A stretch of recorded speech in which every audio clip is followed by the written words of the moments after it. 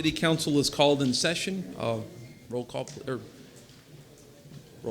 I guess invocation, I'm sorry. Go ahead. Good morning, Rabbi Simon. There he is, okay. Rabbi Joel Simon originally joined Congregation Shar Zedek in 2007 as assistant rabbi, becoming associate rabbi in 2010. As associate rabbi, he shared pulpit, pastoral, and life cycle responsibilities with then senior rabbi Richard Bernholtz while working specifically with the congregation's youth and young professionals.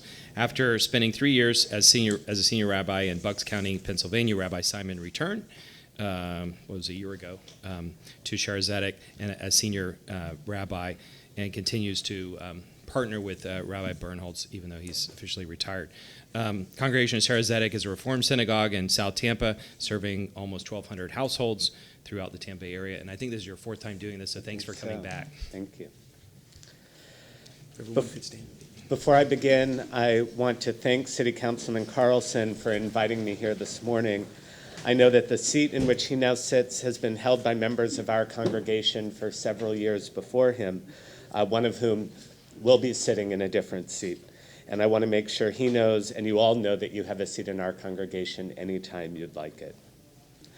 I also would like to say, being my fourth time here, how inspiring it is to see the chambers so full this morning with citizens who want to be a part of this holy conversation. In the Jewish religion, we read the first 5 books of the Bible, Genesis, Exodus, Leviticus, Numbers, and Deuteronomy, from beginning to end on a yearly cycle, reading the entirety of the 5 books every year. And in every synagogue around the world on a given week, everyone is reading the same section. The reading for this week from the book of Numbers begins with the instructions for the menorah, the 7-branched lampstand that would be housed in the temple to be perpetually lit. 16th century Rabbi Isaac Luria taught that the 6 outer branches of that menorah represent all of the secular subjects, math, the sciences, literature. But the center lamp, the one that shines on all the others, represents the Torah. Eloheinu v'Elohei avotenu v'imotenu, our God and God of our ancestors. We pray for strength and wisdom for the members of this city council and all who speak before it today. May our city's leaders be like this menorah, this lampstand. As they help to determine Tampa's future, may they seek to fully understand all of the topics before them from every available discipline, the research, the science, and the history. But as each of these lights shine on their ultimate decisions, may that center light, that brightest light, be one of greater wisdom and compassion. A light that is fueled by that central tenet of so many of our faiths, to love our neighbors as ourselves, to see ourselves in all of our city's residents. And may the decisions of this city council cause Tampa's beautiful light to shine even brighter as a beacon of hope, of love, and of peace. Amen. I pledge allegiance to the flag of the United States of America and to the republic for which it stands, one nation, under God, indivisible, with liberty and justice for all. Roll call, please. Dingfelder. Goulds. Here. Maniscalco. Here. Citro. Here. Miranda. Carlson. Here. Vieira. Here. Okay, thank you very much. And before we begin, Councilman Goods, I know you had someone you wanted to introduce, sir. Yes, sir, Chairman. I'd like to introduce my new intern, Miss Kennedy Ware. Where is she at? Stand up, Kennedy. She's my intern. She is a junior at Duke University, a rising scholar, and want to welcome her to the new family at Tampa City Council. Thank you, sir. Okay, next we go. I'm sorry, Councilman. One more. I'd like to Yes, sir. introduce Jeremiah Mercer. He is the son of our clerk that works here, Debbie Mercer. I'll be And done. he's a senior at Brandon Eagles. And he's with us today for seeing how government works. I hope I'll learn a lot from him.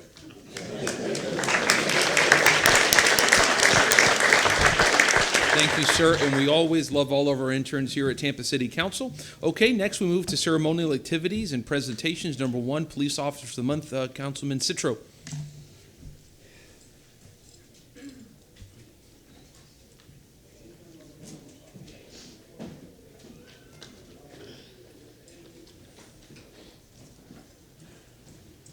Mr. Chair, council members, people in our audience, people that are at home.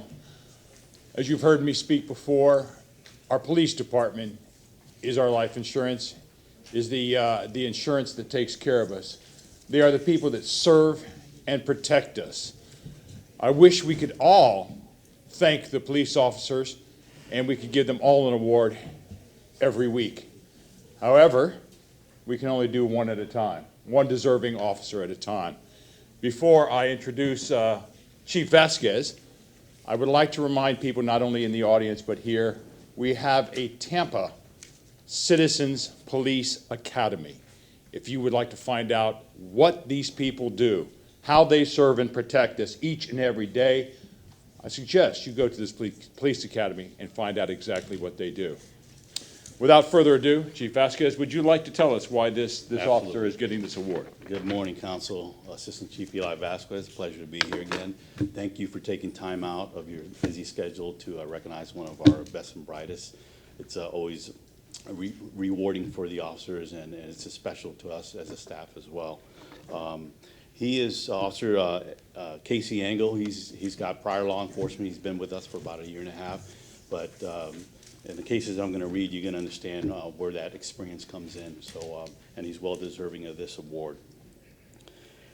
In the past few months, Officer Casey Engel began noticing an increased amount of auto burglaries in his assigned zone. He adjusted his proactive and reactive responses to the emerging crime pattern, hoping to find the suspects responsible. In late March, Officer Engel responded to an auto burglary and received information from the victim and witnesses in this case. With this information, he directed officers to the area where the suspect in this case was last seen and provided them with detailed descriptions. Armed with this information, officers were able to locate and arrest the defendant in this case. In early April, Officer Engel responded to another auto burglary call involving multiple vehicles this time. He took statements from the citizens in the area and found a witness to the crime. He believed that he had previously arrested the same suspect for a prior case. He directed officers to the suspect's residence to further investigate. The suspect was located at his residence and was interviewed and ultimately confessed to the crime. The stolen property was recovered and returned to the victim. In mid-April, Officer Engel took every opportunity to proactively patrol his assigned area due to the increased auto burglaries. One tactical step he took was to take side streets to navigate to the dispatch calls instead of the main thoroughfares. While en route to an unrelated call during the early morning hours, he was navigating a side street and observed two suspects going through a backpack and discarding the property from inside the backpack.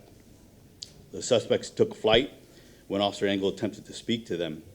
He gave chase and was able to secure the area, allowing the suspects to be located and arrested by officers. The suspects were found to have burglarized 4 separate vehicles and removed copious amounts of property from these vehicles. All of the property was located and returned to the victims in this case. The suspects were interviewed and also confessed to this crime.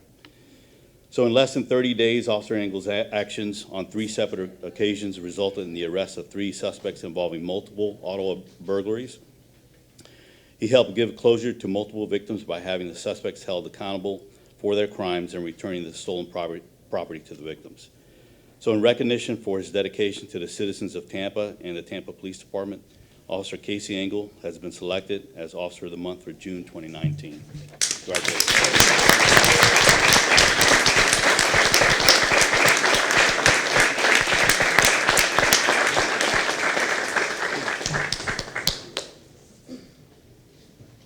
Good morning, Councilman. President Darla Portman with the Tampa Police Benevolent Association.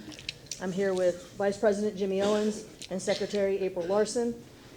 We at the PBA are very proud of Casey. He is the epitome of what a young officer should be and a role model for his squad, and I cannot wait to see what you're going to be like for the rest of your career. So with that, we're going to present you with this watch. Thank you. Appreciate it. Thank you. Thank you.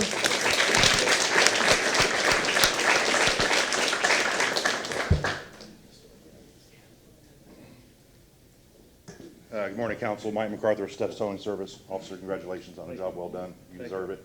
On behalf of Todd Stepp and Steps Towing Service, we'd like to present you with a $50 Bass Pro gift card. So I hope you like to go fishing. Thank you. And a night out in our company limousine for you, your friends and family. Enjoy it, take some time off, and you deserve it. Thank so you. Congratulations.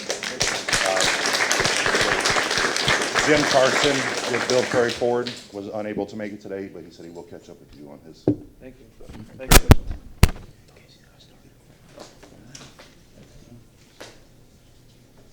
Morning, Council. George Rodriguez from Lebanon Therapy Center. Man, thank you for everything you do for us. We wanted to give you a complimentary massage on us. Come by, get everything off your back, all your stress, and we'll take care of you, all right? Thank you. Thank you, man. Appreciate it. Good morning, Mary Lou Bailey. I'm here on behalf of Zoo Tampa. I serve as the chair of the board there. Thank you so much for your service. I've been to that Citizens Police Academy, so I have a little bit of a taste of what it's like for all of the brave men and women who protect us, and I thank you from the bottom of my heart. And Zoo Tampa thanks you and wants to present you with a family membership. It's good for the next year to go to the zoo and also for our special events like at Halloween and Christmas, and you can even bring a couple of friends with you. So congratulations.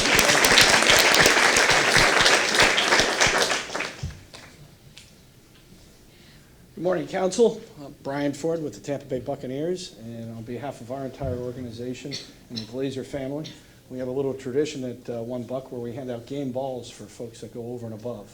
And listening to your story, you deserve this more than anybody. So on behalf, thank you very much for your service.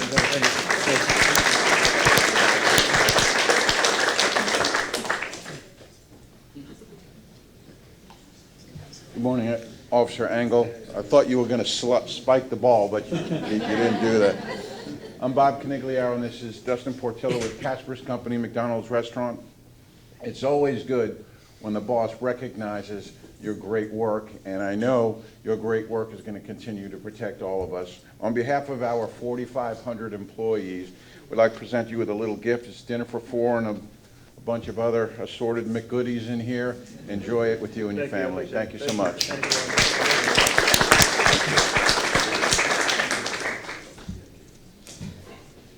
Good morning, Council. I'm Lisa. I'm with the DoubleTree Tampa Airport. Thank you for your service. We have a 2-night stay for you and breakfast for 2, and of course a tin of our cookies. Thank you. Thank you.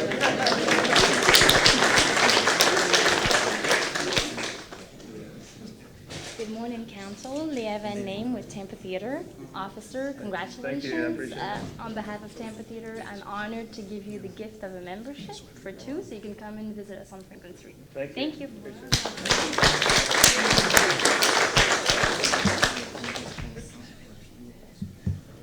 Good morning, Council. Brian Ramirez with Tampa Expressway. Officer, congratulations on your achievement today.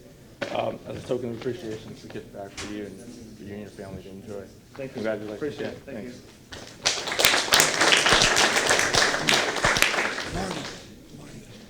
Good morning, Council. Michael Kilgore with the Columbia Restaurant Group. On behalf of the Gonsmart family, have a $100 gift card to the Columbia Restaurants. Thank you. Enjoy. Thank Come you. see us. Thank you.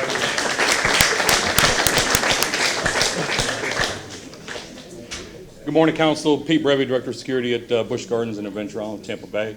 And before I talk to Officer Engel, I'd just like to say 2 things. First of all, I wasn't here last month, and I just want to thank the new members that are seated, and thank you for continuing this tradition, which is very important to not only the citizens to understand what their brightest and best do, but to the officers themselves. It's a great honor. And secondly, for allowing Busch Gardens to continue participation in this event. Officer Engel, obviously listening to your bio for what you did in March and April, it's incredible. But obviously, it wasn't just, you're not a one-trick pony. So obviously, you're a high performer, and you continue to do this on a daily basis. And on behalf of Stuart Clark, the president and CEO of Busch Gardens Tampa Bay, I'd like to present you and your family with 4 tickets to our park. Thank you. Thank you for what you did. Sergeant Brevy. Sergeant Brevy. Come on back to the podium, sir.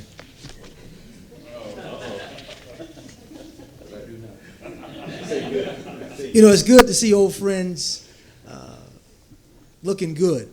And I want to recognize you for your service at the Tampa Police Department and to your family, and just say, good seeing you again, Pete. I appreciate it. Thank you, sir. You let him off too easy. Need you to come back. Steve Michelini, I'm here on behalf of a couple of different corporate clients who would love to recognize you. One is Prestige Portraits. They're going to provide you with a gift certificate so you can have your portraits taken. Thank you. The other, after you have all these meals, you can go to the YMCA. You got a gift certificate there. Thank you. Yummy House China Bistro is going to provide you with a gift certificate that's in here. I guess I'll give this to these guys over here. Make sure you get it back now. You can go and enjoy yourself for lunch or dinner at Yummy House. On behalf of the Chicho's Restaurant Group, they're going to provide you with your gift certificate, breakfast, lunch, or dinner at any one of their establishments. And on behalf of Aqua, which is the restaurant at the Westin on Courtney Campbell, they're providing you with a $100 gift certificate. Your choice, lunch or dinner. Thank you. I wouldn't waste it on breakfast.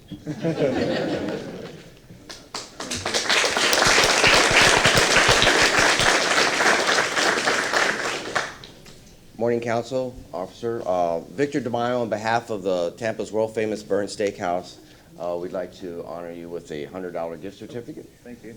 Which is good at Burns. Obviously, of course, we have the world's largest wine collection, and you can use it either at Haven or at Burns Fine Wine and Spirits, or if you really want to treat your other faff, you can go to the Henry Wall Dessert Room and have some of the macadamia nut ice cream, which is very good. So, congratulations. Thank you. I appreciate it. Thank you.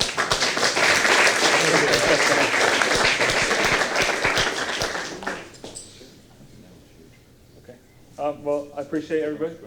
There you go. I appreciate everyone. Obviously, it's not why we do it for the recognition. We do it because we love to serve the city of Tampa. I'm here and with my sergeant and some of my squad mates.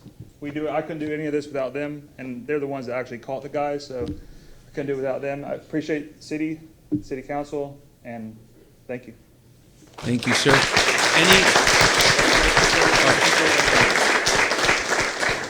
Officer, we recognize you and your sisters and your brothers in the police force, and please don't ever forget that. Thank you for the great work that you do. Thank you for the great work that the police department does. So I'm happy to present you this plaque. Thank you. Thanks very much.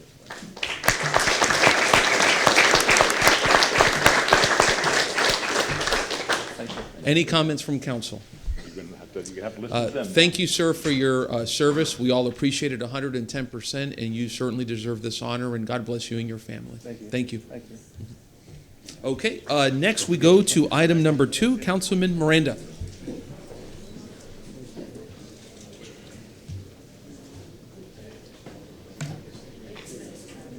And Councilman, we'll wait about 30 seconds for the room to clear.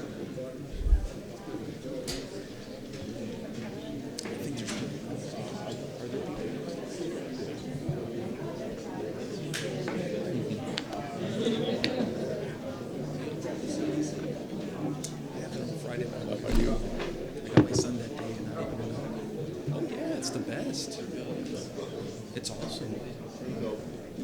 It's just, I just drove myself to Mississippi for 2 days. You know what I'm saying? It's a history trip. I was at you ever been to Mississippi? It's a different world. Okay, so you're stay right there and help. It is. Sure. You're safe. Yeah. It Close enough, yeah. I got some awesome pictures. It's amazing. It's a different world. I'll tell you the rounds. You can do that's fine. Let's take it. Yeah. I'll make it to you. Yeah, I'll give it to you. Remember my 11 hours. First off, Tallahassee. Spent the night. We're gonna wait. That's fine.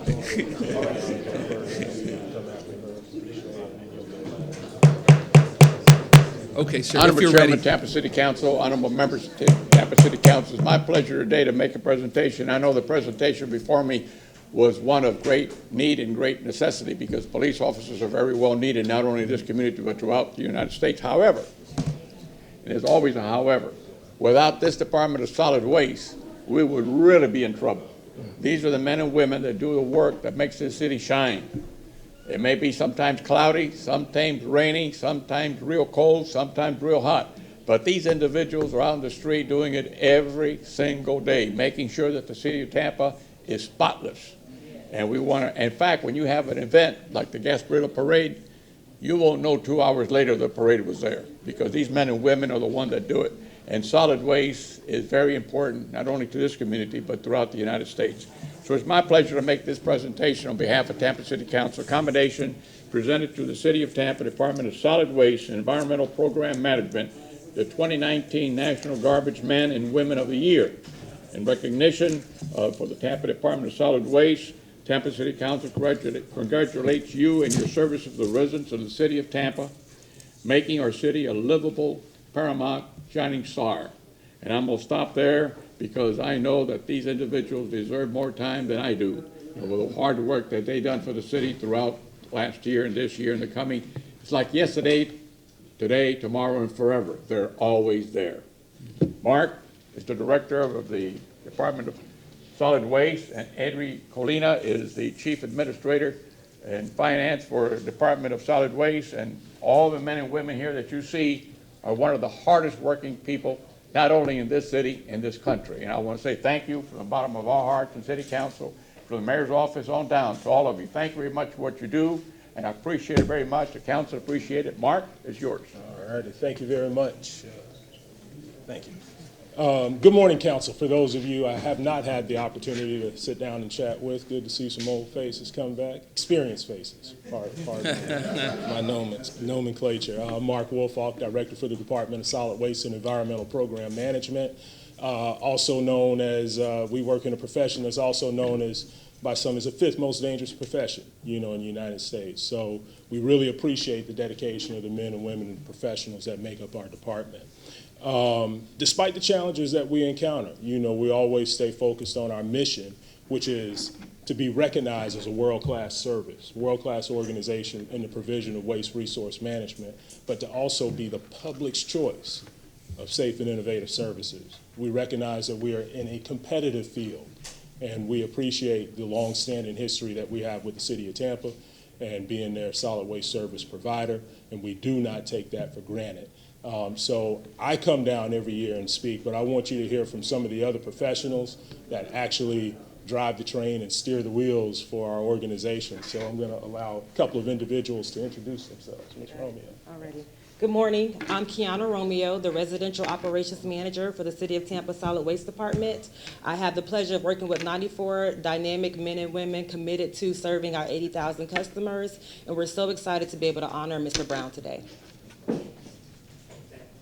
Good morning. I'm Steve Swan, Commercial Services Manager. I have the pleasure to serve for all the commercial business that we serve here in Tampa. Love what I do. Love the fact that we can service all of our customers on a daily basis. So look forward to working more with each of you and learning more about the city. So thank you. Good morning, Council. Rashay Hardy. I'm a solid waste supervisor over yard waste. I've been with the city for 21 years. I enjoy what I'm doing. Nice to see you up there, Orlando. And that's basically it, Mr. Brown. My name is Mr. Brown, and I work in solid waste, and I've been working there for like 30 years, and never had an accident, never been hurt. So, Yeah, I like the job. You can clap it up for Mr. Brown. Yeah, earlier you heard me mention about the dangers of the profession. So Mr. Brown, we consider him to be a living icon for us.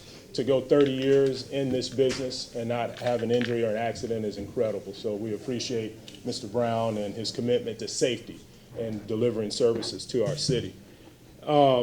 Since we've been called to keep the streets clean by providing meaningful waste management and recycling services, know that our goal is always to provide those services like Michelangelo painted, like Beethoven composed music, or like Maya Angelou wrote poetry. That's how we like to fly. That's how we like to roll below the radar. So we hope that one day that we provide service so well so that all the hosts of heaven and earth will pause and say, you know, right here was a good solid waste department, people that woke up every day so that Tampa can be an enjoyable place to live, work, and play. Thank you again for your support, and thank you for the moments of recognition. Any comments from council members? Councilman Goods? Mr. Wolfo, I know you do a great job out there with your people, but I don't see my main man, Leroy Lynch, because he keeps the citizens on Facebook aware when it's time for that garbage to be picked up. So tell him to keep up the good work. He gets camera shots. Anyone else? Just thank you very much, everybody, for your work. I know this is sanitation, garbage men and women appreciation month and week, and we certainly honor all the work and service that you do. I know about 2 weeks ago, Councilman Goods and I visited Allen Temple AME Church, where they were honoring their school sanitation and custodian workers, and we came with each person, for each person who was being honored, a photograph of Reverend King striking in Memphis, Tennessee, just before he was murdered. He was striking for the rights of sanitation workers for dignity and justice on the job. So pursuant to that historical fact, you have our commitment to always have your back and always fight for respect for every one of y'all as you work on the job, not just for the city, but for all your families. So God bless you. Thank you. Thank you all. Adria Colina, Chief of Administration at the Solid Waste Department. And as Mark said, it's the 5th most dangerous profession in the nation. But I also want to tell you how proud I am to be part of this team. As Hispanic Woman of the Year, the diversity in this department and the dedicated men and women make me proud every day. And I thank you all for your support. Thank you. Thank you. Thank you.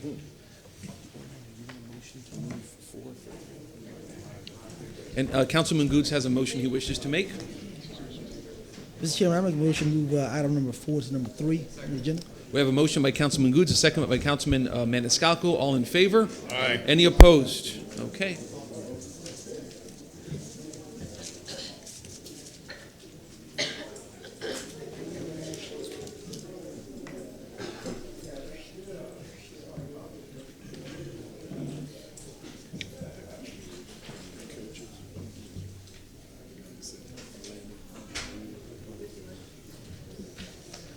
Thank you very much. It's my great pleasure here today to give an Eagle Scout commendation to Mr. Michael Aaron, Eagle Scout who's here. Michael, congratulations, sir, very much. If you want to, I guess, introduce yourself, Michael, go ahead. Hi, my name is Michael Arian. I'm 17, and I just recently reached Eagle Scout, and I just want to say thank you for allowing me to be here. Thank you. And he's here with his parents, Mrs. Robin and Adele Arian, who are here, and congratulations on that great honor. And, you know, Eagle Scouting is something that is very, very rare. About 4% of all individuals who go into Scouts ultimately become Eagle Scouts. So, and I'm one of those 96% because I dropped out when I was younger. So, and I bet you many of us are part of those 96%. And it was funny. I was doing some research on Eagle Scouting, and I didn't know this. Only one president of ours was an Eagle Scout, and it was President Gerald Ford. So, and one of the few presidents who wasn't actually elected. So what do you know? But Michael's project here was a very, very worthy one. For his Eagle Scout project, he located buried grave markers in an old Seminole Heights cemetery. It has historical significance in the area with graves dating back to the 1800s. And he turned the small parcel into a small park to help honor the lives of those who came before us. So that's something that's really, really important. So and City Council always honors individuals who get Eagle Scouts because it's such a great and remarkable achievement to have happen. It really, really is. And it speaks a lot to somebody's character. It speaks a lot to somebody's work and determination. And I hope it speaks a lot to the future of this young man. Now, how old are you, Michael? 17. What are you planning on going to college, or Yes, sir. where to, if you know? I don't know yet. Okay, well, there you go. Well, I'm an attorney. You never ask questions with answers that you don't know, so there you go. But for that and so much more, we honor Michael for his achieving Eagle Scout. And is John Hopek here? No. Okay, he couldn't make it. Okay. He's a good friend of mine. He's a good guy. So we honor Michael here for his achieving Eagle Scout, and congratulations, 100%. Is there anything else you want to say, sir? Or? Thank you. Okay, do y'all want to say anything, or? Okay, well, there you go. Well, thank you very much. If anything from council. Any council members? Councilman Dingfelder? I didn't hear what troop you are. Where is your troop? 180 in New Tampa. New Tampa? My son's 180. Yes, sir. And how did you land down in Seminole Heights for that project? Well, I reached out to one of the veterans associations, and I did a service project for them. And then when I started looking for Eagle Scout projects, I met up with one of the people from there, and they connected me to a man who was doing cemetery restorations in the Seminole Heights area. So I started helping him out. You found it interesting? Yeah. Very cool. Thank you. Congratulations. My father is an Eagle Scout. Sometimes I say, Dad, you used to be an Eagle Scout. He said, I am an Eagle Scout. Councilman Seacher. I congratulate you. Thank you. This is a small elite club. No matter where you travel, you'll always find another Eagle Scout. You've not only done yourself proud, but your parents are very, very proud of you too. Congratulations. Thank you. Anybody else? All right. Thank you very much. Congratulations. Thank you.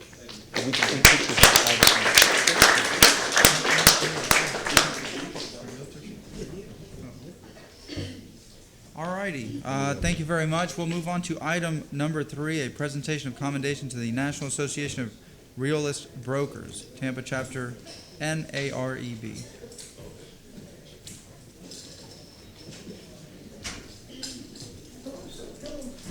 Bring your group up. Good seeing you this morning. Yes, sir. Yeah, man.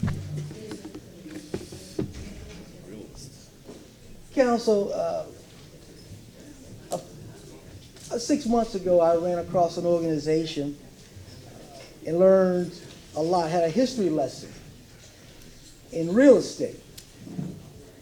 And as I was on this journey, I found out that there was an organization that was started here in Tampa that was noted as the first realist.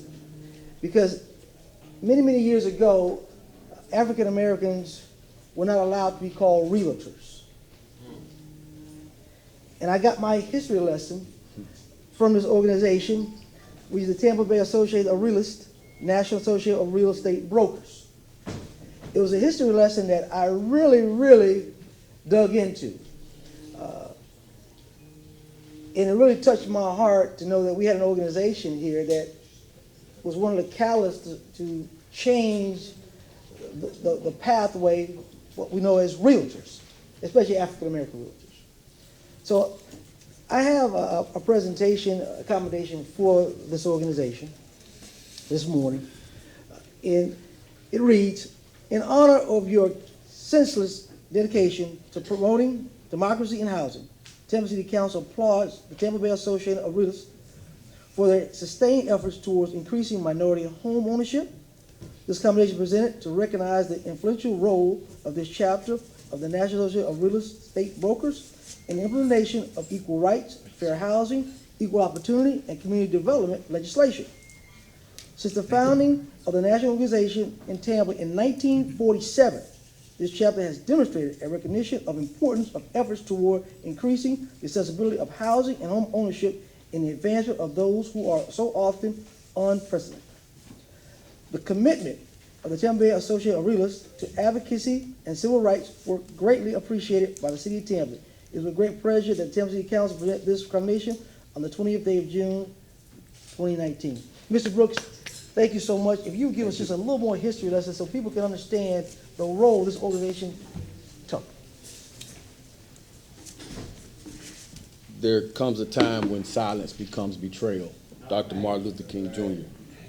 Good morning, Chairman and City Councilman. We really, really appreciate this opportunity to speak before you today. And as Councilman Goulds already alluded to, we were founded right here in Tampa, Florida in 1947 as an equal opportunity and civil rights advocacy for African American real estate professionals, consumers, and the communities that we serve.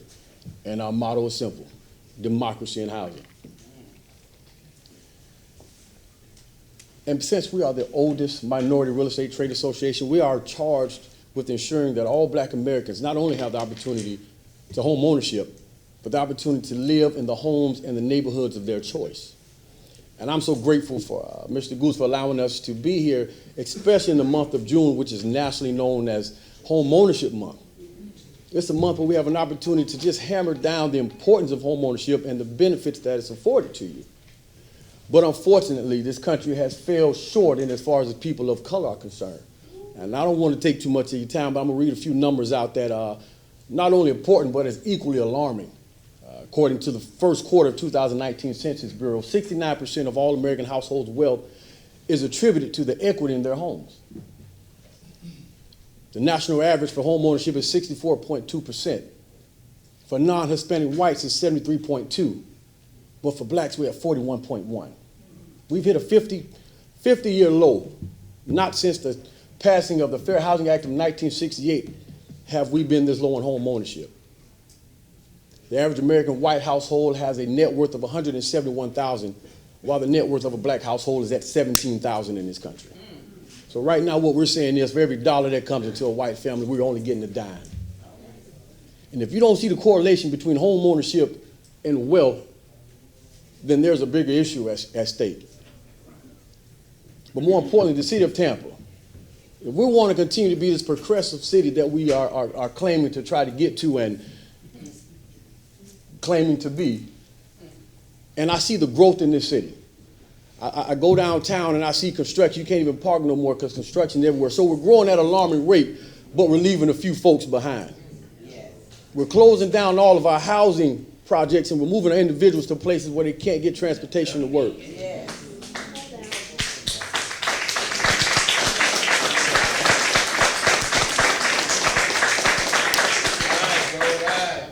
So we stand here today to say that we will no longer be silent on this issue. And as I stated again, there comes a time when silence is betrayal. And if the city of Tampa continues to be silent on this issue, then the city of Tampa is telling us that you are betraying your people of color here in the Bay Area.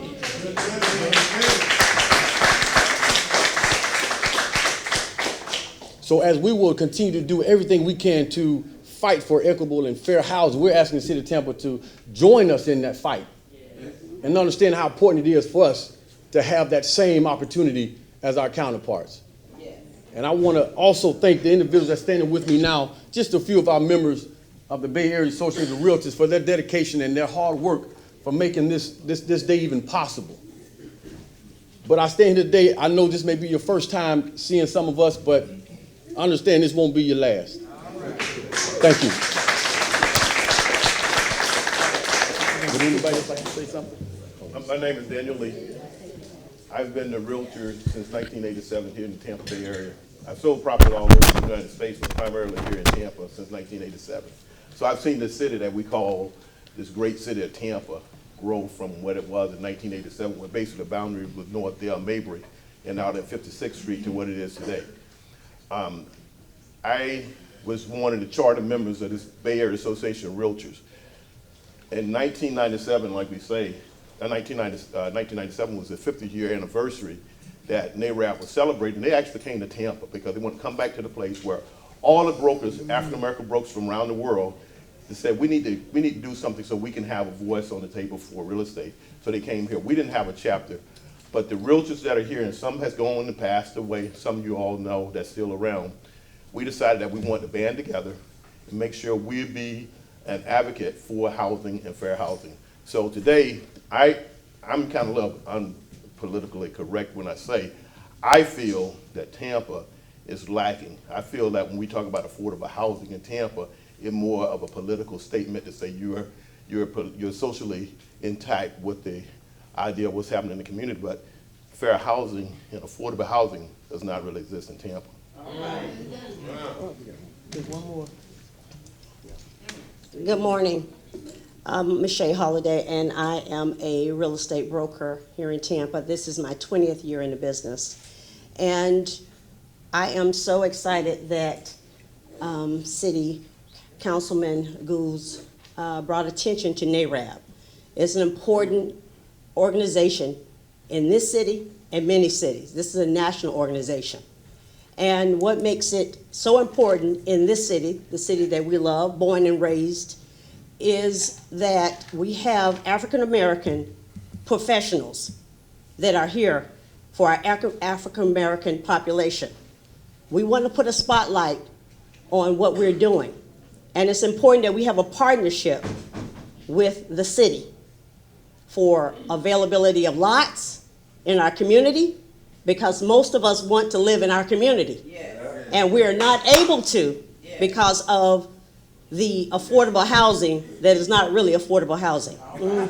So for today, I want everyone on the committee to understand that we're here, we're gonna be very visible, and we're gonna make sure that you understand that in the city of Tampa, as you're growing, everybody got to come up. It's shared prosperity is what we're looking for.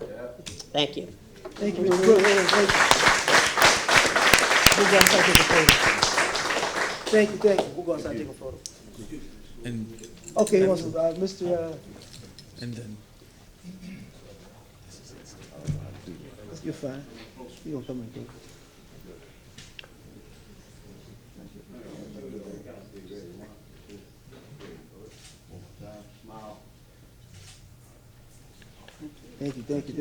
Thank you. And Councilman Dingfelder and Councilman Goulds. Councilman Dingfelder wish to say something? Excuse me. Yeah, I just wanted to mention a couple of things, and y'all have spoken to some important issues very eloquently, and we appreciate it greatly, and we appreciate what you do. I'm also a native of Tampa, and seen how we've grown and changed and improved in some ways, and not improved in others since the 50s. I'm also a realtor, and so I appreciate y'all and your efforts. I wasn't aware of the organization, but I definitely would enjoy coming down and chatting with y'all. But more importantly, I think this council, we all got sworn in about a month or two ago, we've been focusing very much on affordable housing just in the last month or two, just in terms of talking about it. I realize talk is cheap, but you got to start somewhere. And so we've been talking about it. We've been talking to the mayor about it. She's forming a task force. I want to make sure, Councilman Goulds, make sure that her task force includes a representative of this important group, because that voice needs to be heard in a very strong way. But from this councilman, and I'll try and speak for the rest of us over the next 4 years, we will be focused on true, affordable, attainable housing in this community. We need to set some goals, and we need to meet those goals over the next 4 or 8 years. So thank you very much. Thank you, sir. Councilman Carlson. Thank you all for coming. I'm embarrassed to say I didn't know the history and story of this organization. I'm so happy that you all brought it forward. As Councilman Dingfelder said, we have a new city council. We also have a new mayor, and we're all focused on these issues. There's been, I will say, you all were pretty direct. I'll say there's been a lot of rhetoric the last 8 years and not a lot of substance. Yeah. There were a lot of things that went on in downtown, and the rest of the city was ignored. And the rest of us here are not going to ignore it anymore. And we're very interested in paying attention. And it's one thing to get a nice story in the paper about how great Tampa is, but what we need to do is look at the numbers. And one of the numbers you just mentioned was really important, 41%, I think, black home ownership. The statewide average for home ownership is 65.5%. Charlotte, which is one of the cities that we always say we're charting ourselves against, theirs is 53. St. Petersburg is 58. Guess how much Tampa's is overall? 48. Homeownership is one of the most important, as you all said, I'm just repeating what you said. Homeownership is one of the most important measures of success. Per capita income, which we also trail the state. We trail the state of Florida and the major cities in Florida in per capita income.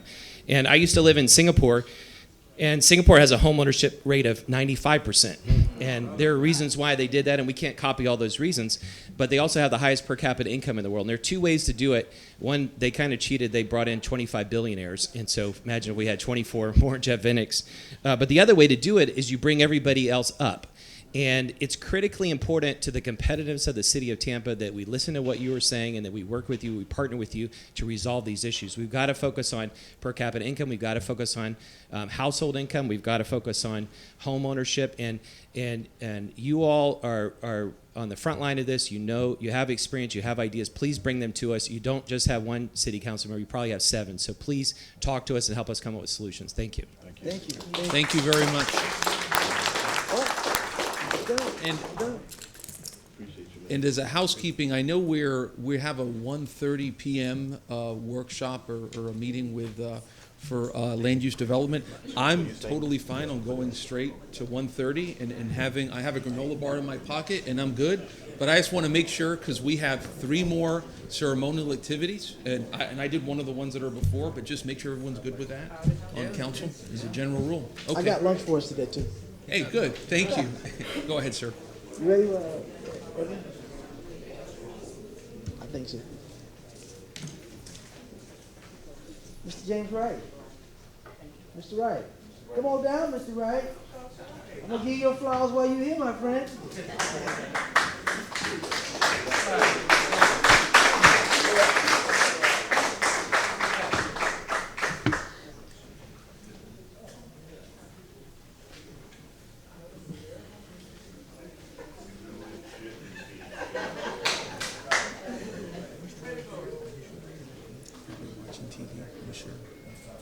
You know, council, it's always good to see old friends, especially when you grow up and they're still around to mentor and teach people, young people. Mr. Wright has been a long resident of the West Tampa community forever. And he has mentored young men and women at the Yellow Jackets Little League since I was a boy. And I was so hurt to find out that his organization was moved from West Tampa because of some type of development going on and moved to Taylor Park, which I don't understand how we even let that go. I'm sorry to interrupt. Just for everyone in the audience, whenever someone is speaking, we just to not interrupt the speaker, if you would. Go ahead, sir. And I was hurt that the longstanding Yellow Jacket program, who's known in West Tampa, was moved. I don't know how it went down, but I was hurt. And I know Mr. Wright is hurt because everyone knows West Tampa has the Yellow Jackets. Yes. So I felt committed I had to give him his flowers while he was here with us. Yes. And I'm going to do that today because he has served our community well. Yes. And Mr. Wright.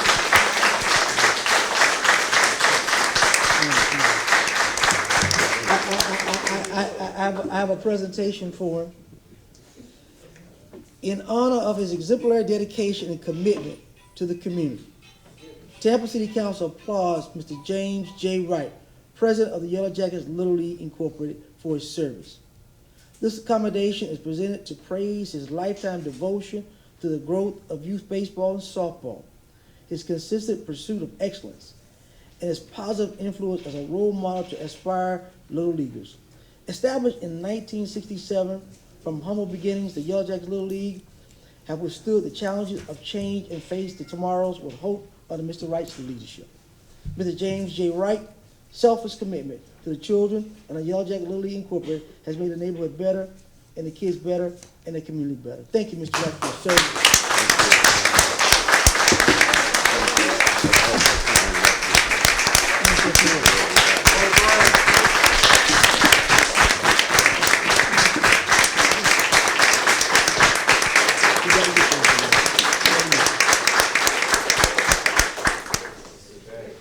Thank you very much. Good morning, Council. I read somewhere that it is better to say two words that everybody understands than to say 10,000 that no one understands. So this morning, I will say two words. But first, I want to thank Councilman Goose for doing this. Number one, they have tricked me here. We did. In the sense that what I do is part of what others participate in our program and do. And when I started out doing this, there was a guy around named Tapi Rodriguez that Councilman Miranda probably knows.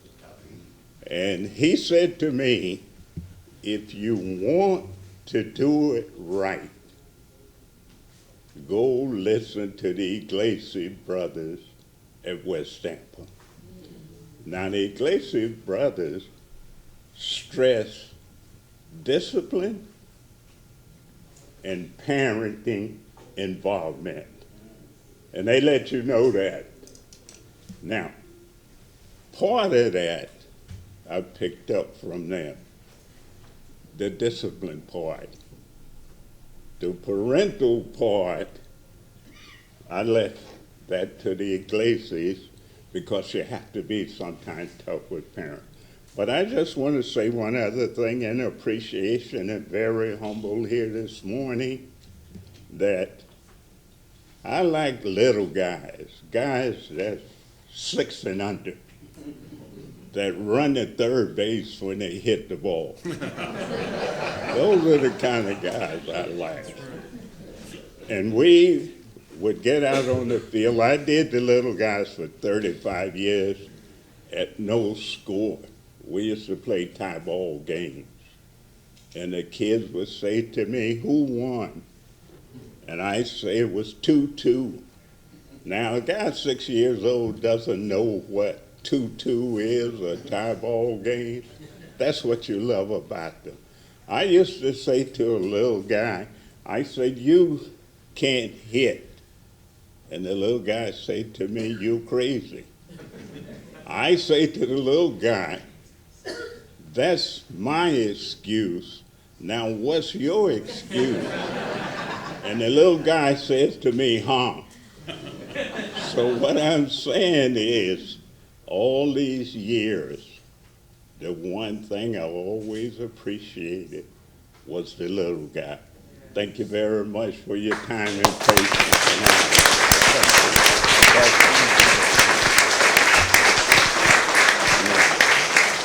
With Mr. Gould, yeah. Any comments from council? Let me just say one other thing. Mr. Harris knows that I'm on record forever of never taking a picture. Today is an opportunity with Councilman Gould because I acknowledge that he's new on the job, but he thought enough to come out. So we got a first going on here.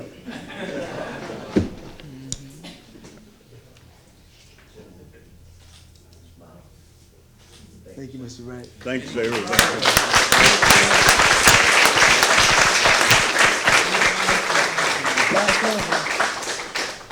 Any comments from council members? I would like to say, Mr. Wright, before you sit down. Right? Mr. Wright, before you sit down, remember all those little guys that you mentored all these years, all those hundreds of little guys that you mentored all these years are now grown up to be big men. And hopefully they're going to follow in your footsteps. Thank you.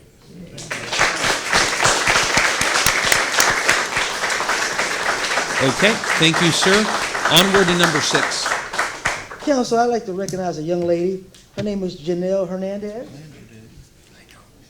Come on down. These your parents? Yes. Come on up, parents. You know, Council, it's great to see when young people do good things, when they watch out for others. Janelle has a special gift of caring. And I learned about a story on Channel 8 with the McDonald's Casper's Cares Good Character Program Award. And Janelle did an outstanding thing. She was helping another student at her school at West Tampa Elementary. And I felt compelled to recognize her at City Council for what she did. Apparently, the young man suffers from medical diabetes. And apparently, he became ill, and she rendered some aid. And every day, Janelle would make sure, and is making sure that he eats, he's okay. And that's a wonderful thing to do, a caring feeling. So I felt honored to call her down with her parents and give her accommodation for being an extraordinary citizen. And it reads, "It is not often that we have the opportunity to recognize someone for going above and beyond what is expected. Janelle Hernandez has proven herself to be an outstanding young citizen of Tampa, one who exemplifies superior honor and answers the call of duty for her citizenship. Janelle extends herself to helping others when and wherever she can. Janelle received the Casper Cares Good Character Award in Hillsborough County Schools because she took upon herself to help another student with a severe medical condition by waiting for his school bus to arrive each morning and then make sure that he receives his breakfast before going to class each day. On this day, June 20, 2019, the Tampa City Council honors Janelle Hernandez for her compassion and her commitment to helping others. She truly is an exemplary citizen. Thank you, Janelle.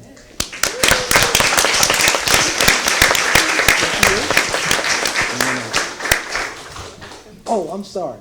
You got some goodies coming. I know the Tampa Parks and Recreation will have some goodie bags for you here.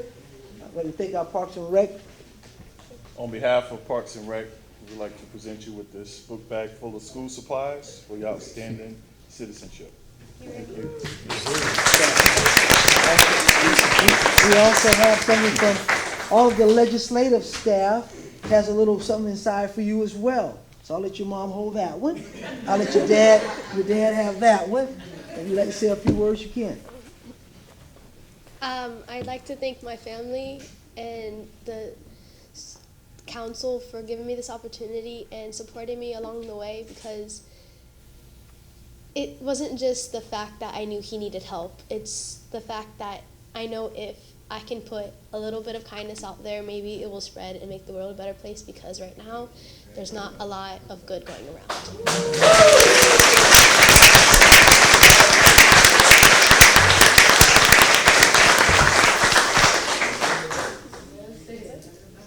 All right, thank you. Thank you. Anything from council? No. Janelle, and picture. There's your mom, Dad.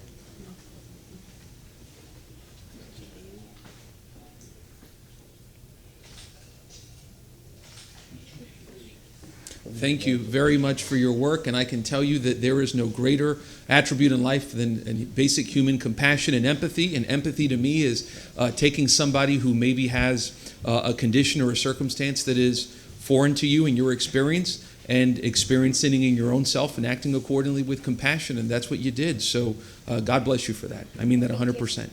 Thank you. Okay. Next, we move to item number 7, Councilman Maniscalco. If I could welcome up Senator Charlie Rodriguez.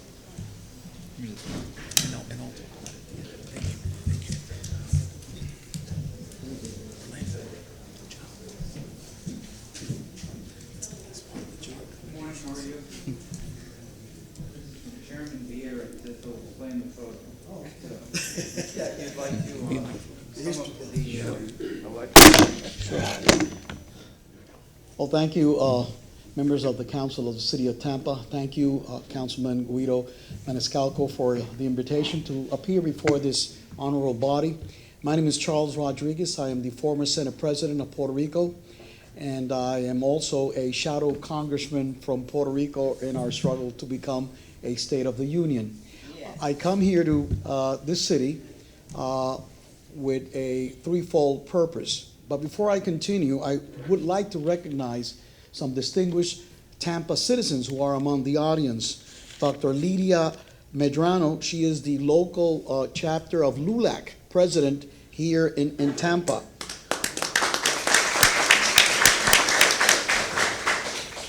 Also, Victor De Mayo, who's the vice president of the Hispanic and Caribbean Caucus, Mr.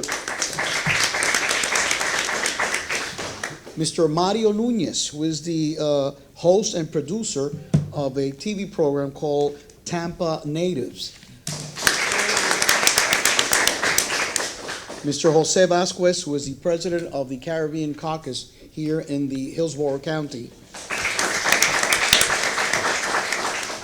Luis Raúl Laracuente, who is also a business person here in Tampa. And, well, this continues. Linda Perez, she is also an activist and organizer. She represents Boricuas de Corazón. And last but not least, Mr. Wilfred Benitez, who is a community Hispanic leader here in the city of Tampa. The purpose of my visit is a threefold. First of all, on behalf of the governor of Puerto Rico, Ricardo Rosselló, and also the people of Puerto Rico, to express our gratitude to the city of Tampa, this council, the mayor, the people of Tampa, for all the support you provided Puerto Rico during the horrible crisis that we suffered in the aftermath of Hurricane Maria that devastated the island of Puerto Rico. We received many supplies and help from the people of the city, and we're very, very grateful to all of that. The second reason is because I'm coming over to Tampa and to this county to encourage Puerto Ricans who have moved to this city to engage, to register to vote, and to engage in civic activities in the community. Since 2010, according to the U.S. Census and a research done by University of Florida, since 2010 to 2018, 250,000 Puerto Ricans have moved to Florida, particularly to Central Florida.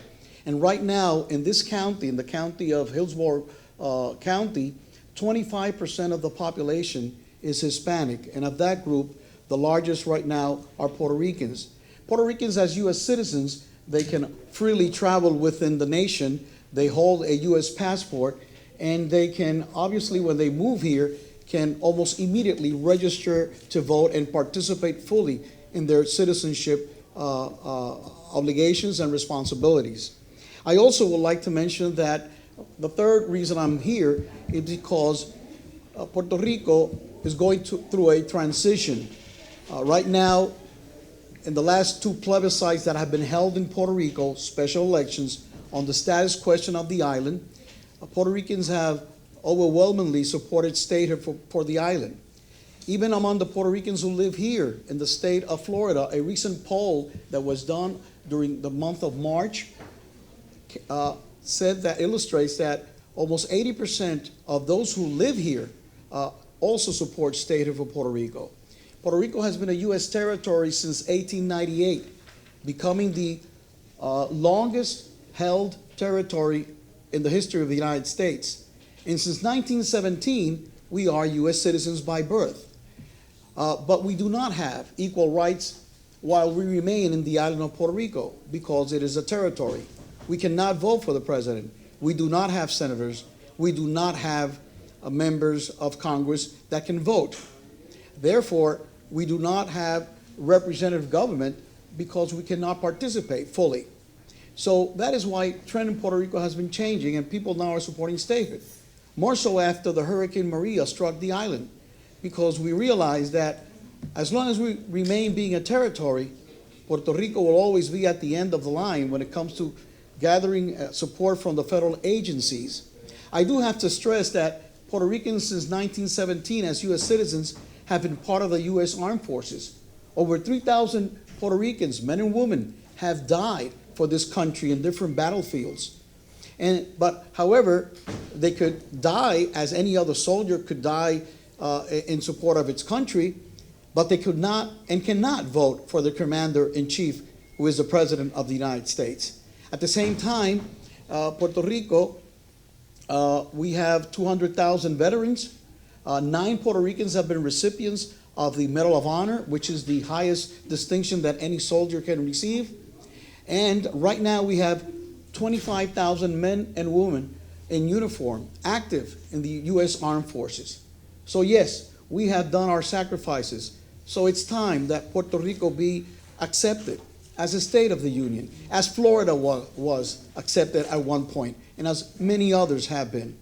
And that is one of the reasons I've been coming here, obviously to illustrate our situation, gather support, and also tell you that we are prepared to accept our responsibilities and obligations as full-fledged U.S. citizens of this great nation. Also, I would like to stress that recovery in Puerto Rico is coming forward after 20 months of having been struck by that terrible hurricane. Things have improved. However, we still are waiting for receiving the funds that have already been allocated by the U.S. Congress. $40 billion were allocated by the U.S. Congress for the relief in Puerto Rico. But unfortunately, after 20 months, only 1/4 of that amount has been disbursed. We're still waiting for the money that has already been approved, but we have not yet received. We still have around 30,000 homes with blue tarps over their roofs. And we do have to improve roads and other facilities. And we're not asking for any special consideration. We just are asking what I think it's fair, because this country has always supported Americans wherever they are when they are in need. And I believe that Puerto Ricans are U.S. citizens, we are Americans, we are in need, and we need the help of the nation. So that is part of the reason I'm here. I thank you so much for granting me this opportunity, and I hope that we can see you in Puerto Rico. Actually, I do have to mention that I'm from San Juan, the birthplace of the president of this city council, who was born in the island of Puerto Rico, and we're always honored for what you have accomplished here in the city of Tampa. Thank you, sir. Thank you. Gracias. Thank you. Councilman Maniscalco. It seems that the conversation is very similar, whether it's here at home or in Puerto Rico. We're not taking care of our own. The discussion this morning and today is going to be about affordable housing. The discussion of what you just said, Puerto Rico, that's given so much in service to this country, territory since 1898, they're not being taken care of. You're promised so much in relief after the hurricane, and you're getting a fraction of it. When you said thousands upon thousands of homes with blue tarps. Why? Why aren't we taking care of our own? We have other priorities, but we avoid what is so important. Thank you for coming here today. I've heard you speak. I've met you many times. I'm glad to call you my friend. You did mention that many people from this community went down to Puerto Rico and did help in some way or another. There was Colonel Otero, there's Senator Janet Cruz. The list goes on, but the Tampa community has proven that it cares. You are our brothers and sisters. I'm the son of immigrants. My mother is from Cuba. I always say Cuba's the next door neighbor. But so many people from Cuba have come here. So many Puerto Ricans have come here. And we're proud to call them American citizens. They are our family. I'll make a motion after the fact, after the other council members speak, that this city council, and I'll work with our attorney, Mr. Shelby, to draft a resolution in supporting Puerto Rico to become the 51st state. 1898. You've waited long enough. The commitment is there. The relationship is there. This is a no-brainer. So I'll reserve my comments for later and give others the opportunity to speak. Thank you, Councilman. And I would like to also mention that the effort to become a State of the Union is a bipartisan effort. The Republican Party has in its platform endorsing State of Puerto Rico, and the Democratic Party has also approved recently a resolution for the admission of Puerto Rico as a State of the Union because it is a civil rights issue. Also, the NAACP has approved a resolution endorsing the State of Puerto Rico for the same reasons. It is an issue of civil rights. Every American should have the opportunity to elect the men and women who approve legislation that affects their daily lives. Yep. Thank you. Anyone else? Councilman Citro. It is great to see you again. It's going to be the fourth time I've seen you, and each and every time I see you, we have a conversation. And I thank you for bringing things much clearer and showing me the light, the people of Puerto Rico. Thank you. Thank you, Councilman Citro. Something that my friend Councilman Maniscalco handed to you was something I got for you. I didn't have it when we met earlier. Those are pictures of President Obama giving the Congressional Medal to members of the 65th Regiment, the Boricuaneers. Right. And below that is a picture of some of the Boricuaneers in action, probably in the Korean War. But to anybody who is from Puerto Rico, that name means a lot, the Boricuaneers. That means generations of great Puerto Ricans who have bled for this country, who have fought for this country, and there is not a Puerto Rican alive who doesn't have great pride for the Boricuaneers. And I know, and we all should as Americans, you know, and for me, the 65th is a lot like the 54th Regiment of African Americans in the Civil War to a degree, and certainly to a degree like the 442nd of Japanese Americans during World War II. That is individuals who served this country and had this country's back when this country doesn't have their back. And to me, that's very poignant, and that's what this discussion is all about. Councilman Maniscalco alluded to some of the efforts that have been done with Course of Action, with Colonel Otero and others. Senator Cruz helped a lot with that. Congresswoman Kathy Castro, our congresswoman here, has been an outstanding champion of justice and dignity for the victims of Hurricane Maria, and I've been to numerous meetings, and she's been a great advocate. So just know that here in the city of Tampa, tú tienes muchos amigos, yo soy uno de esos. So gracias. Thank you. Muchas gracias. De Thank you nada. very much. Gracias. Thank you. Thank you. Okay, and I'm sorry. I am apologizing. I do want to make a motion that City Council draft a resolution. I'll speak with our attorney, Martin Shelby, in support of Puerto Rico becoming the 51st state. Second. And Councilman Dingfelder. If I can, Councilman, would you ask, as part of that motion, please, that that resolution come back and be presented at the next regular meeting next week? Sure. I'd like that resolution to come back at the June 27th meeting. And it'll be distributed to council in advance. Okay, all right. Thank you. So at that meeting, and we'll figure out the time. Okay, and Councilman Dingfelder, sir. Thank you, Senator. My daughter lives in, my granddaughter lives in Washington, D.C., and she in the city limits, and she and I discuss D.C. Has the same situation. D.C. residents are in the same exact situation. They pay taxes. They have full citizenship. Well, they have partial citizenship because they can't vote for president and that sort of thing. And we always talk about how unfair it is. So I'm gonna support this, and also hope to see someday that D.C. and Puerto Rico become the 51st and 52nd states. Thank you so much, Councilman. Thank you. We look forward to that also. Thank you so much. Councilman, thank you for supporting the city I was born in. Thank you. Yeah, that's why, Jay. You're looking out for him. Thank you, sir. Thank you very much. Okay. No. Oh, I apologize. Thank you, sir. We have a motion by Councilman Maniscalco, a second by Councilman Citro. All in favor? Aye. Any opposed? Thank you. Okay. And next we move to our public comments. But before that, two things. Number one, Councilman Miranda had handed me a note which I wanted to read. For him to keep, right? Oh, that's yours. Yeah, ese es tuyo. Yeah, un regalo. Yeah, de nada.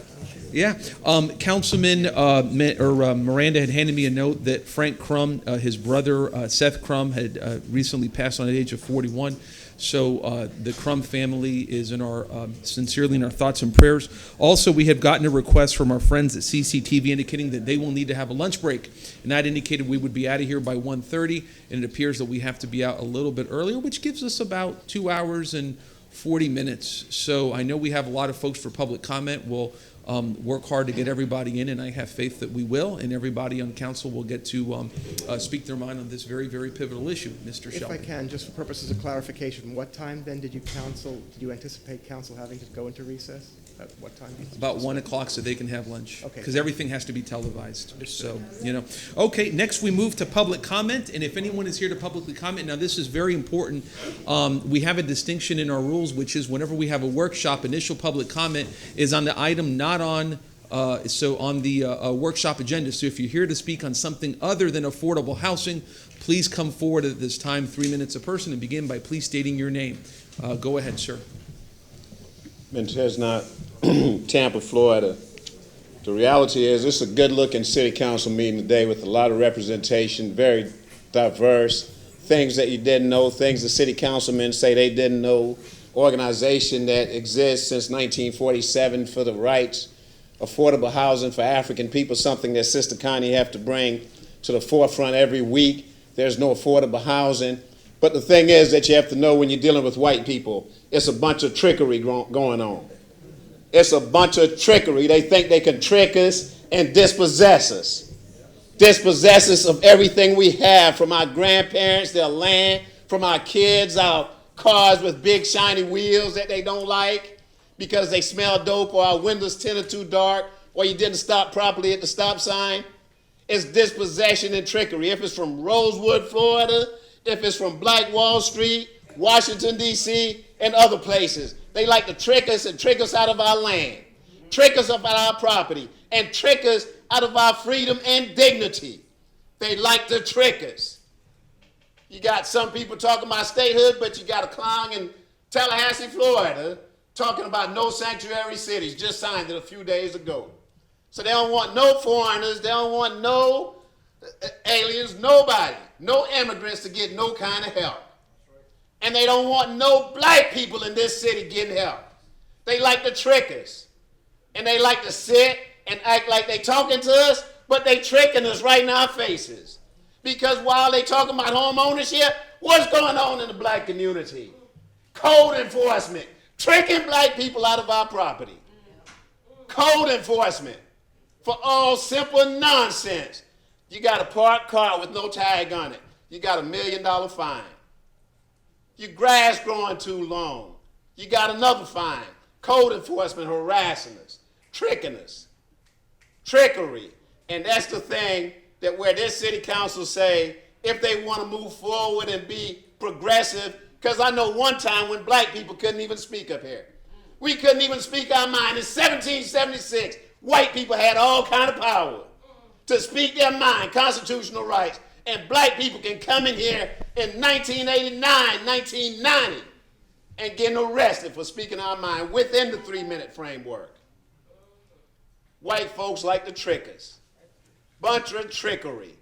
And we're saying it's time for this city to move forward. Sister Connie asked a question about $100 million.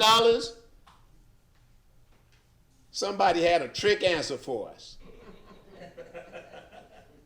That have to stop. Thank you, sir. Next, please. And just to remind, if anyone who's going to be speaking, it's not on the topic of affordable housing. If you're going to be speaking of affordable housing, there's a separate time for that. Go ahead, ma'am. Okay. I have a copy for each one of you that I'm going to be showing on the screen. My name is Diana Klein. I'm here today to speak up on behalf of our preborn neighbors who are being murdered at the rate of 200 a week here in Tampa under your watch and jurisdiction. And this is an official diagram that shows how students in medical schools are being trained how to kill babies in the womb. They take a cannula in the uterus and puncture through the baby's home that they're living in the uterus. And the baby's literally ripped apart. Hands, arms, legs decapitated. And then there's the rest of it is scraped out with a sharp knife. And then the killer's assistant helps to count all the baby body parts to make sure that they got all the baby body parts out. And this is how babies are being killed in Tampa and across the nation.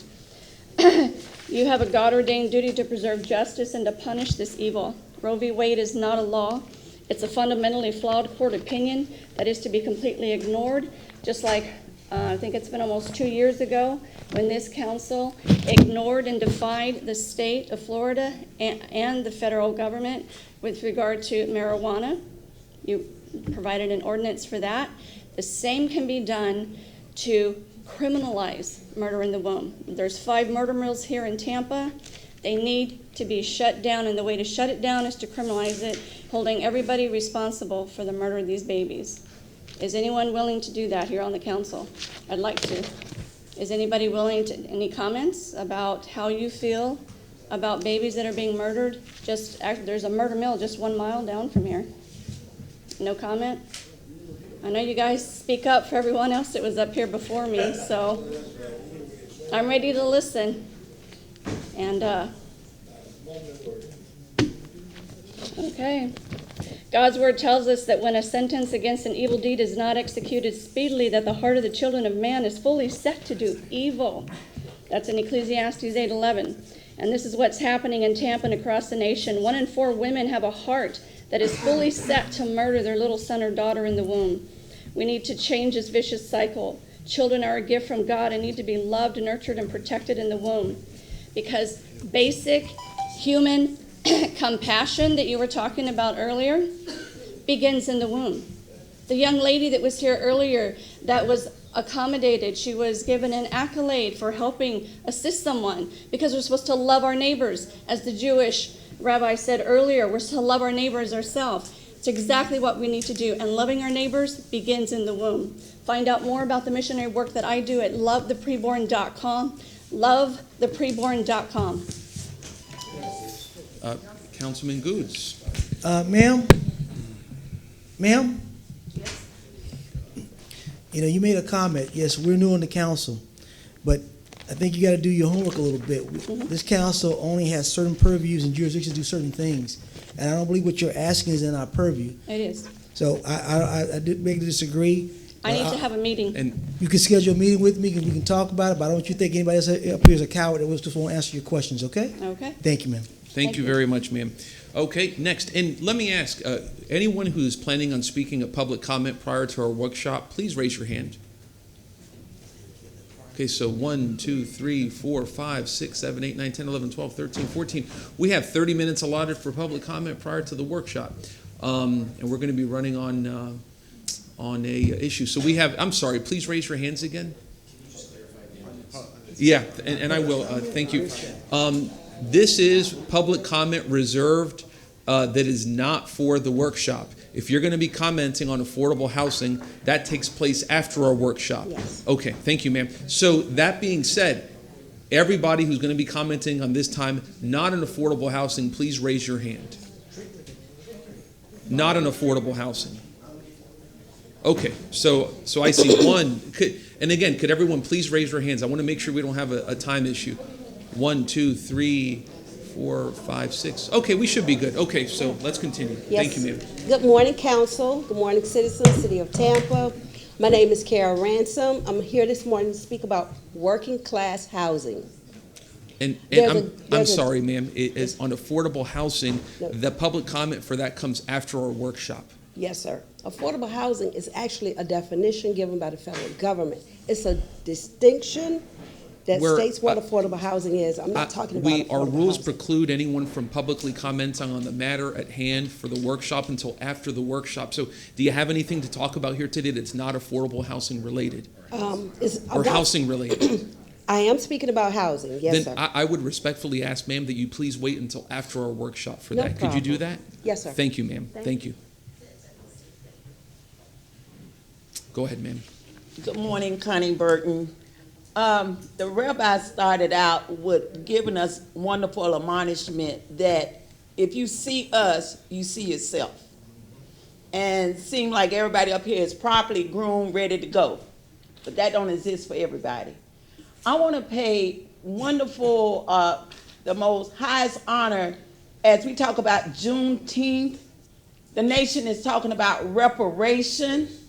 We are talking about slavery and the history and the pain associated with that. But none of those discussions could have taken place without the work, in my opinion, of people like Amalia Ishitella, that's right over there in St. Petersburg, Florida. 40 years ago, you couldn't even get African people to even think about the possibility of reparation, but here we are. Because we recognize a debt has to be paid for the lost and stolen labor of our people. So that's where we are at right now. We're turning a whole new page all around this country, and we hope that this city council is ready to go with us. We will no longer be silent. There's too many demands and needs of our community for the affluent think they can have it all to themselves. Those days are over with. And so we say get on the right side of history and join us as you paid accolades to the sanitation workers. It became based off a struggle of African people. We understand our label in this country, And we want to make sure now that as we move forward, we have a legacy to pay off to our community. In East Tampa, where most of our community live, and in that roundabout circle right there on 22nd and 21st, it says from 1911. And I've been thinking about that. That if that has been the establishment of that community since 1911, I want you to see clearly what we have. How much blight exists, how many lies, how much of trickery, how much of money has came through that community under the guise of lifting the community up, only for a few to eat. Only for a few to eat that has relationship with city government, and the rest of us has been starving. While we have watched our people and our young people be pushed off into these new found slave camp called prisons, nothing more than concentration camps. And we are going to advocate, and we're going to keep on moving forward. And when we cannot be heard in this sanctuary, we plan on taking it to the streets. And like I said before, the first place we plan on going, if we can't get justice for our issues, is where all of the money is going down in downtown. Thank you. Thank you, ma'am. Next, please. Next, please, if anyone's coming. Good morning. My name is Ernest Johnson, and I'm talking on the same thing she was talking about, the Juneteenth celebration, but I have to think back. This country is 244 years old, and it's only known peace for 16 years. That let me know the people that administrate law and order, conflict, military actions in this country, it also dictates to the community. It all permeates down to the community. And if you're a warlike country, you're a war not just with other countries, you're a war with peoples inside this country. And that's us. 244 years, you known peace for 16 years. How many years have you known peace with the people of the African American community? And that peace starts with reparations. It also starts with people listening to what we need for our own communities, instead of telling us what we need or what we should do and the only way we can do it. And to do these things, we have to come together, the city council, or like she said, the code enforcements, and all these things they use. They even use the fire marshal.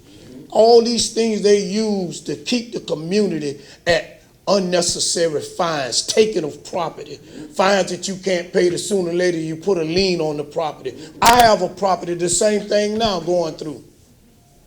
I have a property right now in the same place you're talking about in East Tampa that the city is trying to take and fine because we spent thousands of dollars for architectural designs. We spent thousands of dollars for moving and placement of a building that never got approved because one man stood up and said he didn't want it in his neighborhood. And that is an injustice to not only me and my wife and family, but to the community, because the building we were proposing, we still have that building on the property. We even bought overflow property across the street. It all is sitting there for 5 years with no activity except fines, accumulation of fines. This code enforcement, the plan development that we took down and was approved at the North Boulevard, we come to the council and it was disapproved because one man sat in opposition. And we know that things have to have some kind of order to it. It has to have some kind of release.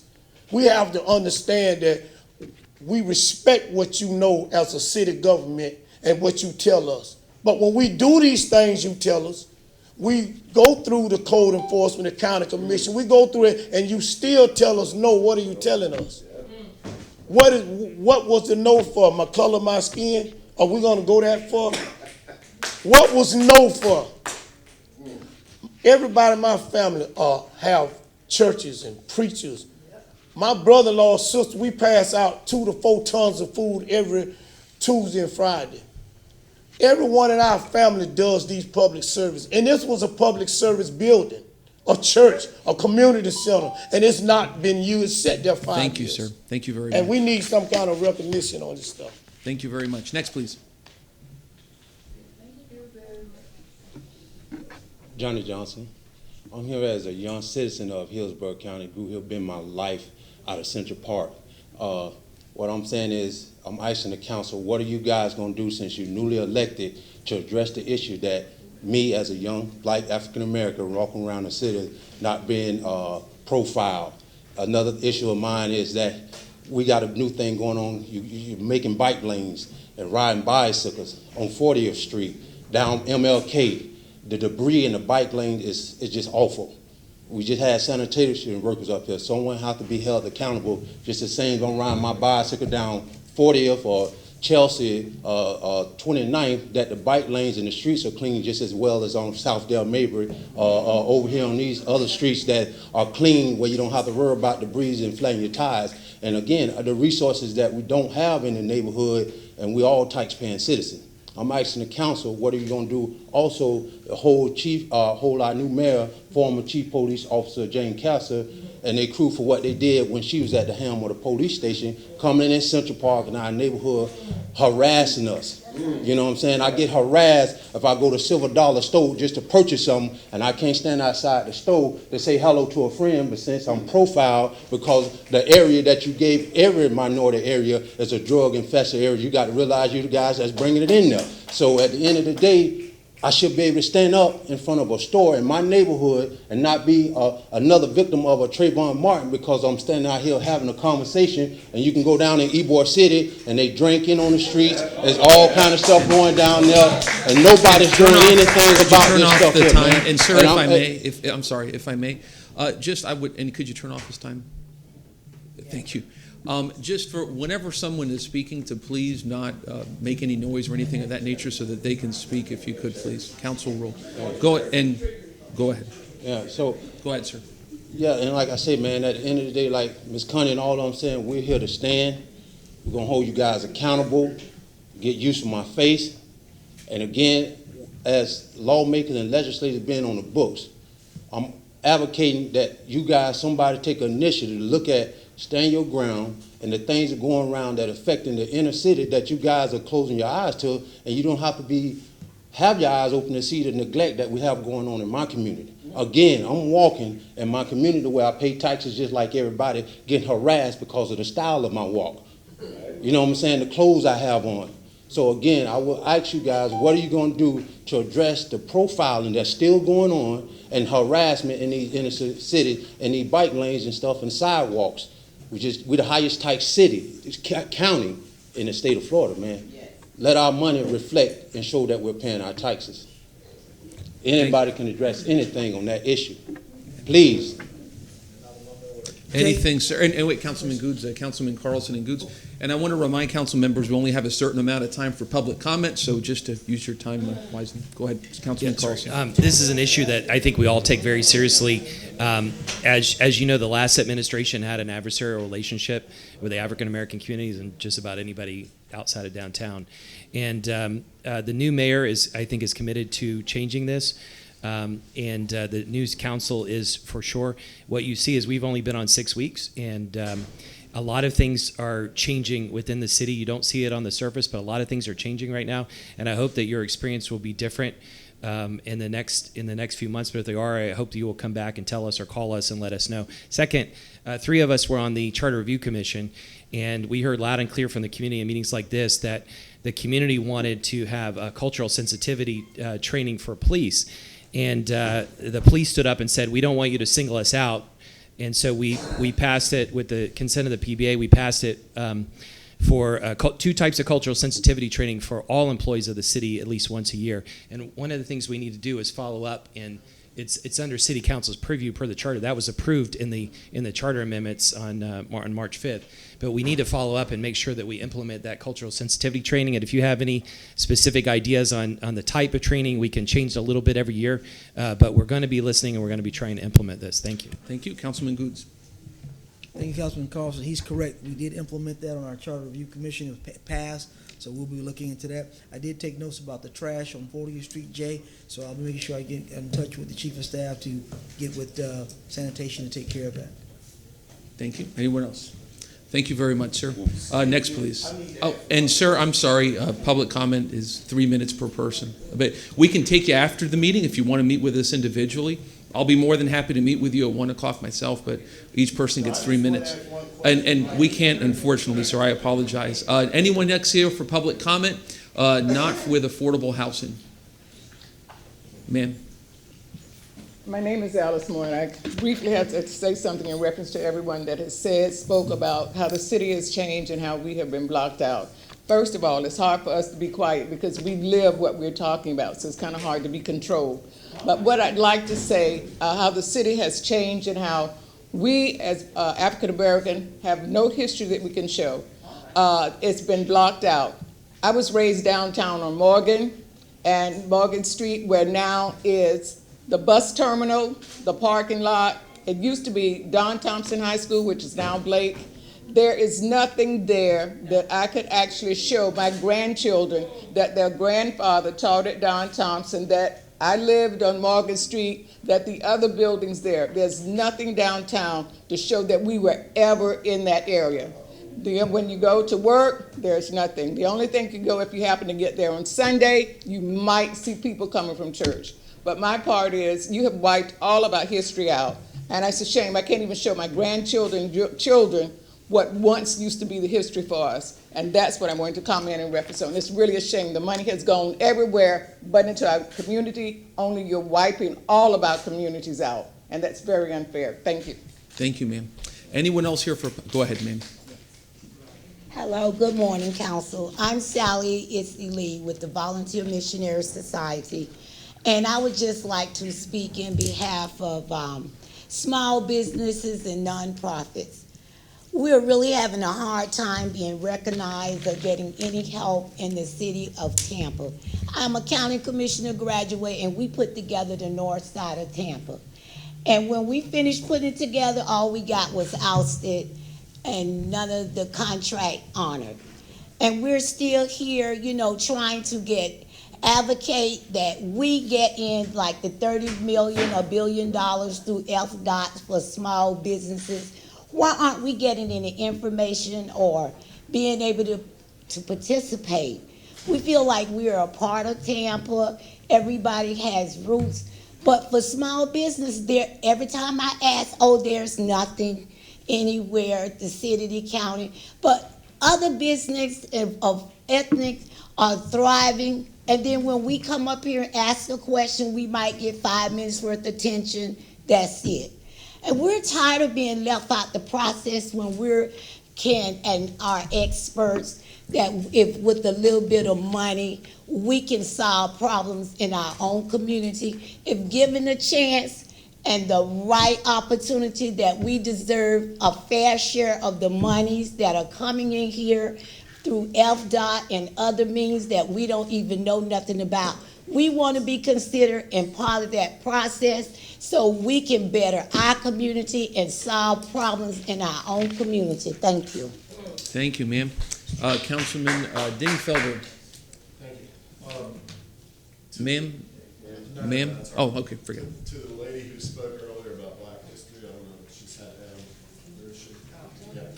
Yeah. Ma'am, I just wanted to say, you snuck away real quick, but I just wanted to respond to your comment because I agree with you completely. I think we've done a nice little job over there. You can come up. Over there at Perry Harvey Park in terms of the exhibit. It's nice. It's not real active, but it's interesting. I used to park over there and read the exhibit, but I think it's sort of passive. What I was thinking about also recently, and I know Mr. Carlson's been very involved in this, is the Jackson House, which has a huge amount of history and African American history for this community. And I think we need to start addressing the Jackson House before we lose it completely. And a while back I was thinking perhaps if there's any possible way we could either move the Jackson House over to Perry Harvey Park or rebuild the Jackson House over there as an African American museum, as a Black museum. Now I don't want to say that that's the way it should be, because that's not my place. But I'm just saying, I think it's a discussion that we should start having, and I agree with you completely. So. Well, yes, a lot of the historic in the other areas, you have restored those, but it would be good for the Jackson House to be restored, and definitely in the way that it was shaped or how it really is. We tend to bypass when it comes to our part. You preserve Evo City. The houses are basically the same they were years ago. So it would be good. Now, moving Perry Harvey or doing that, to me and the rest of, I'm sure a lot of people feel the same, that means absolutely nothing. When you've had Central Avenue with businesses, there's nothing to show. They talk about it, you see the pictures on the wall, but if someone is not going slow, they don't even see that. Right. But there's nothing there to show any of that. You're just slowly redoing the Catholic school, the other part, which the school, Robert E. Lee, I think is being done, but that wasn't one that we were able to attend during that time. But the reason that Perry Harvey jumped out at me is because we have so much property there, there's so much land there, that whatever shape it might take, I think it could be an opportunity for a center of Black history. And it's not far from, like you said, Morgan and that sort of Right. thing. Well, you're taking some of it away because they're talking about now putting a storage unit in that area. And I know Burger King is there, and there's another part putting a storage unit, which again is wiping out. Well, I can assure you, we won't put a storage unit or a Burger King or a McDonald's on public property. So. Okay, Yes, well, ma'am. we were talking about, but it really does hurt when you have all the way from Palm Avenue, part of Florida Avenue, Cass Street completely. There's nothing. I can take my children, my grandchildren around. It's just, they're looking, but they cannot imagine where if they went to. I was talking to one of the other persons, ran council. He was able to quote things in Palmacia that's still there when he was at high school. Someone in Davis Island for sure. Definitely, you know, the Garden House, everything has been restored. There's things in Wellswood, another place that has been redone. And as far as even putting the signs up to say this was West Tampa, or this was Belmont Heights, this was Central Tampa, there is nothing there. We've definitely been shortchanged. But our history for our young kids, I don't even know if they can imagine. You know, the Armature Works is down there. Nobody ever knew. And for the person that's still hanging on to their house by there and they have to paint it, my hat goes off to them. But all of that has been taken away. But everything else in Tampa they have the history. You know, Evo City is preserved by the Spanish, but there's nothing. West Tampa is being wiped out. There was a theater, a Black theater, right there at North Boulevard and Main Street. Nobody can imagine that. You know, none of our children can imagine that at all. There was also a library, a small library that was in the housing project. Nobody knew that. A very small library. So all of the history you're wiping out. Main Street is trying to be restored for businesses. And one gentleman that was running for mayor at one time, he was talking about, why would I invest in this when there's no parking? Well, to me, you invest in South Tampa, Howard Avenue, jam-packed, people park, and walk all the way from. So why not invest in Main Street with the businesses? They can do the same thing, walk, park, and walk. Okay. Every time you look at South Tampa, there's a new restaurant, there's a new bar. Put the same thing in the West Tampa Park. And Main Street, we just want our own businesses. We don't have to wind up. And it's really, when you see the Hispanic, they are booming all over, restoring stores, everything. And nothing is being put in our neighborhood. If I may, Yes. I may, just 30 seconds, because we have a time limitation. Okay, well, he asked me about it, and you got me wound up, so that's it. You'll give me again and the other, but Anything that's else, it. sir? Thank you, ma'am. And Councilman Maniscalco. Ma'am? Ma'am? No, but I also want to say a few things. I think the theater you're talking about was the Carver Theater. Yes. Okay, it's before my time, but I love history, and I've always been fascinated with the Central Avenue. I call it Central Avenue Business District, which was, if you could imagine it, like a Black Ybor City, essentially. Hustling, bustling. I mean, it was the place to be. And I was born in 1984, but I think in 1974 was when the Cotton Club, I think, was the last property that was sold off. And I spoke to the mayor from 50 years ago, and I asked him, I go, what happened to Central Avenue? He goes, well, you know, the interstate came through, and the people wanted to sell their property. I don't believe that, because if you look at the history of that area after Martin Chambers in 1967 and the riots, you know, there was some downturn there, and then urban renewal and all that. But the interstate is 1,000 feet north of where Central Avenue was, where that main area was. What was the excuse to wipe out an entire African American community? I don't understand. Excuse me, let me make comment. As the gentleman said, we're lied to a lot of times, and we undermine us when we're offering money, not explaining a history. Again, we talked about integration, but we wind up basically not letting the United States or Tampa know its history and maintain it. Remember, everybody on your side of the fence have more money than we do. And So you have, offer a little bit of money, and of course we say, okay, we're going to go, not knowing that we're not going to make it back. but it should have never happened. I mean, Ybor City, the interstate. Nobody went through, listens to us, as you've been here. And Nobody they preserve listens. it. And we're just now being able, at the later years, being able to come up and speak to you. That never was available before, as the gentleman mentioned too. So it's like, and again, you're doing the same thing. You're talking about how far Central is, but going down Hillsborough, between Hillsborough off of Martin Luther King, there's fences for those houses and they're protecting. That part is being protected. There's bricks. Could have been the same thing here. You know, you could have had the bricks and everything to separate that. Now I understand you're also taking the other part. HUD is dropping the other part of the apartments that's right there at 7 at Tampa Parks. And again, 30 seconds, ma'am, because we're on time. You keep bringing me back, but those are the things I'm explaining. And I can go on just to remind you, a lot of you were not here. I've been born since 1963 here. So I know what I can say it, and it does. You get full when you talk, when you see how we're being walked on and all your other neighborhoods is being around. And just to wrap up, what an injustice to the community. What an injustice to the community that it was completely wiped out. You have the Jackson House, you have the Longshoremen's, you have very few structures, and like you said, where can you take your grandkids to show them where you're from? It's gone, and it should have never happened. It is. And now you're trying to do the same thing for West Tampa as well. Okay. And, the housing and everything. And that's very unfair to us. The housing authority is in charge of a lot of the property. Thank you, ma'am. And we've been fighting hard to do that. You keep bringing me back and cutting me off. I know. Thank you, ma'am. Our apologies. And let me... And what I'm going to ask staff to do is I want City Council staff to find out how many people are here to speak on affordable housing so that we can make sure that we let everyone speak so that we have enough time, because we have a set amount of time. I want to make sure that every single person who is here and has waited all this time can speak. Okay, now who is here? And we'll do that separately. Anyone else here to speak on public comment not on affordable housing? Okay, great. Okay, so we move onward now to the workshop.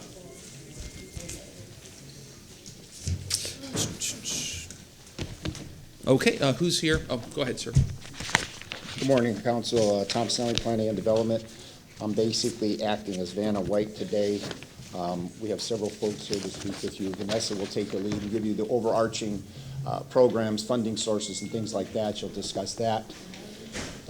We have a member of our Affordable Housing Advisory Committee here to speak, some folks from Habitat for Humanity, another homeowner, and a few other folks that are going to address you. And as I said, Vanessa is going to give you an overview of what we have and some of the programs and projects that we're planning on. And that's really it. And we'll go through quickly because I know you have a lot of folks here that want to speak. So we will give you our information and move on from there. Councilman Goode. Is the real estate department here, sir? Yes. Okay, I want to talk to them.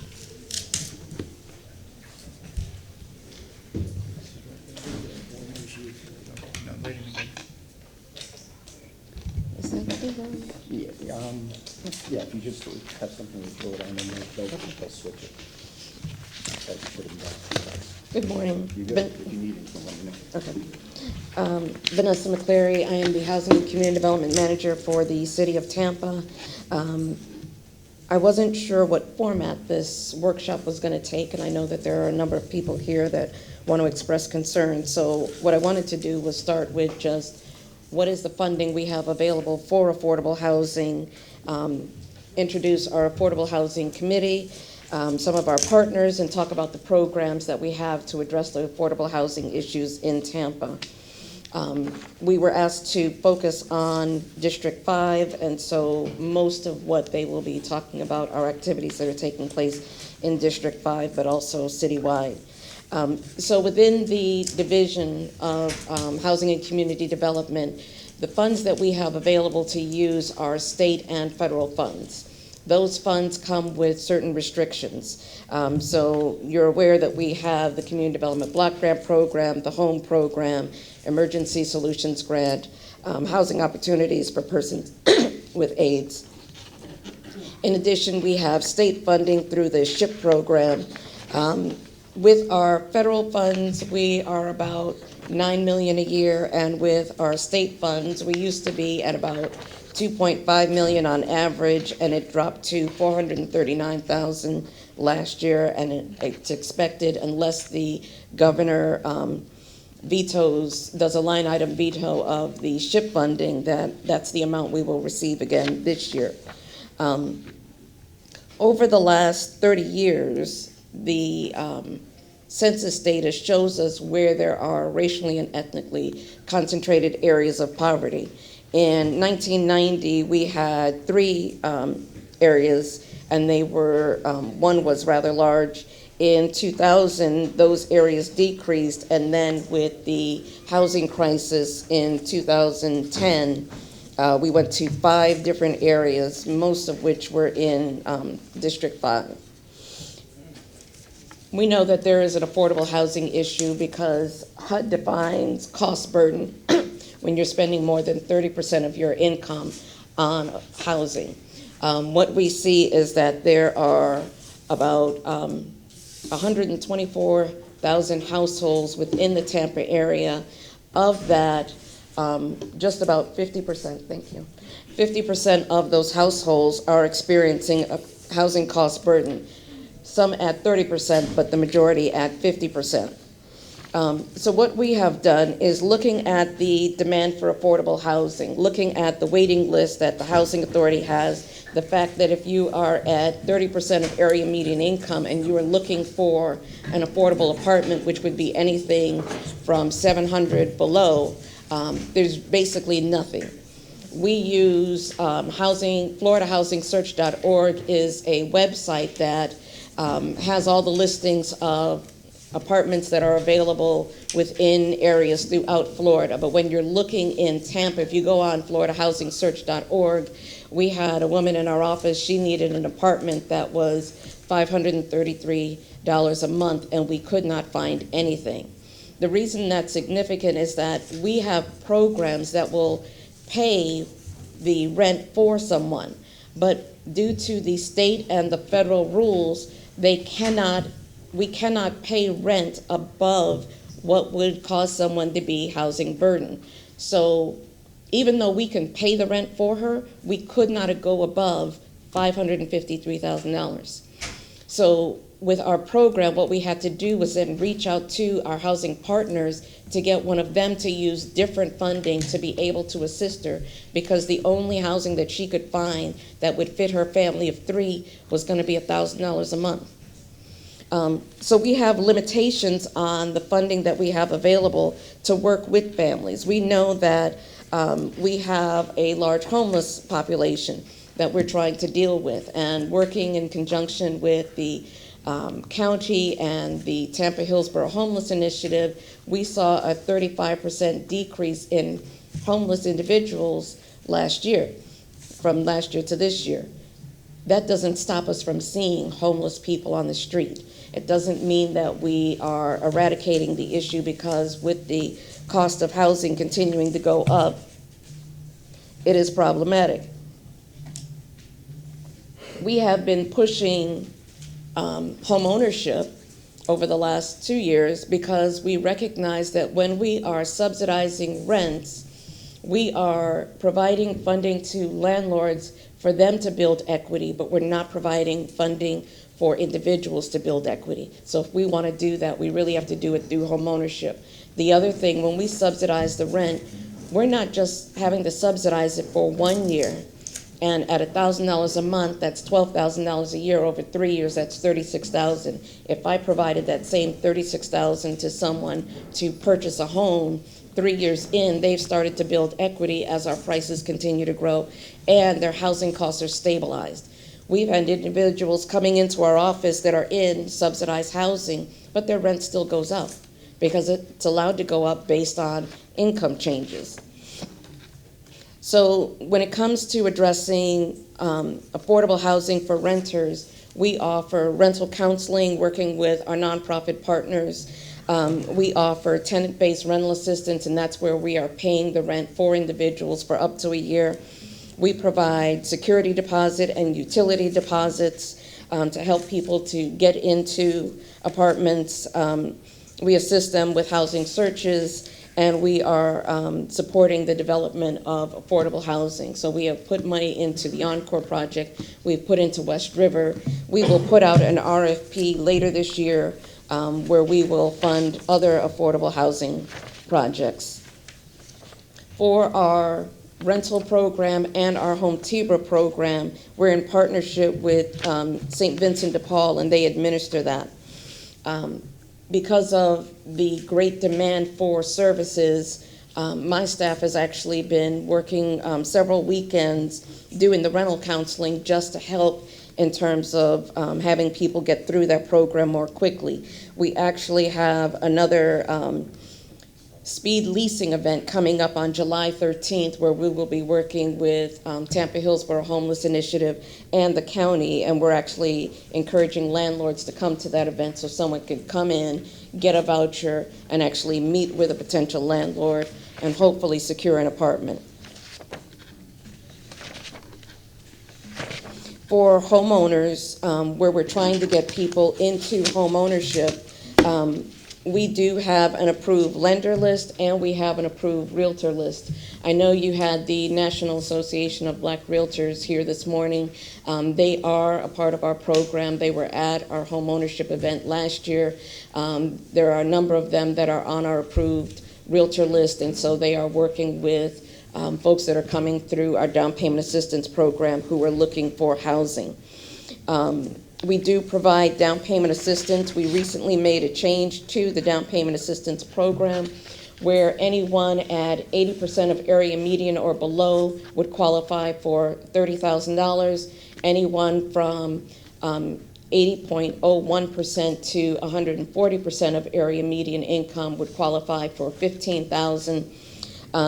Yesterday, we announced the launch of the Community Heroes program, and that's where we were able to apply to the Federal Home Loan Bank to secure additional funding for community heroes, and that's first responders, anyone in the medical profession, teachers, firefighters, also government employees who respond to disasters, because a lot of city employees, the folks that cut down the trees, the folks in Parks and Rec that do the shelters, they are also what we consider first responders, and so we were able to expand that definition in that way.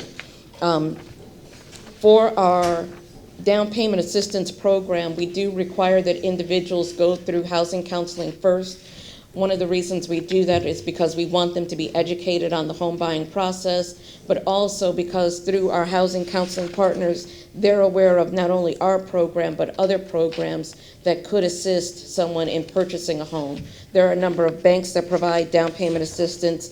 The state also provides down payment assistance, and when you layer these down payment assistance, you can actually bring down the price of the home and the cost of the home, but the benefit goes to the home buyer and not to the developer.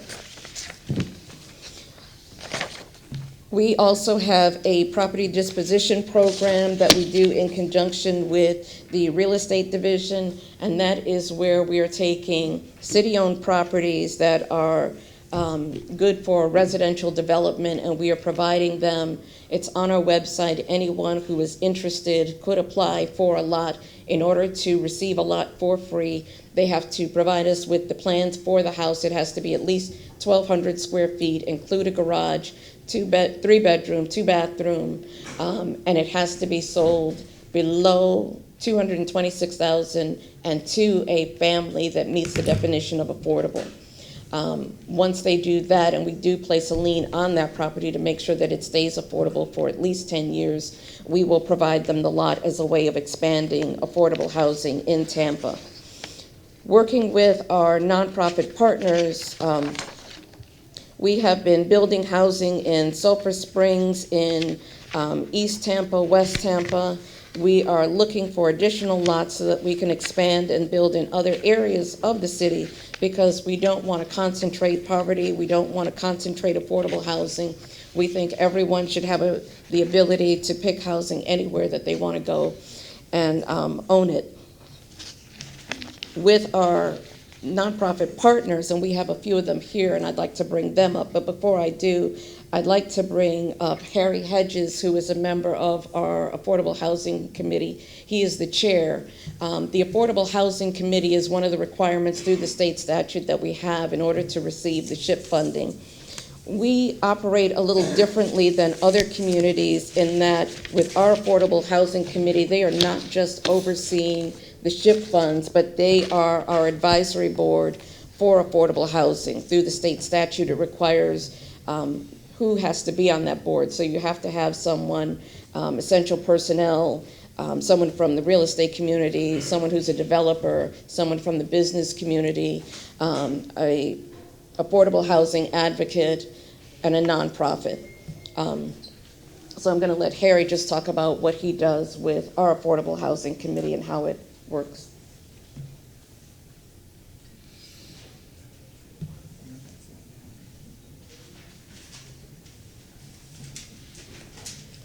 Thank you, Vanessa. Harry Hedges.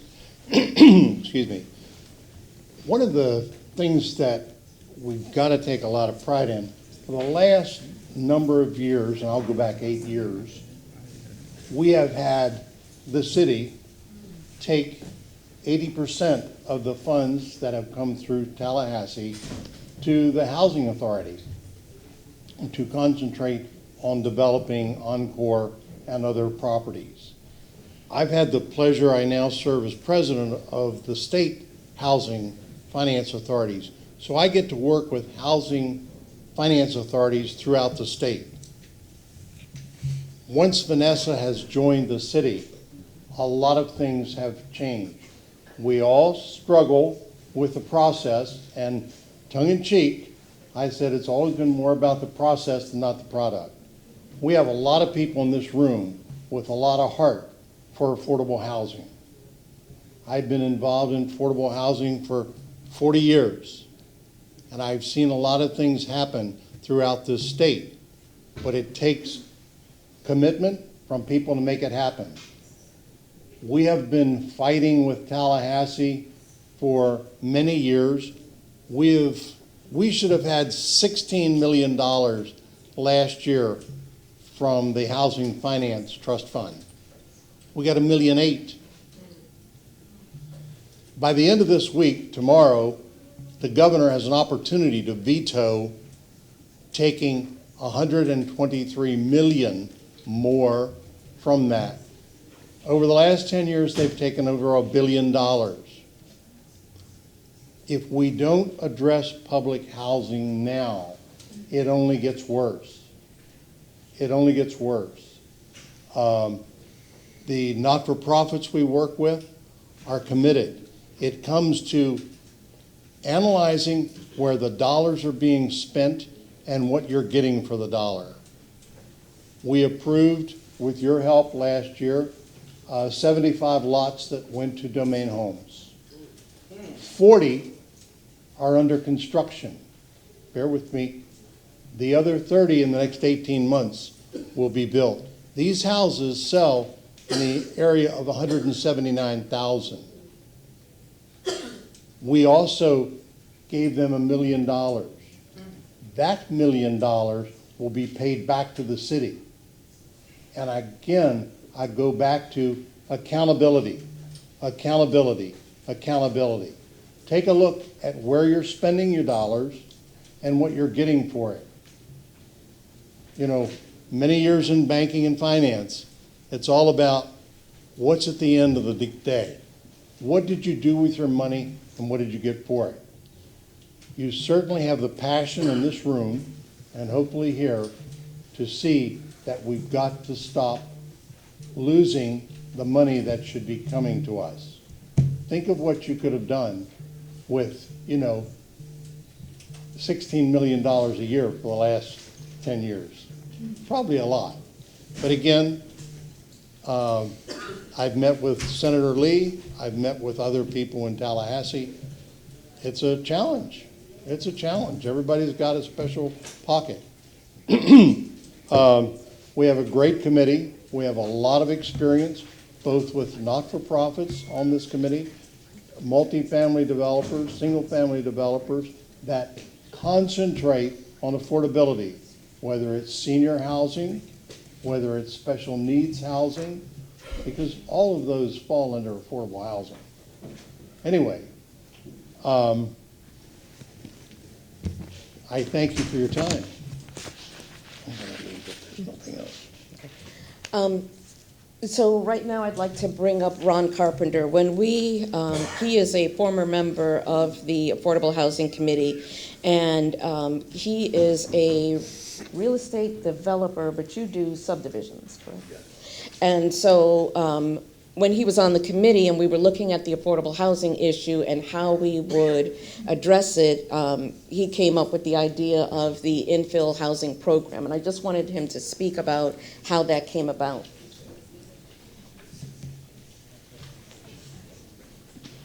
Thank you, Vanessa. Good morning. My name is Ron Carpenter. I'm a real estate investor, broker, developer. I have a master's degree from the University of Florida's Warrington College of Business in real estate development. I'm also a licensed broker. About 10 years ago, I was invited to participate and be on the Affordable Housing Advisory Committee, which I accepted, and I was happy to donate some time. If you can imagine, we just kind of went into the recession. This is the first time that with the Neighborhood Stabilization Program and with other Obama dollars, that money was being put into specifically affordable housing projects in a way that's never been seen before. This was also the first time the private sector was invited into the public sector world. Since joining the Affordable Housing Advisory Committee, there were 4 things that I recommended and that I emphasized over the last 10 years. It started out with to utilize the private sector.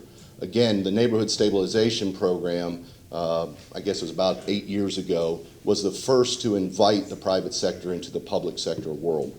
The second area that I tried to emphasize was impact fee waivers.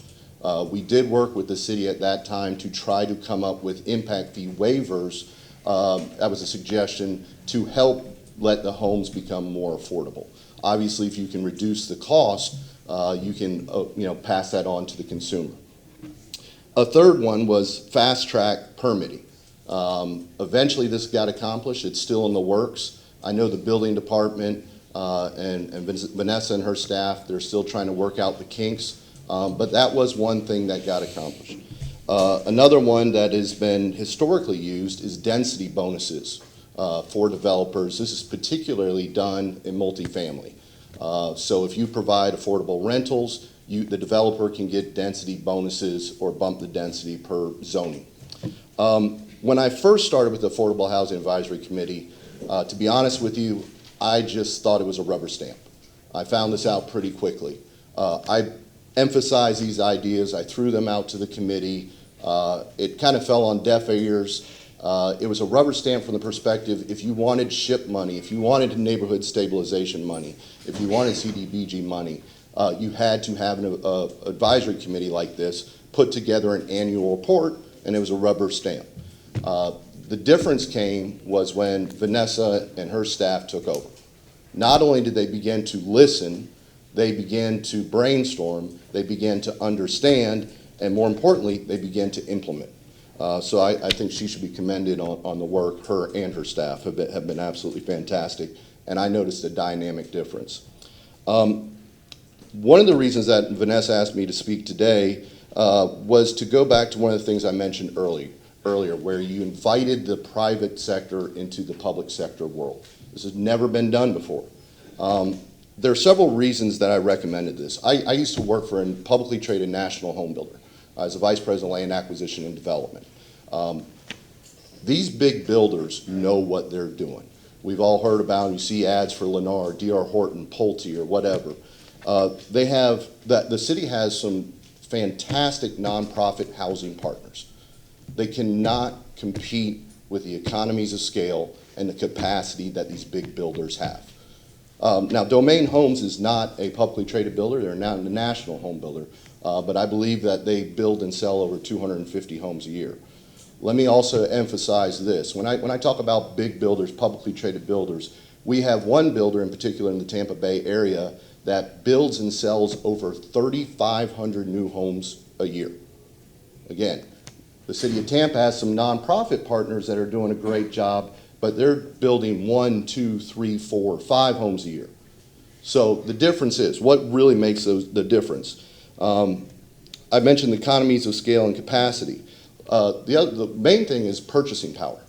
So when you go out to a vendor, a material supplier, what have you, you're not ordering 4 countertops. You're ordering 300. You're ordering 350. You're ordering thousands. The purchasing power there is immense.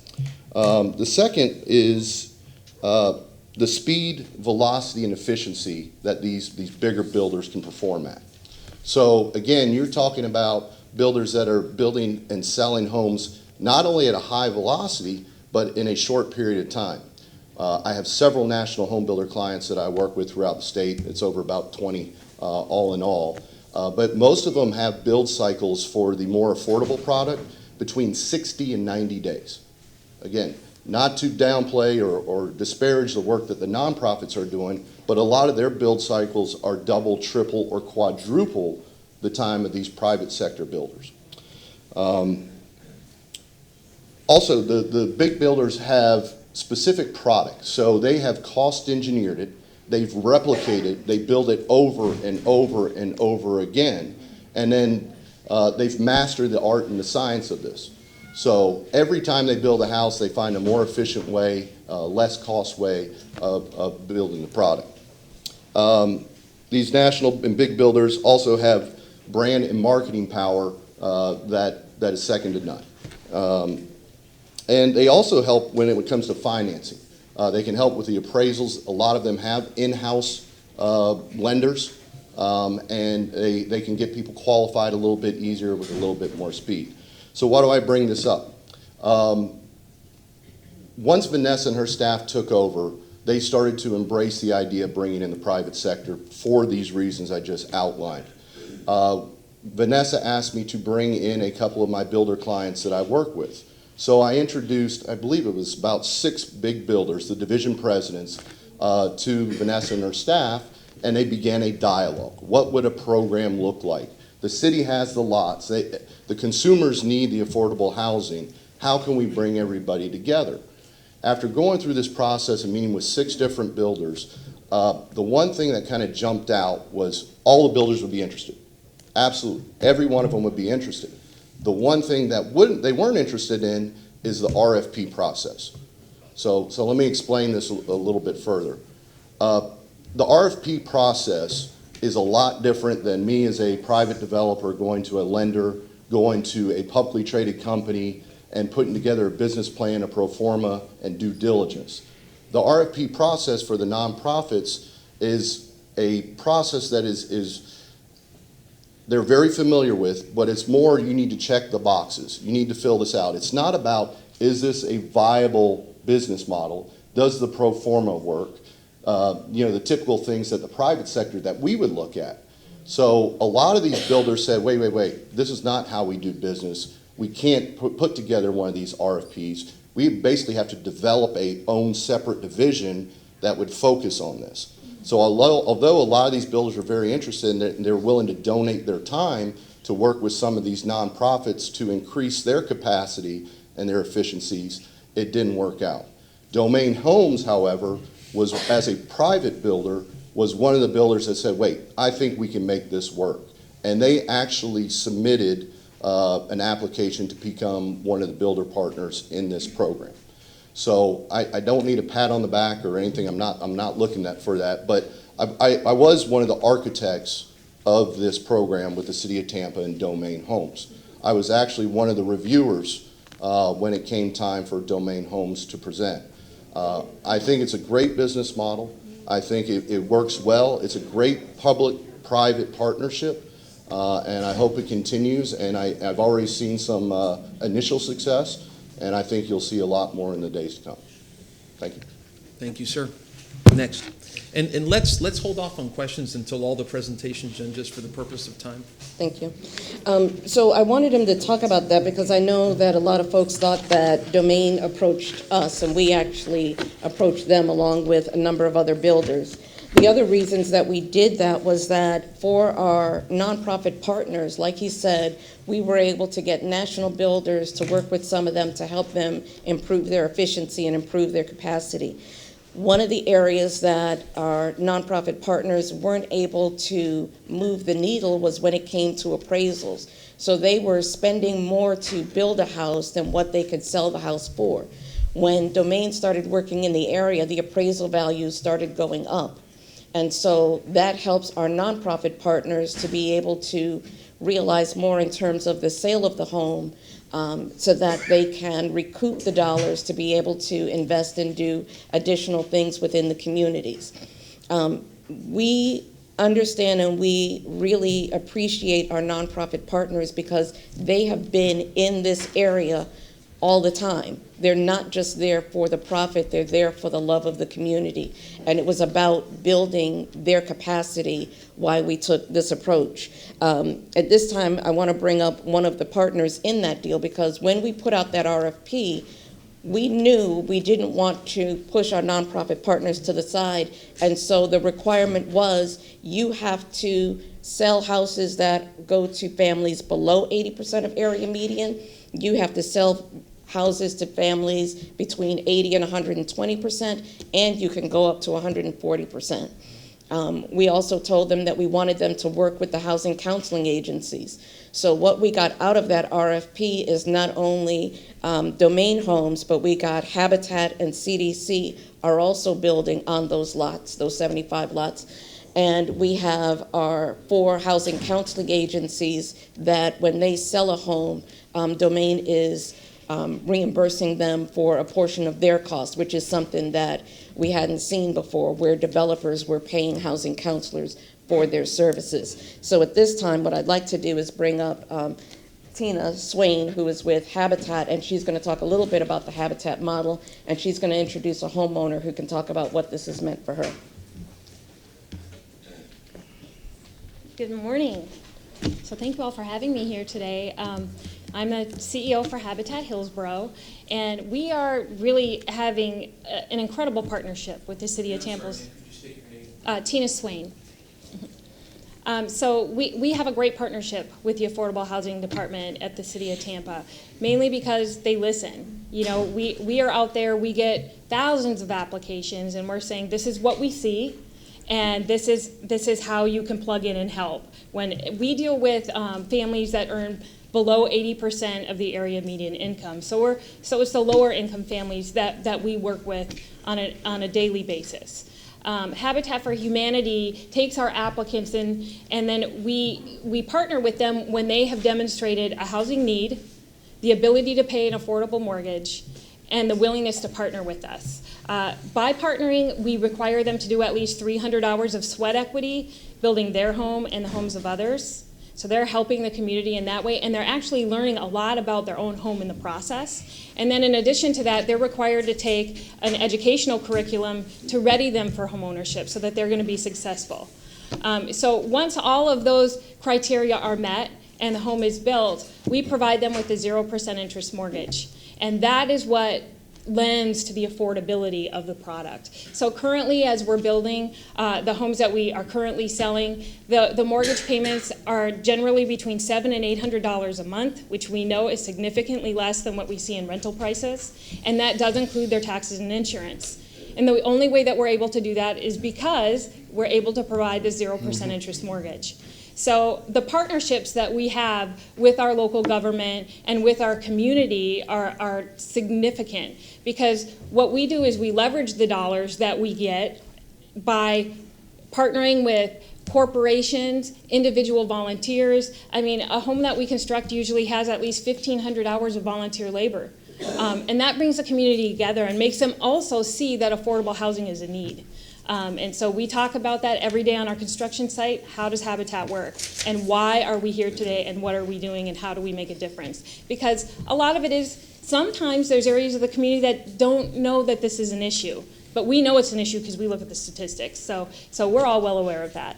I wanted to bring up, in particular, related to the city's involvement in the lot donation program. Over the last 3 years, we have had 16 lots donated to us. 5 of them are still currently in the development phase. They will be completed in the next several months. 13 of those lots are in District 5. It equates to about $400,000 in land value, and when Habitat is done constructing those homes, they will equate to $2.8 million in housing. And when you look at the 30-year mortgage and the amount of real estate taxes that generates, it's about $1.5 million in real estate tax revenue that wasn't there before. So that's how Habitat for Humanity works. This is how we make it affordable, and this is why we are excited about our growth. If you're not aware, over the last several years, year over year, we're having more than 20% growth, and that is because of the commitment that we've had to stabilizing the community. But we are only one partner. There's so many of us, and the need is so great that we have to look at all of the solutions. But we thank you for your partnership. And I'd like to introduce Candace Cohen. She's actually a Habitat homeowner, so she can share her experience with you.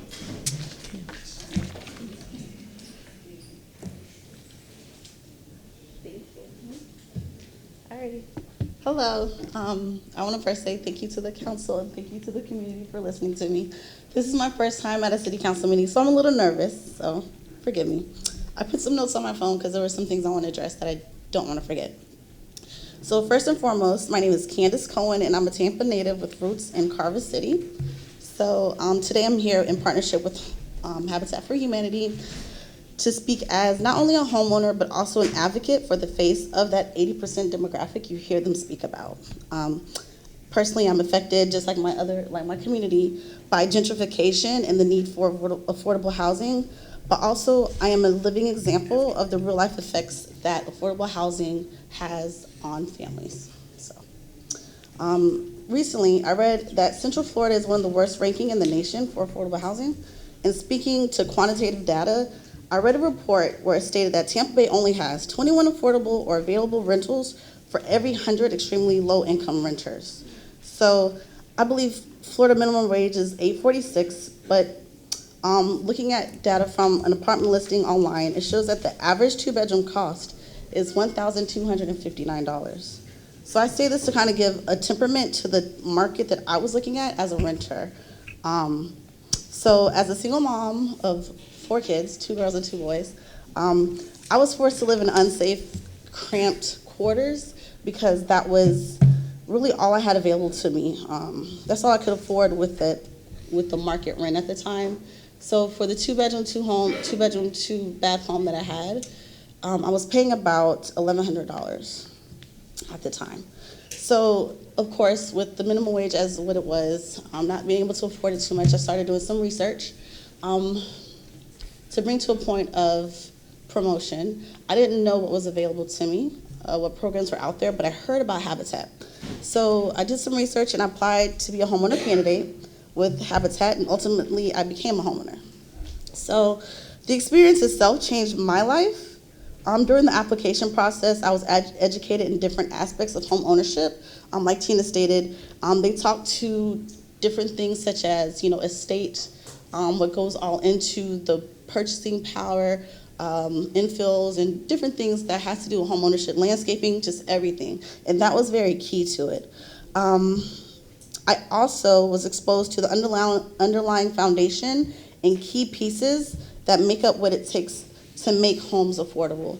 So not only did I go in as a homeowner candidate, but I asked questions because I was very curious about the process, about the program, and why it's not readily available to more people. So I was able to see how much we should look for a lot. What does it take to be a lot? A good lot, for a potential home to be built there. Nonetheless, after my experience with Habitat, my life changed. I'm now a homeowner of a 5-bedroom, 2-bath home that would otherwise be unattainable. So subsequently, I became financially empowered by becoming a homeowner and being able to have a zero interest affordable mortgage of approximately $750. So where can you get that, right? So my lot was an infill lot, so some people think when it's habitat that it may be architecturally kind of out of place, but that can be further from the truth. I'm an infill lot, so there was an existing community. Me and my community, we blend well. It's wonderful, and I love it. So I have a lot of pride in that. So what goes along with that? So not only now am I financially literate, I have, I'm empowered with that home ownership. I have equity in my home. Being able to have that additional income available to me, I was able to pay for school and go back to school. So actually, I graduated just this past May and was able to get my degree. Thank you. And then by being in close proximity of good jobs, I was able to solidify an awesome job and a great career with great pay. So now I have an awesome job. I'm a professional banker and actually work from home, so that's even better. So nonetheless. So what do I do with this income, right? So before I was restricted in my income. Now I have an opportunity through home ownership to do better. Well, that income is then injected into local businesses and organizations, such as other nonprofits like TBYFL. I have, again, 2 girls, 2 boys, and I have 2 of which are a cheerleader and a football player for TBYFL, which is a nonprofit, and also another armored cheerleader who does their own athletics and collegiate through that. So I take my kids to Busch Gardens, which is within my neighborhood, and it just goes to show how that revenue is generated from my income that was able to become beneficial from home ownership. So furthermore, I think my experience with Habitat imprinted a love for community and the importance that we all play in it.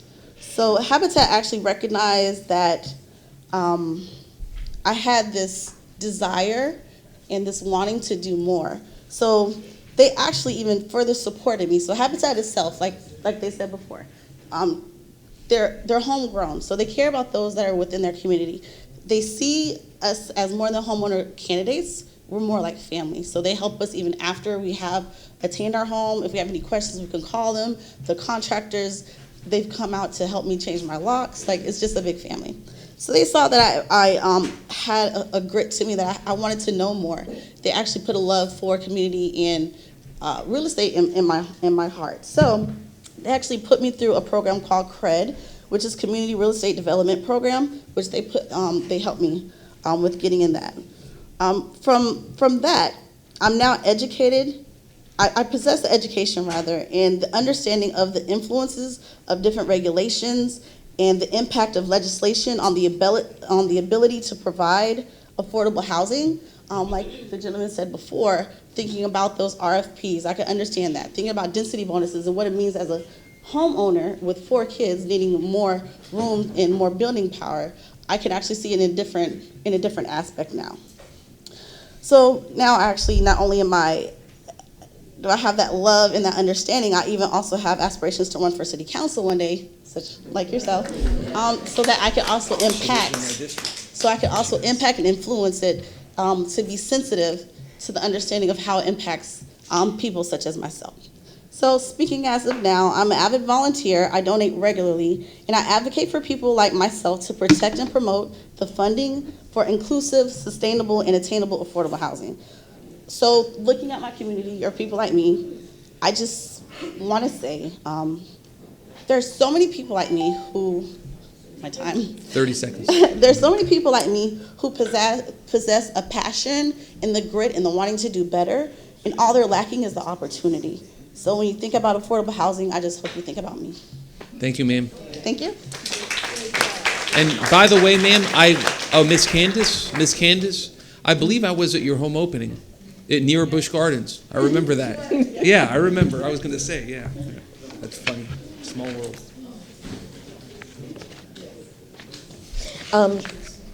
So now I want to bring up Ernest Coney, who's going to talk about CDC and what we do with them around affordable housing, but also about family sustainability. Good morning, Council. Ernest Coney, Jr., the CEO of the CDC of Tampa. In the early 90s, the CDC of Tampa was birthed in District 5. in East Tampa. We took a survey of the community there close to Lake and 22nd Street. We asked them what specifically they would like to see in that community. They came back with 5 core areas. Number 1, affordable housing. Number 2, workforce development. Number 3, entrepreneurship. Number 4, youth programming.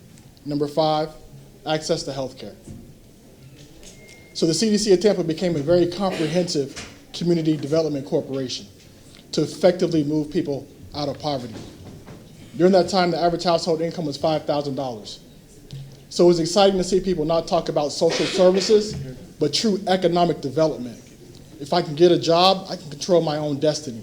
If my job can help me pay for my house, I can control my own destiny. If my kids can go to college or start a career, they can control the trajectory of their lives as well. Over that time period, the CDC of Tampa has built over 100 homes in East Tampa. The journey started there. Before, it was well known. Private sector would not come in to invest. It was well known, like you do not come into East Tampa, much like Sulphur Springs was 10 years ago, where people said you don't go in and invest in Sulphur Springs. We built a 43-unit apartment complex, Osborne Landing. After we built that, that became a catalyst for more investment. Over 1,800 new units of affordable housing were created there. Again, we built over 100 single-family homes in East Tampa. We focus on housing that's attainable. So we don't use the word affordable, it's attainable. What can your paycheck afford? The ranges for those right now today range from $500 in mortgage to about $750 for a mortgage. That's attainable. You can be a janitor, you could be a 2 household income, both people making minimum wage and still be able to move into a house. In fact, we also have residents in our homes that were former Tampa Housing Authority residents. So we were able to take their Section 3 voucher, their Section 8 voucher, and transform that into a mortgage. So moving people into home ownership. Why is home ownership important? We kind of talked about various reasons. But that's how you really stabilize the community. When you look at stabilizing the community, that journey that we took, so we had to transform the community. We also started off with drug marches, getting people to come back and reclaim the community, and then we started focusing on the brick and mortar. So we've always started with the human capital first, and then we moved on to the brick and mortar. Why is that important? We talked about some of the reasons. Home ownership is the greatest wealth mechanism in America. If you look at the wealth equity of any families, 70% of that is due to home ownership. The disparities come because traditional families do not own their own home. People who are buying our home are able to walk into a home, they're able to get it for a mortgage and a payment. They can pay $500 to $750 and have equity, that they have $180,000 in equity in a home, in value in a home. That's tremendous. Tremendous asset to make home ownership an asset. We also are very excited that not only is it the opportunity to just build the housing, because it's not just about the brick and mortar. What we're talking about is building neighbors. And how do we make sure we have strong neighborhoods? So we also have a partnership called the Economic Prosperity Center model, where we have 18 different partners that come together. And it's this very simple model. It's called, the theory of change is earn it, keep it, grow it. Earn it is what does it take to get a paycheck. Could be soft skills, could be vocational skills, but whatever it takes to start to get that paycheck, because you can't start a journey without having some kind of income in your life, in your household. So you start there. The next phase is how to keep it, understanding household budgeting, understanding credit, understanding all those components to make you an educated consumer. And when you have educated consumers, the neighborhood begins to change and transform. That's where you can get the restaurants, the Walmarts, you get private sector because now you have the educated consumer. Before on Hillsborough, you would come in, you see 13 payday shops and payday lenders and pawn shops. Today we have banks directly because of the CDC of Tampa, right? The last phase of it is to grow it. So how do you grow those assets? So now that you have income, you're an educated consumer, now you can grow your assets. Can you think about owning your own home? Can you think about growing your savings account? Can you think about retirement? Can you think about owning your own car? So we have 18 organizations all in the same technology that make referrals to one another. So we're really excited about that as well. So affordable housing is very important. but also having the safety net programs to wrap around people to make sure it's very sustainable. Thank you very much, sir.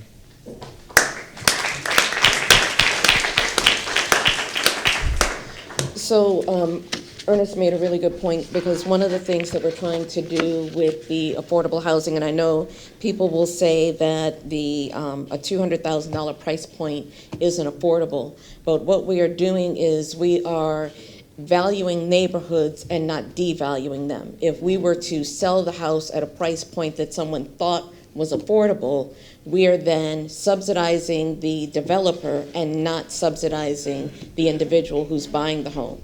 So what we do is we want the home to be sold at what it is truly valued at. That way we can build wealth not only for that individual that's going into that house, but also for the neighborhood as a whole. For example, in Sulphur Springs, when we started building there, you couldn't get an appraisal over about $90,000, and even that was stretching it. Since that time, and that was 2014, I think the average sales in Sulphur Springs, the sales price was $74,000. Now it's $111,000. All of those families are benefiting from those new homes that we built in there that encourage others to build in that neighborhood, because now they have equity. The same thing is starting to happen in East Tampa, where you're seeing the values of the other homes affecting the individuals that are around them. So we are helping families to build wealth, not only providing home ownership. And through that home ownership, by increasing the home ownership rate, we are stabilizing families. And like the young lady said, when someone buys a home and they stabilize their family, they see other benefits. Their jobs tend to, they are able to go after different jobs and get better jobs. They are able to save more money and put into education and other things that improve their quality of life. I know that one of the biggest issues, and this is something that Councilman Goods pointed out, is that we have a lot of really good programs, but the public doesn't know about it.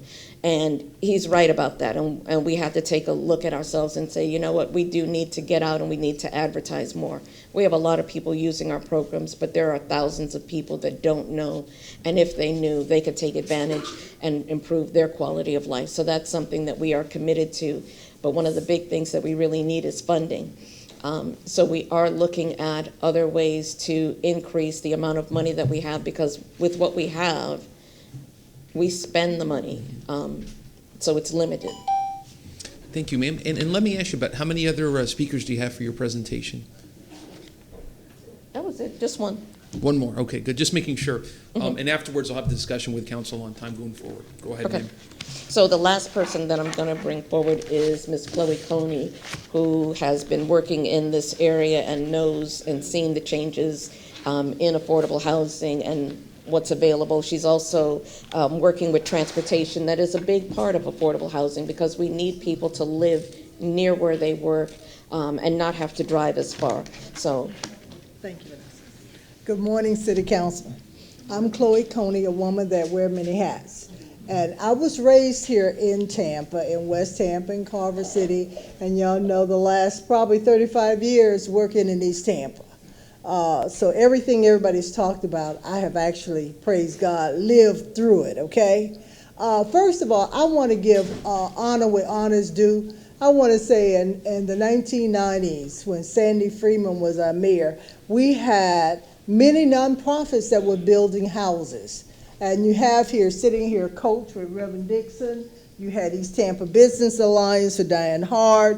You had TUMC, you had FAP, and you had, of course, CDC of Tampa. And as the speaker spoke, I want to say one thing I want to clarify, that in 1992, when CDC built the first apartments, we did do a public-private partnership with Bank of America CDC, Osmond Landing. And one of the things, too, as a nonprofit, we provided services to that development during after school. And as my son Ernest said with CDC, we not only do building houses in East Tampa, they have the claim to fame is that they have kept those people in those homes because they know them individually. These nonprofits are housed in the community, so they work with them, keeping them not going through foreclosure. So I want to thank Vanessa and the city as we're working with our community. and making sure that we do affordable and attainable houses. I want to just stress several things. One thing, there's a need for a continuum of approach. If you came to the CDC luncheon last year, and I know most of you were sitting there, Ernest brought in as his keynote speaker for CDC, Steve Gaudet. He is my mentor in DC, and we know what DC is going through and trying to do housing, and we're saying the same thing here in Hillsborough County.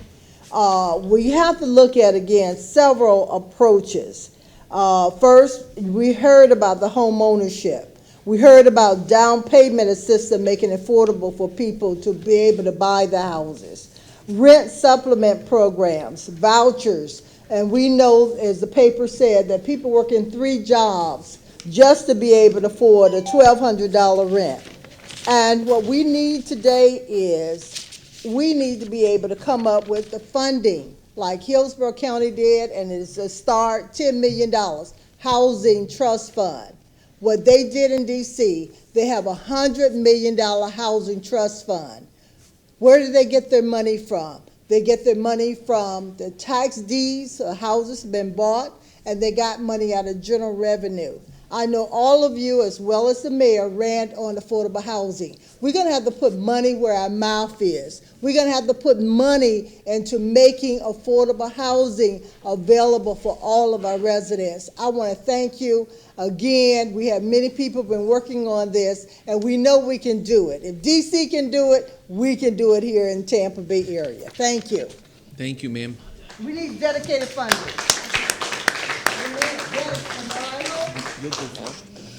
So the last thing that I wanted to mention was, you asked what were we planning for this upcoming year. So we put out an RFP for affordable housing development, CHODO funding, which is home dollars. And so we are going to be awarding a contract to East Tampa Business and Civic Association of $475,000 to build new townhomes in East Tampa. We are also awarding $475,000 to CDC to build additional new homes, and to Habitat we're awarding $800,000 to build 10 new homes. We will put out, like I said, later this summer, we'll put out an RFP to build some multifamily, and we will continue to move forward with our owner-occupied rehab, because along with the homeowners that we're trying to create, we have a number of folks that are in their homes who we need to help them to be able to stay in their homes. So we have allocated $2 million. $1 million will be utilized by East Tampa Business and Civic Association for our owner-occupied rehab program, and the other $1 million will go to the CDC of Tampa for our owner-occupied rehab program. And that is the end of my presentation, and I will answer any questions. Okay, thank you very much, ma'am. Sorry, one last thing. Because I did hear, within the Housing and Community Development Division, we do have the Office of Human Rights, where we do fair housing enforcement.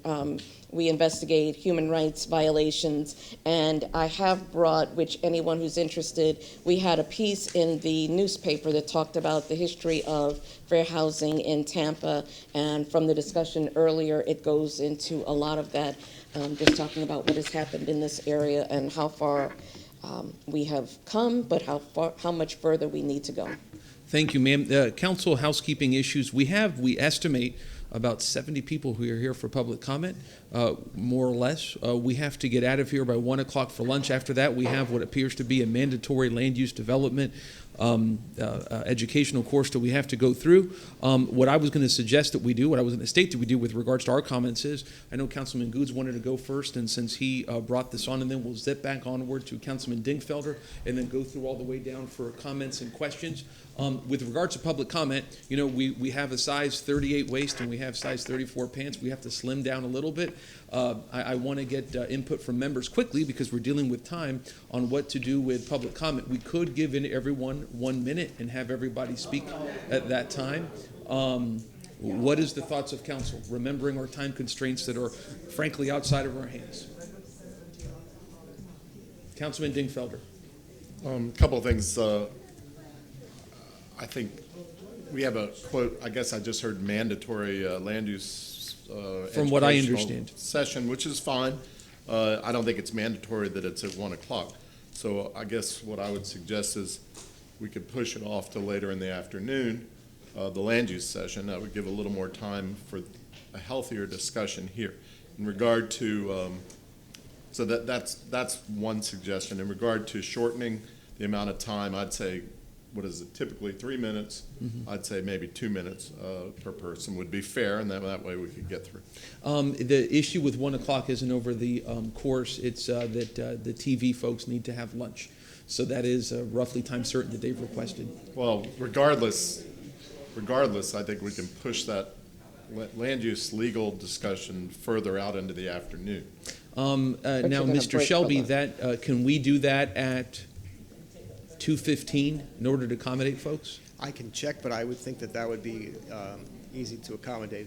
Okay, there's please no do. conflict, but I'll check in the meantime. Okay. Is everyone on council good with prospectively and going through the row as I suggested and then giving everyone 2 minutes? Any objections?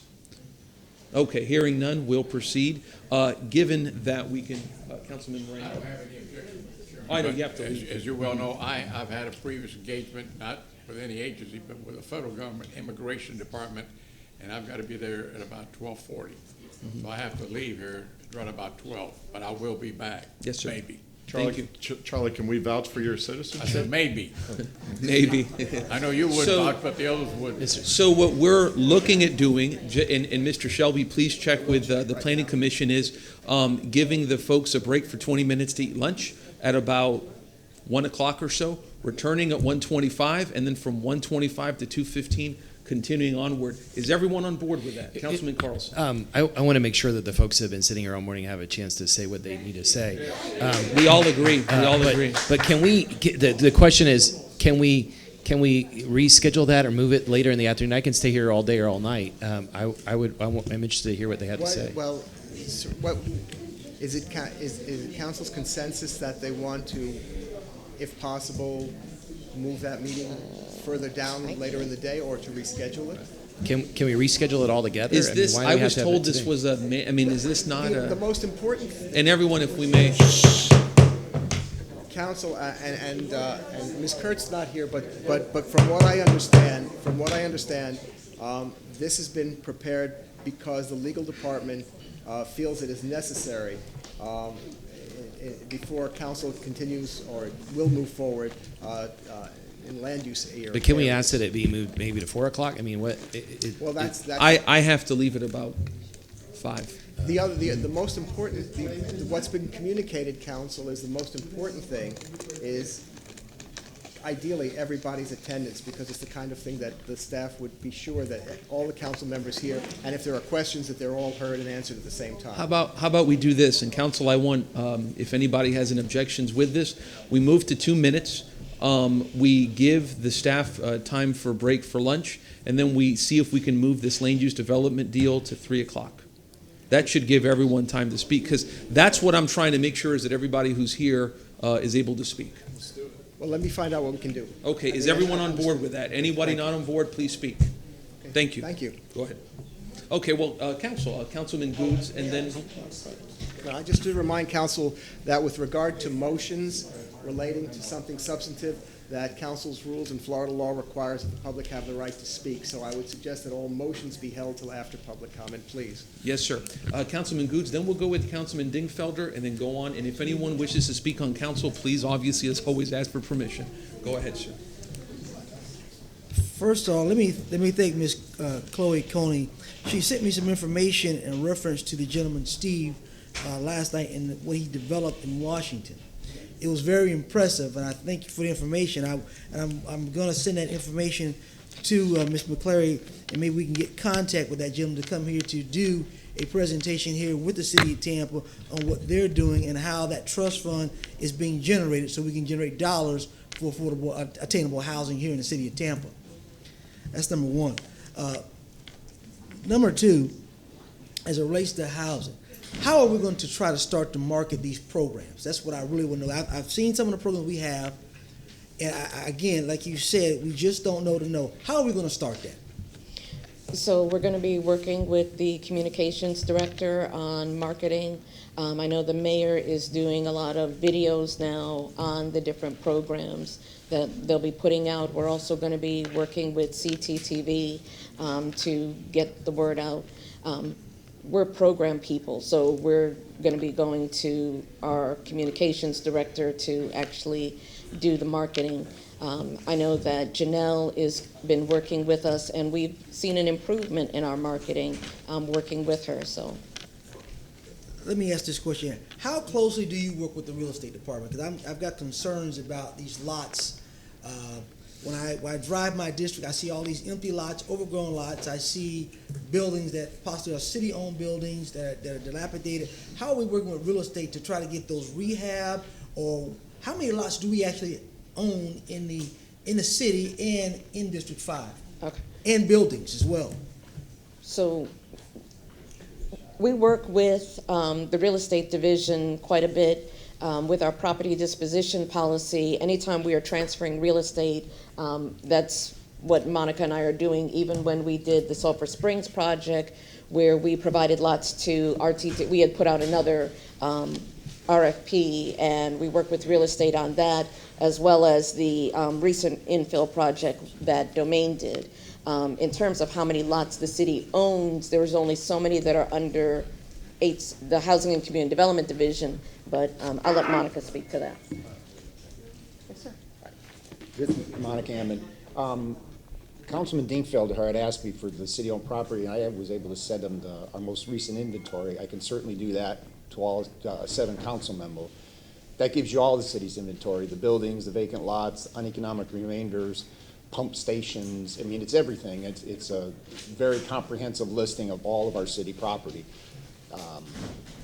Monica can talk about some of the lots that she works with Vanessa, but I think it'd be better if I went ahead and send you that information, and then as other questions continue, because this is, I'm sure it's not going to be the last time we talk about affordable housing in this chamber. So I can send you that information. I'll try to get it to you by tomorrow. That'll be fine. Okay. Excuse me, Mr. Good, may I ask something with your permission, sir? Out of the list that you're going to get us, can you put categories of how many buildables, what are the vacant lands, what size? In other words, if they're all together, it'll take us a week and a half to look at them. That will take some time to do. Yeah, I will not get you that tomorrow. Buildable and so forth and so on. Okay. Thank you. Councilman Goods. Thank you, Mr. Good. As it relates to liens on properties, I know a lot of times we have a lot of property that we own that have liens. How are we managing that when somebody wants to obtain a property, or the person who wants to buy, are they obtaining those liens to purchase, or how are we doing that? Good morning, Councilman. My name is Monica Ammon.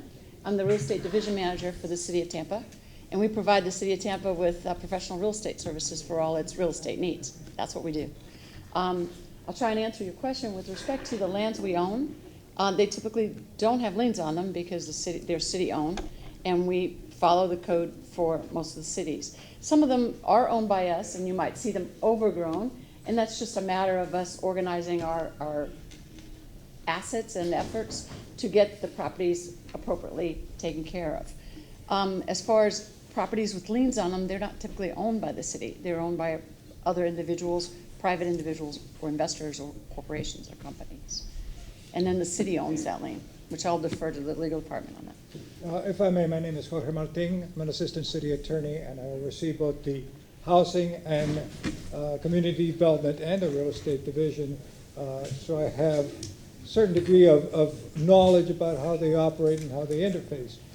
When you mention city-owned liens, the City of Tampa owns a number of properties. Typically, if we take title to the property, it comes in because somebody has not paid their taxes.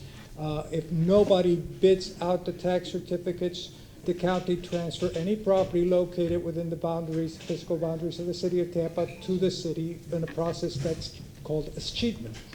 That's basically how we acquire property. There is very little that we do for acquisition except where it goes to utility or in an eminent domain situation for transportation or something of that nature. When the city takes in a piece of property, basically whatever liens it comes in through the tax process are wiped out, except for those liens owned by the state, the federal government, or a municipal corporation, which are of record at that time. When we transfer those properties out for nonprofits, and low-income housing development, our provisions in our deeds basically eliminate any owned lien by the city of Tampa. And that facilitates that owner to get either additional financing or be able to construct and sell with marketable title. So when we're talking about liens, basically the city liens, you're not going to find our properties are going to have any lien situations that we cannot handle. The reason I'm asking because I know I see a lot of properties and you see a city sign out there with a code on it, rehab, because I see a lot of apparently property that we have that could be rehabbed. And that goes back to Mr. McClary, is that I think we need to know how many of these properties can actually be rehabbed and get some development going as far as rehabbing a lot of these properties that we do have.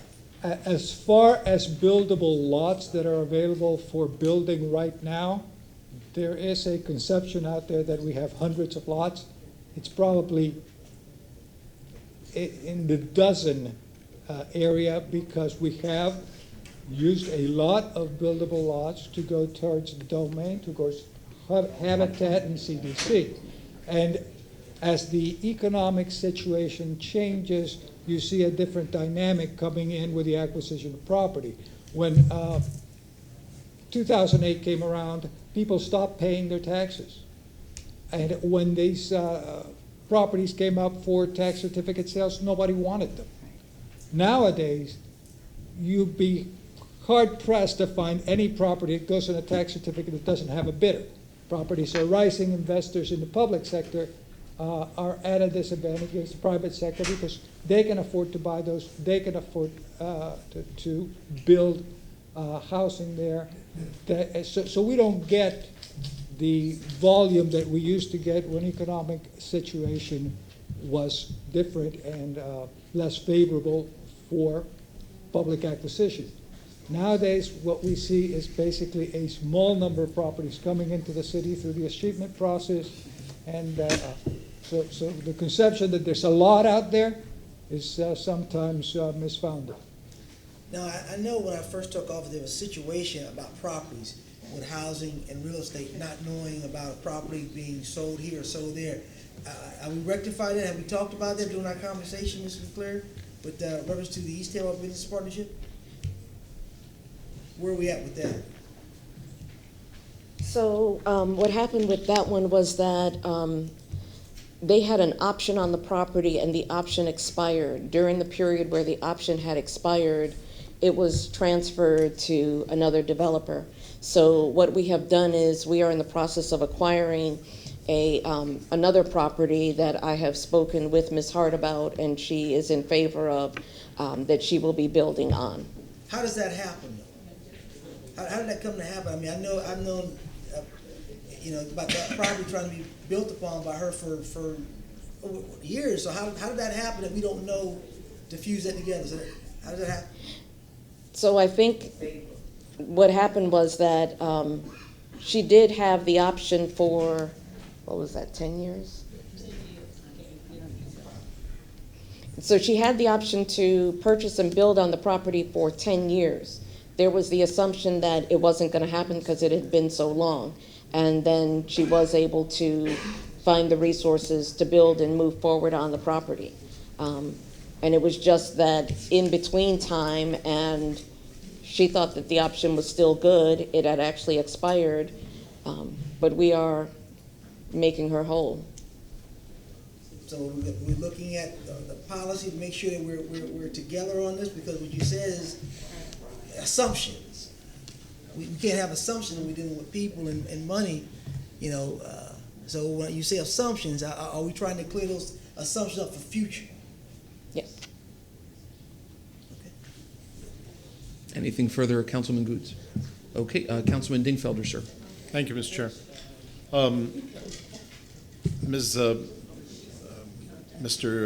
Mr. Coney gave us a great presentation. His mom brought up I guess, the bigger picture in regard to this idea of a trust fund. And I think that's extremely important. You know what I've seen, and I remember the Sandy Friedman Challenge Fund program very well. Like overall, it was a success. What I've seen is that we sit down here and we say, "Oh, we're the city of Tampa. Please, federal government. Please, state government. Please send us some money. Send us some money so we can help people." And after a while, the tap just gets turned off and turned off and turned off, and now it's like virtually off. I think it's the wrong approach. I think we need to be self-sufficient, and I think we need to be strong. And I love Chloe's idea about is she still here? Is she gone? Anyway, about establishing a trust fund, a local trust fund, and I'm glad to hear the county is leading the way in that, and we need to follow suit. So, to be clear, the county put general fund dollars aside. It's not a trust fund, it's affordable housing funding, Okay. Which is different because there has been a request for them to establish a trust fund, and in order to establish a trust fund, you need to have a designated funding source. Because they are the taxing authority, the city of Tampa is reliant on them to implement a trust fund and the funding source. I was on the Affordable Housing Committee along with Lisa Montilione, and then when she left office, Louis Vieira took her place, and we were pushing for that to happen. We also have the organization called HOPE, and I believe HOPE has come here before you, who has been pushing the county to create a designated housing trust fund with a designated source, much like what they do in Pinellas County. They have Penny for Pinellas. So you have a source where that money is coming from year after year. They've designated $5 million last year, $10 million in this upcoming year, but there's no telling whether they're going to do it again. If you don't designate it may not, you may only get it for a couple of years. Okay. So it would be great if, I guess it would need a push from the city council to the county commissioners, because there's also been some office changes there that I think they are more open to that discussion. Well, and I agree with you that to the extent we can work with the county commission on this and work together on it, we should. I also think we should, again, be as self-sufficient as possible. Last week, the Water and Wastewater Department came in here to talk about a $3 billion 20-year program to replace and improve the water and wastewater system, which is absolutely needed, okay? Mm-hmm. They've figured out a way to bond out 20 years down the road, to bond out $3 billion to make these significant improvements. So my question to the administration would be, why can't we look at some sort of bond issue long-term to help fund this trust fund? I'm not saying we're going to solve this today, but these are things we need to think outside the box. We haven't done it before. We need to start looking into it now, because just like drinking water and wastewater and every other utility is important and critical, housing is important, equally important and critical. So absolutely. Another thing you and I have talked about, Vanessa, is a goal. Right now, we sit there and talk about, and no offense to the nonprofits or even the profit, we talk about 8 units for this nonprofit, 10 units for that nonprofit, 40 units for the private sector. Great, okay? But you add them up and you're still under 100 units a year. We're not getting anywhere. Right. So we have to have a goal. We have to set our sights higher. We have to have a goal, and I mentioned this during the campaign a little bit. We have to have a goal of 500 units or 1,000 units a year, okay, and then attain that goal. And I know, again, it doesn't happen overnight. But if our goal is puny, with all due respect, if it's puny and it's 50 units or 100 units, then at the end of 4 years or 8 years, I'm not going to walk out of here and be proud, because we won't. In light of, what did you say, 150,000 units in the city of Tampa? Mm-hmm. that's a drop in the bucket, and we're just spinning our wheels. So we need to charge forward in this, and I'm sure that Mayor Castor, she's a critical part of this, will charge forward with us. Two other small things, well, at least one other small thing I wanted to say. Oh, two other things. One, another source of possible revenue is that anytime the real estate department executes a deed and sells city property in the term, and one thing that jumps out at me across the street here is we sold a whole city block for how much? 5, 6, 7 million. Huh? $6 or $7 million. $6 or $7 million. Okay, and that money probably, I don't know, went into the general fund and for a million things, 100 different things. But what I'm going to suggest is maybe the city council looks at an ordinance, because an ordinance has long-term teeth, that says anytime the city sells some type of significant property like that, there's another one out there on the east side of town, I think, that we're looking to sell to Tico for millions of dollars. And then up the river, we've got property up the river that now the city has vacated for some future private development. We can take those funds, and instead of just throwing them to the general fund and never knowing where they went, we can put them into a trust fund and actually get that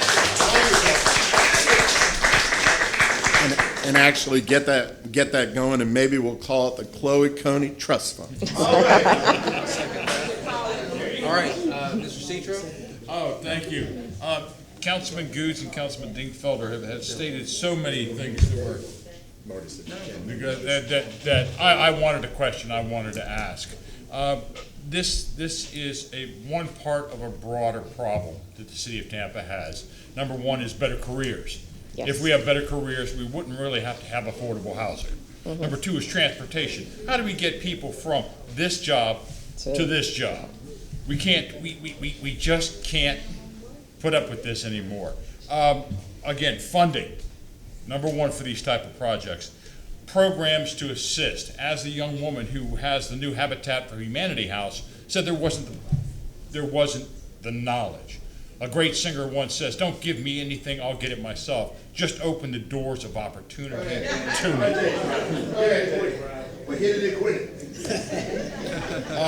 And something that I've spoken to and spoken about is when we have larger lots, when the city has larger lots, can't we split them instead of putting one home, put two homes on them, two affordable homes on them?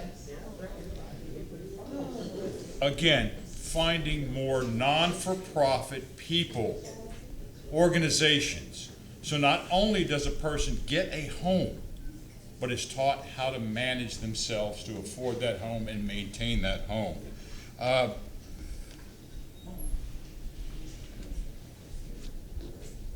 I'm finished. And nothing to the other council members that were here before us.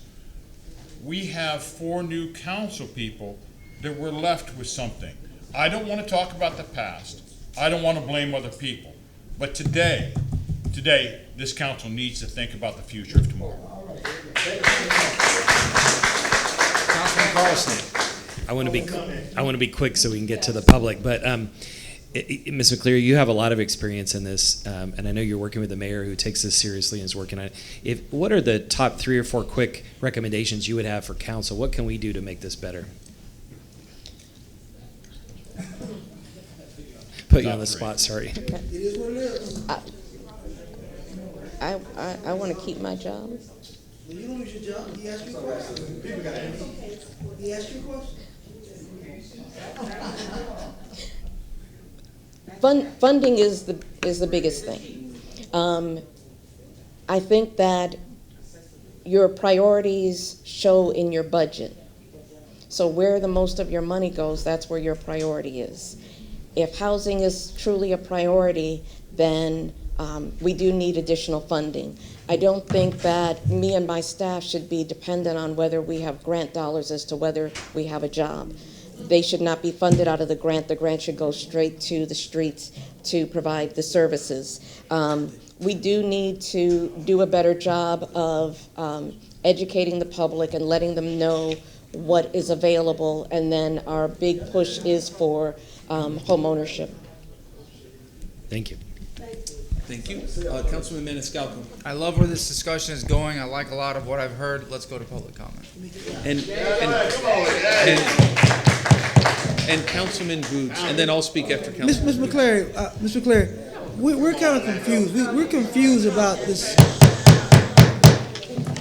Myself and Councilman Maniscalco are confused about this advisory housing committee because he stated to me he sat as the chair, as a committee person, and never went to one meeting all year long. I got confused. I went to a place in the county, sat there, felt like an idiot, came back here. So we don't know exactly what committee this is that we're supposed to be a part of. The affordable house, so the county has an affordable housing board. And I did send over the link to their affordable housing board. It was last year, there was a change in the state statute, and so they have to reorganize their affordable housing board. And when they did that, the city lost its seats. So we had a council member that had a seat, as well as I was there as an appointed person by the mayor on their affordable housing board.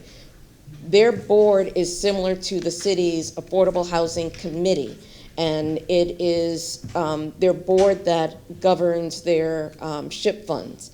And that's why the city lost its seats, because the SHIP funds that the county receives can only be used in the county. So they felt that they had limited slots, and they needed to be sure that they were filled with the positions that were required by the state statute. So the city's own housing committee, that we have a spot, we don't have a spot anymore either on that board either, within the city. No. So basically that's a mute committee now. Yeah. So if you look at the state statute, it tells you about the different representations that need to be there, but elected officials is not one of them. Well, we should probably remedy that. And just on my end in closing, obviously a very important issue. It's a crisis as we're always reading about it, and government's capacity and ability to respond to that crisis is bad right now, or I should say government's willingness in the state of Florida, federal government, to respond to this crisis is bad right now. But you give us a year and a half, or 2 years when we're not going to have the roaring economy that we have right now, when the crisis that we have is only going to get worse, and yet our real capacity to deal with it is going to be diminished because of a recession. So, you know, the clock's ticking, and we certainly ought to deal with this issue as soon as possible. Okay, we're going to be moving to public comment, and I was speaking with staff, Ms. Mora, and I actually have very good news for everyone who's here to speak on this, because for me, public comment on issues like this, and for all of us, is the most important issue, to hear from the public on issues like this. So we're actually going to be moving our 1:30 to a to-be-determined time. So that means I'm personally fine, and Council, any objections with 3 minutes? Any objections? Okay. Yeah. So we're going to be doing that, and I'm personally fine on staying here until about 4:15 myself. And I know the only issue is our good friends at the hardworking people at CCTV need to take off 25, 30 minutes for lunch, and then we shall return. For that, we'll continue to hear everybody out. So we'll do public comment. Now, if anybody has to leave in the next 20, 30 minutes for work or whatever, just try to go first. Mr. Shelby. Mr. Chairman, you had indicated putting off the workshop. We'll need a motion, won't we? But I guess the question is, I believe the recommendation is to reschedule to another day. Yes. To another day. So to remove it from today's agenda, subject to it being rescheduled by staff with the concurrence of council. May I have a motion? I'll make that motion. Any second. We have a motion by Councilman Maniscalco, a second by Councilman Goots, concurrently with Councilman Carlson, because I think we're all thrilled. All in favor? Aye. Any opposed? Thank you. Thank you, Ma'am, go ahead. Good morning. Good afternoon. My name is Carol Ransom. I live here in the city of Tampa. And I think we got some really great information today on this workshop. Ms. McCleary's office, the developer, the not-for-profit, the young lady with the new home ownership, other agencies as well as the comments from you guys. But one of the things we come to realize in this meeting today is that we have to take a homegrown approach. We cannot continue to operate, my grandmother always said this, if you keep doing the same thing, the same way, you're going to get the same results. When we talk about affordable housing, we're talking about a class of people who have a greater amount of income. What we gather today to talk about with you is working class housing. Those are the managers at Burger King who has the wife who is the cashier at Walmart. Those people can't afford affordable housing. They don't even fit into that guideline. There is a sector of the public that's out here today, and we will be heard, that wants you to know what our needs are. When we thank you. When we talk about working class housing, we know who we are, and we know that you've already given the 100 lots, the $1.5 million domain homes, and it was all done without the consent of the people, citizens who live in District 5. We come to you today, we're asking for a town hall meeting. We have new members that are here on the council. You haven't heard from the general public that lives in District 5. We want to be heard. You've heard from Ms. McCleary's office, the big-time developer, the small-time agency, the not-for-profit. You heard from everybody. But the people who are going to be neighbors to the people that live next to those vacant lots, you haven't heard from us. We think it's imperative that we take some time. We're not asking for a task force.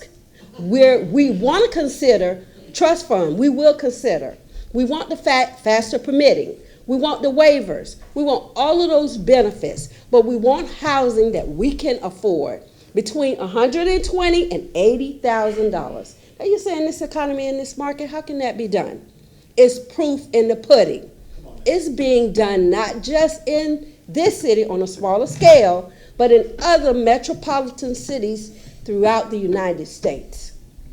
The gentleman came today, he talked about the 41% African Americans who own home here in the city of Tampa. I doubt that that number is even true because I believe that the number is far below that. We have people, 20,000 people on the waiting list for Tampa Housing Authority. The proof is in the pudding. We cannot continue to do the same thing the same way every time. When computers came about, everybody pushed that typewriter to the side. What I'm saying is, Ms. McCleary, you did a very good job. We appreciate that. But now we got to consider the people who are in District 5, of District 5, voters and taxpayers. We deserve to be heard. We asking for the town hall meeting. We asking for the faster waivers. We asking for the trust fund. We asking for all those new and innovative ideas to get housing for us.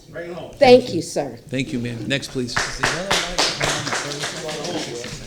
Good afternoon, Councilman. My name is Robin Donaldson. I own Renew Construction Services, and I also represent NABWIC, which is the National Association of Black Women in Construction. We're here, and also my partner from AG 46. We're here to provide a solution to the problem that of the housing problem that exists in the city of Tampa, and we're suggesting to do that by utilizing storage containers. Now, we took the liberty of providing each one of you, the elevation, so you understand. Straight to the point, storage containers cost between $1,400 and $5,000 a piece, really depending on the size, condition of the unit. The total construction process from start to finish is about 30% faster than a conventional build. Construction can finish and furnish a small shipping container home for as low as $10,000 and a 3-2 bedroom home for $50,000. So a container home, the median price per square foot is $40.63. We're talking about 2 20s, 110, and two quarters at a dime. Okay, so in the traditional median price is $168. So that's a big difference of $127.37. Again, we just propose that, again, we be heard and give us an opportunity to solve the problem. Let me do the math on this. I like math. It's always been a good thing with me. I've seen the guy from Domain And Home. sir, if I may, number one, could you state your name? Number two, My name what is I would, John Zonatelli. I'm an architectural designer. If you want to restart the clock for 3 minutes, if you're going to be talking right now, to give you 3 minutes, it'll That's actually fine. give you more time. That's fine. Okay, go for it. Let's start. My name is John Zonatelli. I do architectural design. I've done work in London, Los Angeles, New York, and Tampa for architects and engineers and for investment companies. Been doing this for 25 years. Also owned a club, also owned a restaurant. So my background is there. Let's start with the numbers. The individuals from the city or the county stated that they gave Domain Homes 75 homes, 75 lots. Gave them $1 million too. Now, on a home on 2915 North 21st Street, they marked it up as 179. 3 bedroom, 2 house, 1,266 square feet. Same lot, same, another house over, 215 in that neighborhood. You can't sell a house for that much in that neighborhood. You can, but not to the people that live in that neighborhood. The problem we have, and it's an easy problem, I heard a lot of talk about accountability. I love that word, because they're not doing it. We're talking about a simple solution to a very complex problem. It's simple. All you have to do is fix the housing problem. The housing problem is, how much are you going to build that home for? It's easy. You got a number of solutions on the internet. You got a number of solutions that architects are doing in other countries and other states with container versatility. We can build a home for $54,000 with all the additional architectural designs, the container cost, the permit, the fees, the slab, everything that you need to build and construct a home. We have 5 models to choose from, maybe even more than that, to build a home on these lots that they say they need money to build it for. For instance, Domain Home says they charge $179,000 for that home. It's substandardly built. It doesn't have upgraded appliances, and the construction job is cheap. If you go this route with containers, your flexibility and everything else goes with that container and with the construction of it. I gave you a comprehensive plan, and I think you got that yesterday or the day before, of all the scaled out models, the architectural design, and the concept of a lot of different ways that we can go about this to save that additional money they keep talking about they need. I don't think they need it. I think they need to know how to manage it. That's the problem. If you're saying that normal people don't buy homes or don't buy property, that's a lie. Mr. Dawson, Pastor Dawson, which I think the young lady introduced me to, is a pastor. He bought 12 lots on 22nd Street. He owns them. He called me to hire me to do a container construction project because of what he saw on Channelside. But you say they can't afford this. They can. You need to find a substantial and a versatile way to construct. It's not a problem of trying to fund somebody to let them get a certain piece of property. It's how that you go about it. Thank you very much. Thank you. Thank you, folks. Next up, please. Thanks. My name is Ernest Johnson, and I had the opportunity to speak with Ms. Burton, and we have the same idea about container homes. And I've shown this at the Recreation Center at gatherings, the old Central Park family reunion, and no one rejected that they would not live in that property or container homes. Like he said, there's 5 models, there's 50 models, and there's some can be bought already built. But in this city, you have construction owners who are willing to build these things at, like he say, $50,000, $60,000 based on a 1 room, 2 room, 4 room, 5 rooms. But they're also hurricane ready to stand which category this, what the state regulators say and this and that. And I want to say something about the bond issue.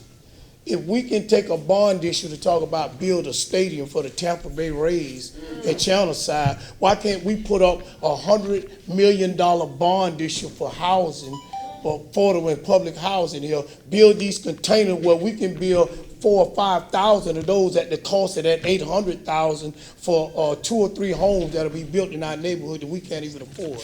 Everyone lived in that. Most of these neighborhoods have older senior citizens in it. And the children that lives in their 30s and 40s, and they don't have the economic accumulation that their mother and father had. And so we were looking at the same container homes, and we want to come back and bring a proposal in 60 days to this commission about that. And we want to put it on the docket. We're going to send a notice and everything. And that is what we need to do in terms of trying to find a solution besides all these 200,000, 190,000 and all of this. But these houses are affordable, and I also have a plan of how they can be paid for and remove people from the Section 8 voucher rolls, and they'll be homeowners for life for a minimum of $50,000, $60,000 for a home. Thank you. Thank you, sir. Next, please. And I'll also, I believe council knows this, but just during public comment to refrain, if you would please, from any comments so we can hear as many people as possible. We usually allow it, but just we have so many folks. Go ahead, sir. Good morning, Councilman. Congratulations to the new councilman.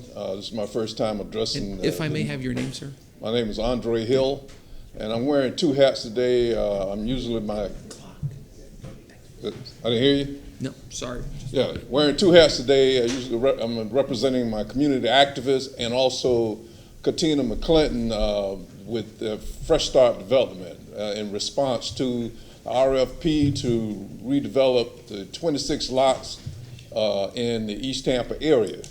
First and foremost, one of the things that I'm concerned of, this is my hometown. I was born here back in 1952.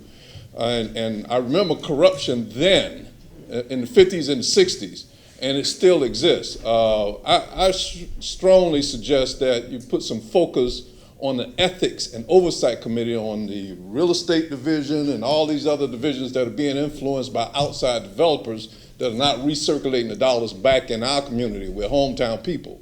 That really needs to be some focus. Also, the 26 lots, understand that 6 other lots are going to be very difficult. What Fresh Start Development is recommending that they can build 1,400 to 1,500 square feet with 3 bedrooms, 2 full baths, and a 1-car garage at about $130,000. That would be called workforce housing, where a lot of those people that are starting businesses or working in fast food restaurants will be able to afford that sort of housing. So the proposal, the RFP, instead of handing it out to establishments that are dealing with market rates, what have you, you should seriously look at developers or contractors like Fresh Start Development and also like our nonprofit organization, Resource Development, and awarding those RFPs without the contingencies that was done before with domain homes, or you had to build so many, having this experience and that experience. And our people, particularly black people, are still suffering from the consequences of slavery. They're mostly first-generation entrepreneurs, and so we now are working on getting a foothold in developing our own businesses. So that there should be some focus on that. We have an economic plan, we're implementing, and we will be back before you real soon with that economic plan for West Tampa and also East Tampa, creating an engine where black folks that bought into this so-called American dream and lost. We lost in the 60s when we gave up our businesses thinking that we were going to be incorporated. So that's basically my comment. Thank you very much.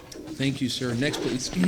And to remind everybody, we're taking a break at 1 until 1:30, so CCTV can eat lunch. So if anybody is not able to comment that wishes to comment after 1:30, please make plans to comment now. Thank you. Go ahead. Good afternoon. My name is Sandy Sanchez, and I live at 2705 Fig Street. And I'm a student of global sustainability. We have to think of the sustainability within our city, what we need to do to continue to maintain. And I'd like to make a comment on what Councilman Dingfelder said, is we cannot continue to go on as we're going, one lot, one house, one family. We'll never get anywhere as long as we continue to do that. We keep losing affordable housing. As soon as we get a contractor that comes in and builds a house, all the affordable housing appreciates. There's nothing we can do about that. It's something that we've created ourselves. But I want to talk about the lady who spoke about the workforce housing, because there are a lot of families in West Tampa, Sulphur Springs, and East Tampa that actually own their own homes that may have inherited them. But part of the problems with that is their homes get older, they need repairs, they do not have the money for repairs, so they consequently sell to the contractors. We should have some type of low interest rate for those homes to help them refurbish their homes. There are programs in the county which take care of the elderly, the people that are handicapped, the people that are economically depressed, but the ones that are just over that level, we have nothing for them. On a comment that Councilman Carlson made about the billionaires in Singapore, as a student of global sustainability, we need to look away from just the local financing. We need to look internationally. There are people in different countries that are interested in investing in our community, but the way that we do things with the RFP does not give them an opportunity to bid on those different things that are happening. Vertical density is the way that we need to go. You cannot avoid it. You have 100 houses, 200 houses a year isn't going to do it. We have to look at the way the other, Singapore, La Paz, Bolivia, a number of the countries have gone together, and they're larger cities where they have incorporated transportation, the arts, and housing all together to make it work as a unit. We keep on talking about transportation. We worry about the CSX lines. We're expanding the interstate, but we don't think about going up. La Paz, Bolivia, has a gondola system that takes care of 250,000 people a day. It is relatively inexpensive. It takes the congestion off the street, and it helps people get around, and it's very successful, and it also has come in from international money. I think it is Tokyo that has sidewalks that are above ground for people, and I understand that's a little bit much, but I don't think the gondola is a bad idea, and there's a number of other issues that we can be going. I would suggest the National Geographic for April 2019. Thank you very much, ma'am. If you would. Thank you, ma'am. Thank anyway, you. Take a look at that. It'll show you about what the other Thank you, cities are ma'am. doing. Next, please. Thank you, ma'am. Next, please. Hello, my name is Burley Drayton. I relocated back to Tampa, Florida in 2013. I am a former military spouse. So a lot of this today is new to me. I'm hearing a lot of the agencies I never heard before. Today, I would like to invite everybody sitting here up on the desk panel, your councilman, to come live in my affordable housing with me today. I'm dealing with mold and mildew. This is the 4th house I've had since 2013. The city of Tampa and Hillsborough County has not done me any justice. I only get one income a month. That income comes from the ex-husband of the military who has served over 23 years. He knows the conditions of the house that I'm living in. I believe it's unfair. I call the code enforcement. They come out and take a picture and they tell me there's nothing that can be done. I call the city of Tampa. They come out, there's nothing can be done. I've been living on the streets for 5 years right here in the Tampa Bay area, getting harassed by the city of Tampa. I didn't know nothing about living on the streets. I knew nothing about affordable housing. I was living in a government military housing for the last 23 years. I've been living with this mold and mildew for the last 3.5 years. I have a bag of medicine here that I've never taken in my life until I started living in affordable housing. I made a point of my business to be here today to meet all of you. They had another meeting at CDC and University today at 11:30, but I had to be here. I would like to go to 11:30, but I'm not going to make it. I want somebody to know that I don't appreciate the way that I had to live on the streets. I was a working person, but because of the conditions I had to live on the streets, I couldn't go to work and I couldn't get an affordable housing. I only make $50-some over the required Social Security. And because I received the money from the military husband, my Social Security won't give me anything until I turn retirement age. I don't believe that is fair to me, because when I was working, I wasn't drugging, I wasn't alcohol, I wasn't getting arrested, I wasn't causing anybody in the Hillsborough County any problems. But today, I want to be the problem for Hillsborough County. Thank you. Thank you very much, ma'am. Next, please, sir. Good afternoon, Council. My name is Christopher Vela. I live at 9241 half East 11th Avenue, Tampa, Florida, 33605. I am in District 5. I'm also president of Historic Ybor Neighborhood Civic Association, which again is in District 5. A little bit about Domain Homes. I got this information in early 2017. I did just like any other community leader has done. I reached out to the city directly. I had conversations with Tom Snelling and Bob McDonough. What I wanted to find out is why were we undervaluing land in our community? And what I mean by that is the land in Ybor City has multiple uses. It's near transit lines, robust bus systems, it has walkability. Yes, it can do some more improvements, but it's close to jobs, it's close to the city center. But here we are where we're putting down what I felt was cheap construction, cheap homes, on lots where we could have triplexes, duplexes, quadplexes, apartments, or houses, or businesses. Because if you look at the land use of the area itself, it allows that in District 5, at least in Ybor City. I don't want you guys to even narrow it down to Ybor. You have to look at Palmetto Beach. They've been living next to the port. Constant barrage of just pollution And for me to go there and even enjoy their parks, which are falling apart, by the way. City of Tampa has McKay Bay Park over there. I had to report a broken boardwalk that was dangerous. We just need to improve the conditions district-wide for 4 to 5. And I think we're completely becoming short-sighted with that. But with the whole thing with Domain Homes, I was able to succeed to get a couple homes off that list that were in the urban core. But we just need to, when we look at RFPs, when we look at going out to getting these jobs, we need to diversify who can apply for that. My family has inherited, they bought into Ybor a long time ago, in the early 70s, before the Bar Latino Commission came in full swing. Now it's expected from them to go through a lot of hurdles and expense just to design for historic preservation. Wouldn't it be great for people who are the owners of properties or who are invested in the communities for a long time, have more abilities to fund, improve their homes, even if it's not a homestead, because they are also landlords as well. That is a big problem because I know multiple minority landlords in my community that need help. And then lastly, you heard me talk about transportation often. FDOT owns a ton of state properties along the interstate in VM, Historic Ybor, and District 5. We need to impose a statute of limitation. If they're not going to do a dang thing with these properties, then we need to build on them. We need to provide affordable housing. We need to provide affordable businesses. We need to connect our communities better. We can't prolong this structural racism of the interstate and how it hurt us when we got redlined and how it hurt us when the city came in and dropped the retention ponds in East Tampa and harmed our community. We got to restore ourselves. Thank you, sir. Next, please. Good afternoon. So I'm just going to reiterate what a lot of people have already said. And I'm sorry, ma'am, your name, please? I'm sorry, Mona Judge. Thank you, ma'am. Okay. And what a lot of you have already heard. I believe what Domain Home, Vanessa, and those people are doing are good for a segment of people. But I'm talking about maybe the tier underneath that.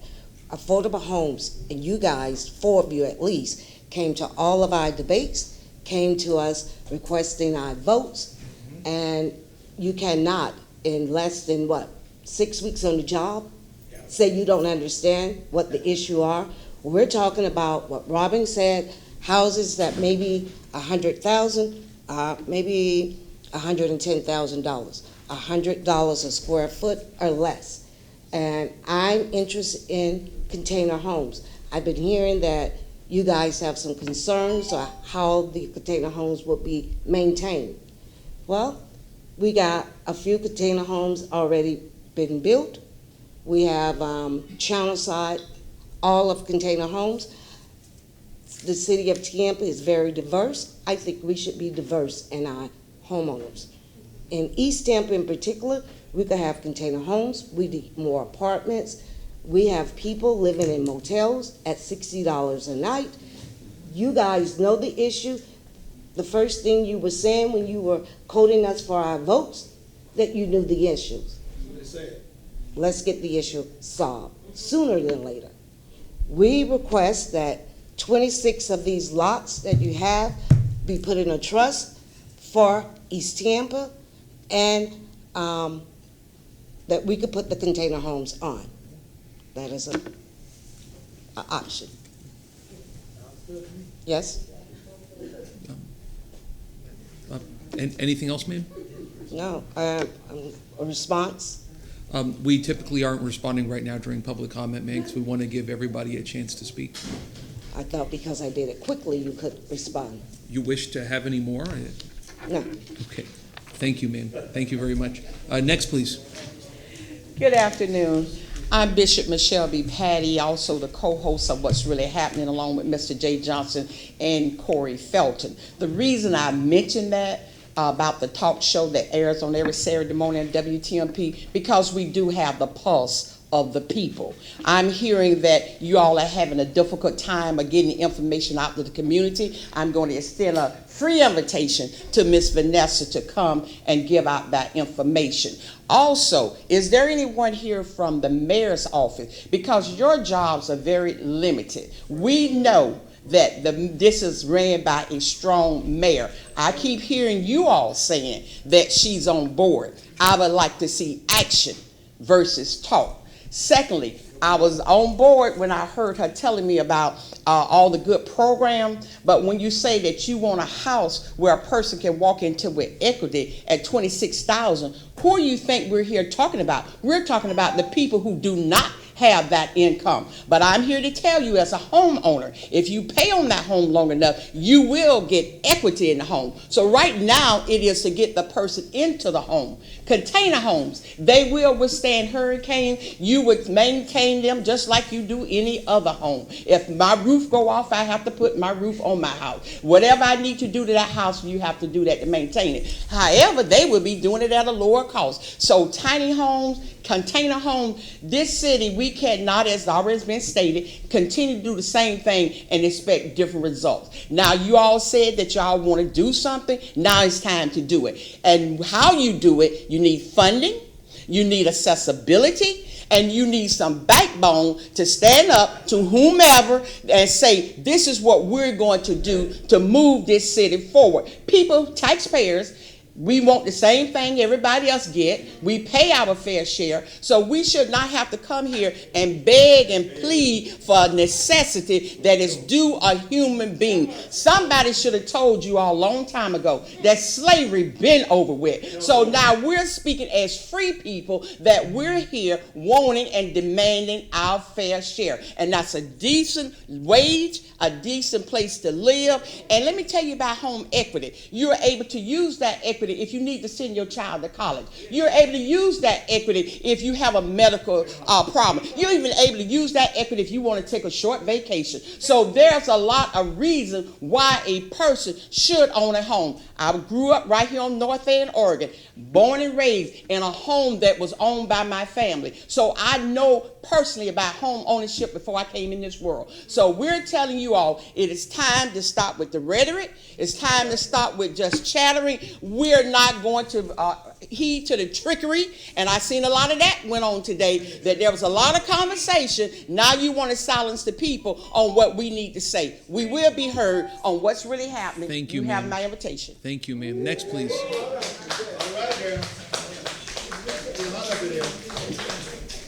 Connie Burton, on this side of the aisle, we're building coalitions. Believe that. 3506 Clay Street is a home that was built by one of the nonprofits. $209,000 inside of a community that is described as a blighted community that don't have no amenities, but that's the price for that house that's built by the nonprofit. Working class people, people that work at Walmart, brothers and sisters that work at Wendy's still deserve to have somewhere to stay. We're not playing checkers and y'all playing chess. We're on the same board now, all right?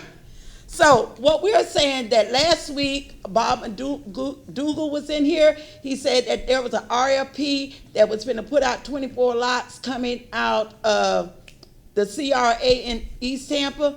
We're saying hold those 24 lots. That's right. Hold those lots. What we had from Ms. McCleary this morning was a whole re-edition of how Domain Home, that ship has gone. But if you write an RFP that only they can win or another big developer win, we're in the same spot. We want those lots, and I'm going to give you the listing of them, to be held for this community so we can move forward and build the demands of the community. I've expressed to you continuously that we have not had a updated strategic plan in East Tampa. We want to work on that. What is the rush? What is the rush? Hold the horse. Let us come back with our plan. And then the second thing, in Ms. McCleary's presentation, although she might be working with agency, I thought a workshop would give me a little bit more insight. How many clients do St. Vincent de Paul see about? Why do we have people living in hotels? If they're getting a buck of money from the city to take care of some emergency housing situation, give us the number. We want real accountability. We don't want to hear this fluff anymore that these agencies are doing these jobs out here in the community. I'm glad Mr. Ernest Coney is still here because I believe in talking in front of people's face and not behind their back. That what they're building inside of our community, we don't consider it to be affordable homes. You all might like them, you all might love them, but if housing cost is $200,000 inside of our community and they are on 34th Street where they have contracted with Beacon Home, we are spectators in our community. And the homes that are being built by Domain Homes off of 22nd and 21st Street, that everybody is welcome. But I'm concerned that when I look at the list of everybody's there and I go to welcome the neighbors, you know who I'm seeing? Not people that once lived in that community, but newcomers. We are spectators and we're gonna flip it around. Thank you. Thank you, ma'am. Next, please. Nothing further. And 'tis not. First and foremost, what you have to understand and what I always say, it's a disrespect and a disregard and a disconnect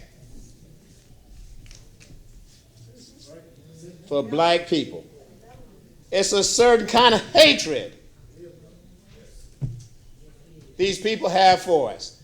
And they express it every single time, every single day, even when they're trying to be nice. All these people came to speak. And you know what's the biggest concern? CCC TV got to get lunch. CCC TV, they need half-hour lunch. The citizens that's getting parking tickets and running downstairs, up and down, because they have no place for you to park, no accommodations. CCC TV got to get lunch. It's a disrespect. One day after Juneteenth, it's a disrespect for the freedom and the aspiration of African people. And it's important you know that now. It's important you know what we feel and our sensitivity, because they tell us about everybody else's sensitivity. How you can't talk to gay people a certain way. How you can't talk to other kind of people a certain kind of way. But it's 400 years of hatred connected to 600 years of hatred and exploitation of the African people. CCTV don't need no break. They need to do just what everybody else until the last person speaks. They need to hang on and do whatever. And then another thing, people like you to forget history. Making positive comments about Sandy Freeman. Sandy Freeman was responsible for coming through the black community under the auspices of drug homes, crack homes, gang infested, and guess what? Her husband was stealing the damn property. And so it's a disconnect when you're talking about $200,000 homes and you're talking about black people. It's a disconnect when you're talking about putting liens on everybody's property inside the African community. It's a disconnect when you're seeing our kids with their cars and it's over on 34th at the Empire lot. Because why? They had the same MF and marijuana the white kids had in their cars. And there ain't no white folks' cars over there, unless it's connected to a murder. None. It's a disconnect and it's disrespect, and y'all got to respect us more. And we ain't begging for it. Sister Michelle Patty said y'all acting like y'all don't know slavery is done and over with. It's done and over with. And we ain't taking it no more. I've been coming out here for 27 years. And we ain't taking it no more. Ain't gonna wear me down. Still look good. Thank you, sir. Next, please.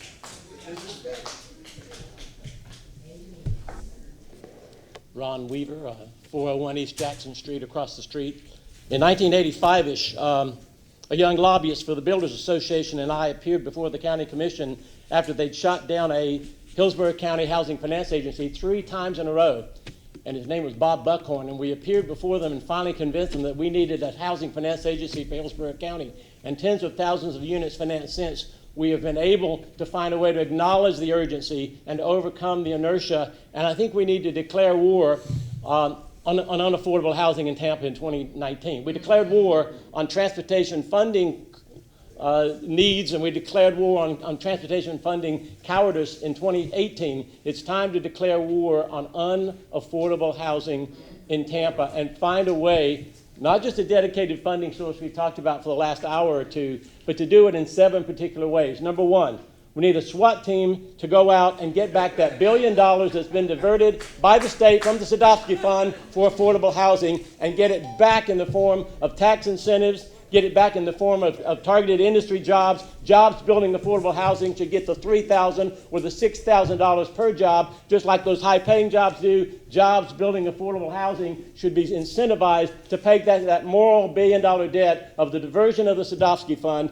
for the last 10 or 15 years. Number two, SWAT team, is we need to go to the Community Foundation and find those hundreds of millions of dollars that have destinations and mobilize the destinations of those wills and grants and trusts where people want to do the right thing in their will and their trust, hundreds of millions of dollars worth of Community Foundation. We need a SWAT team to find out where they are and mobilize them to critical masses of projects in the Community Foundation. SWAT team number 3 needs to be a federal opportunity zone devoted to affordable housing. If the opportunity zone influence of our great Governor DeSantis in the White House with President Trump, who is part of the original bill, we need to find a way for the opportunity zone mechanism to find a sister in the attainable housing, affordable housing means as we work together with the Florida legislature and that $1 billion moral debt repaid, and also to the federal government in order to find ways like the opportunity zones to mobilize for affordable and attainable housing in Tampa, Florida in 2019. A goal? How about a goal of reducing by 7% the combination of the current 58%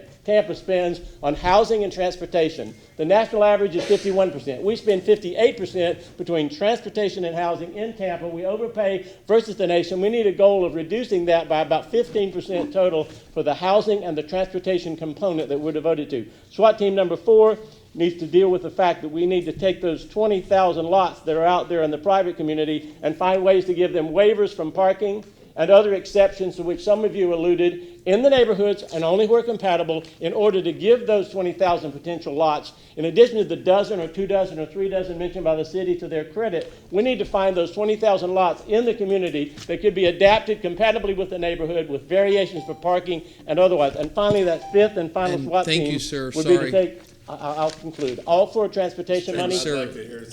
6 and 7. 30 seconds. Go ahead. 30 sir. seconds. Thank you, Mr. Dinkelder. SWAT teams number 6 and 7 are number 6 is to take the all for transportation funding, $272 million a year for the next 30 years, and direct it in locations that assist in the affordable housing, as was mentioned by several of you earlier today. And then finally, with respect to where the dedicated funds might go and what we need to do to find their dedication, I think it's time that each of us finds a place in each of our budgets and in each of our concerns to find a way to make affordable housing first. Thank you for that extra Thank time. you, sir. Next, please. And we have 3 more slots until 1 o'clock, so if anybody has to leave for 1:30 when we'll return, just please make accommodations. Go ahead, ma'am. Hello, I'm Sally Issy Lee, and I'm speaking in behalf of Organized Florida. I'm going to cut my personal story short. As a senior recovering from a brain stroke, I could not afford an apartment or house to rent that's affordable. To seniors, affordability is very important. Retired or disabled, seniors are finding themselves homeless with no hope. Affordable housing would allow opportunity for seniors, single parents, working poor, an opportunity to rent or afford the hope to own, be able to rent safe and affordable housing. Please support low and everyday working Floridians struggling to find quality affordable housing. And another thing, I have did a housing program at the library, helping homeless people, making referrals to agency for 1.5 years after I got out of homelessness without any money, trying to do a service. And also I'm about to round up my 2,000-mile walk for affordable housing. And everything that it takes to make a house is free. God provided it in this earth. And he is not happy how we're treating citizens of Tampa, Florida, and of America. It is our human right to be able to have a home. And God is not pleased, and we need to fix this problem. Thank you. Thank you. And I was just told by Orlando Goods, that Councilman Goods, Miss Goodley is. Oh, there you go. Okay, she's in line. She has to leave at before 1. Go ahead, ma'am. Okay, again, you've already known. My name is Alice Moore, and I'm on behalf of Organized Florida in reference to the Bill 7103 and also renters reform. Just to give you a short synopsis about myself, because the society tends to make decisions about us based on race, income, and sometimes experience. I was born and raised in Tampa, Florida, completed high school, business clerical school, completed college, raised 3 children. I have been a tenant, I have been a renter, and I've also owned a townhome. Between all of this, I have raised 5 of my grandchildren at different times. I retired from the state of Florida after 30 years and 12 years after a part-time job. And all of this, I've had many ups and downs and have always been able to bounce back. I now find myself about to be homeless, which is facing so many people, as Sally said, in income starting from $30,000 and up. There is nothing that we qualify for. I know help. This month or next month, my lease is being for July. The rent will go from $900 to $444.14. And I started to ask you to take your calculators out so you can see what I'm talking about. Being paid out of my retirement check, state of Florida, $1,470. From that, car insurance, $266. A closed credit card, $70. And if you subtract that, you see I almost don't have $200 or just about. What I would like to do, which will be divided by the lease, they will be dividing the water, which I can't plan in a budget because I don't know, because they're going to be doing it by apartment building. The month when they first started, they said $68, and it's just me in my household, but I'll be paying for 3 or 4 people in a house or in a room. So, building, I know that you can, I know it seems to be cheaper. You can't move to a cheaper place. People in my income, for seniors, there is no place for you. There's no place else to go. I know you can say that, but it doesn't. We don't qualify for any of the things. Our income, everything is based on the gross, not the money you actually live out of. My income, my Social Security is also being taken up, and from that, I will have probably maybe $100 left. We're not talking about food, we're not talking about gas or any of that. And you do need a gas, and yes, if I got a part-time job, that has nothing to do with what my entire retirement check goes. That means I'll be giving it to the system. The apartment now, that means if it's $944 now, next year it'll be $1,000 or so. And that way, that means where do I go? I will be homeless. And almost now, I know I don't look and act like it, but now it's a little scary to never have been in that situation, especially being here and being raised here.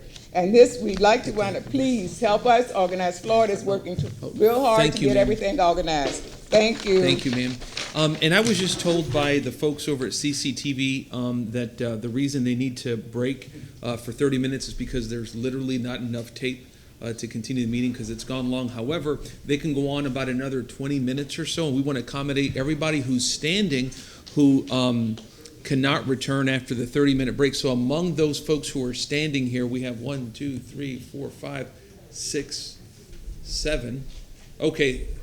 There at 7. Okay, so after that nice young lady who just got up, that'll be the last person we go before our break. Okay, go ahead, sir. Hello, my name is James. I'm here to represent an aspect of the population that I don't think y'all have ever addressed. I'm a convicted felon. Human rights is to have housing is a human right. I'm a homeless person. I've been to the Housing Authority, all the agencies. Everybody's giving me lip service saying they're here to help you because you're homeless. I have an income, but I'm not being serviced by anybody. St. Vincent de Paul, Housing Authority, everywhere is turning me down. I'm homeless. And y'all talking about fair housing? Every apartment complex that you go to, they have a sign saying fair housing because they're getting money from the government.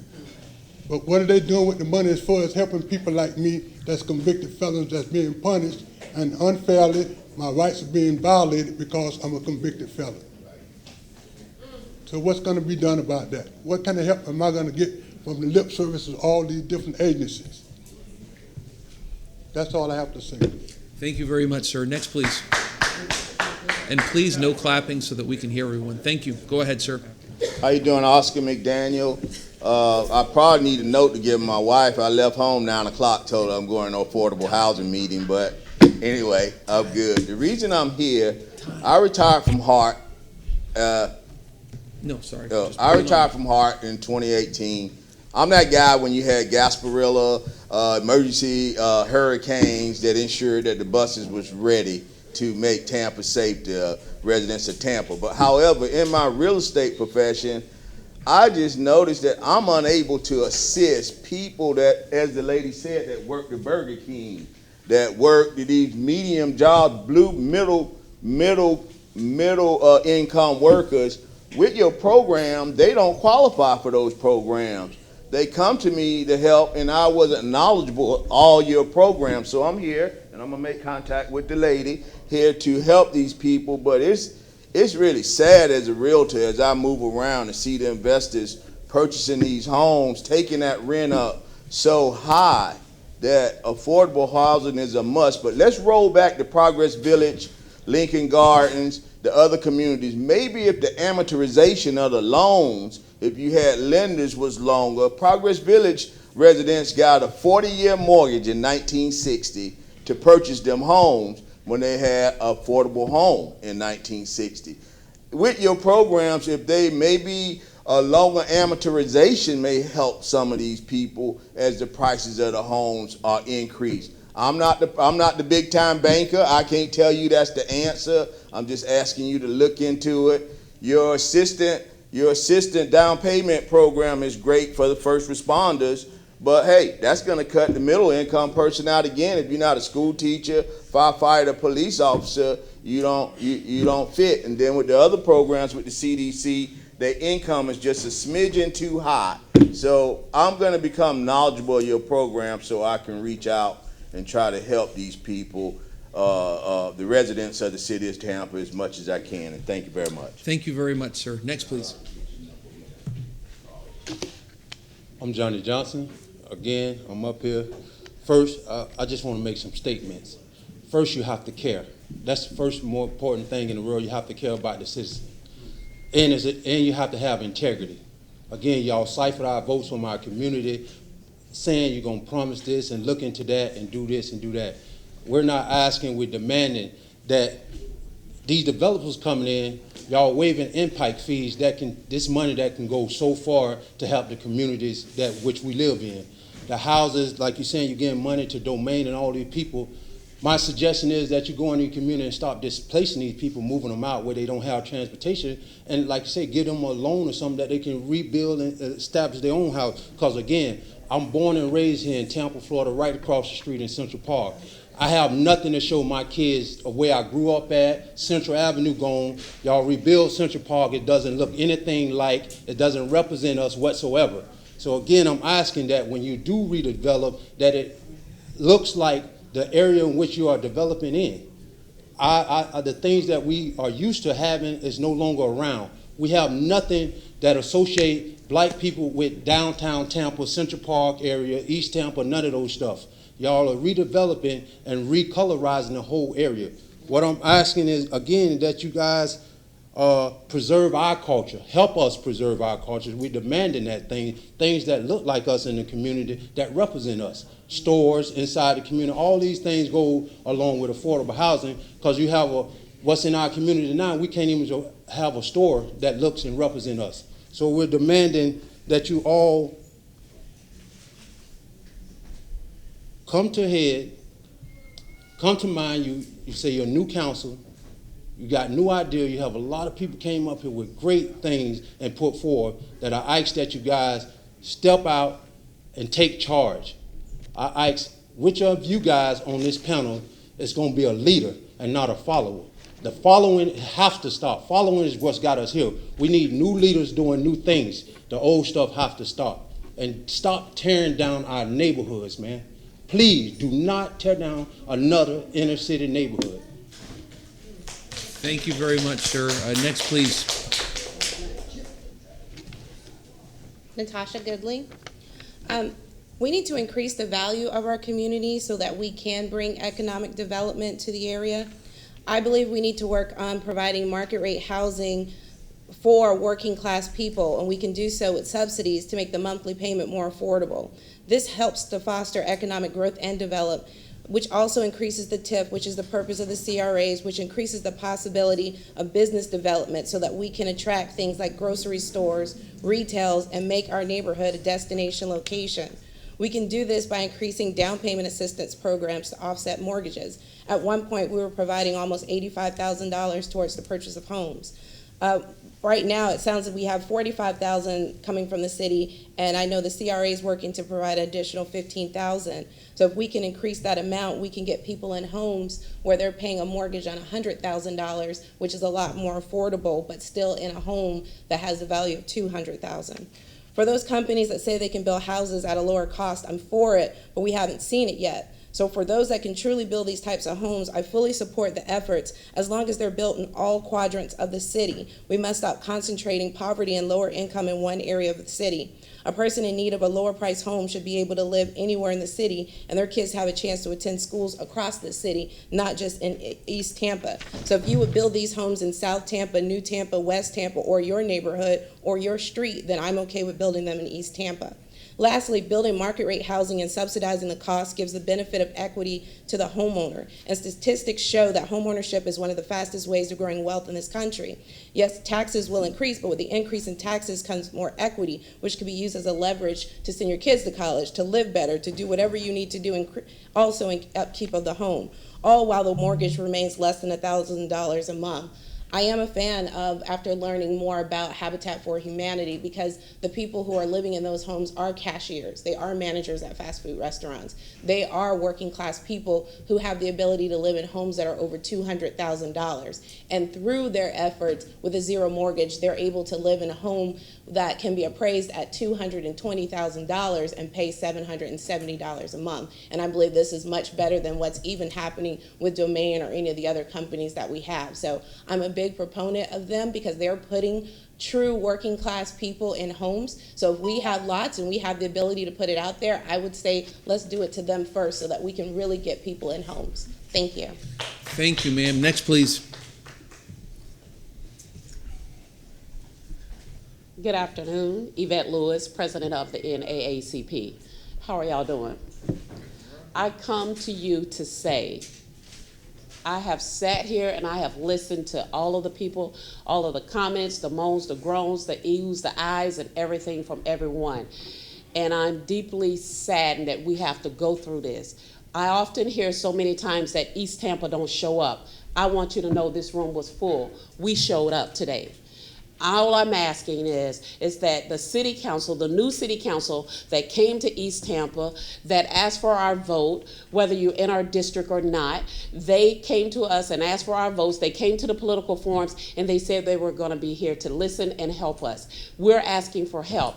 I am asking here on behalf of the NAACP that you put a moratorium, a hold on some of the projects that you're doing so we can have a conversation. The city can revamp and have a meeting with the community. I'm not sure who the city met with before, but it's a new regime here. It's a new day in the NAACP. We are here to have the conversation. We have had one meeting with Domain Homes and we're trying to have more, and I believe that's going to work out.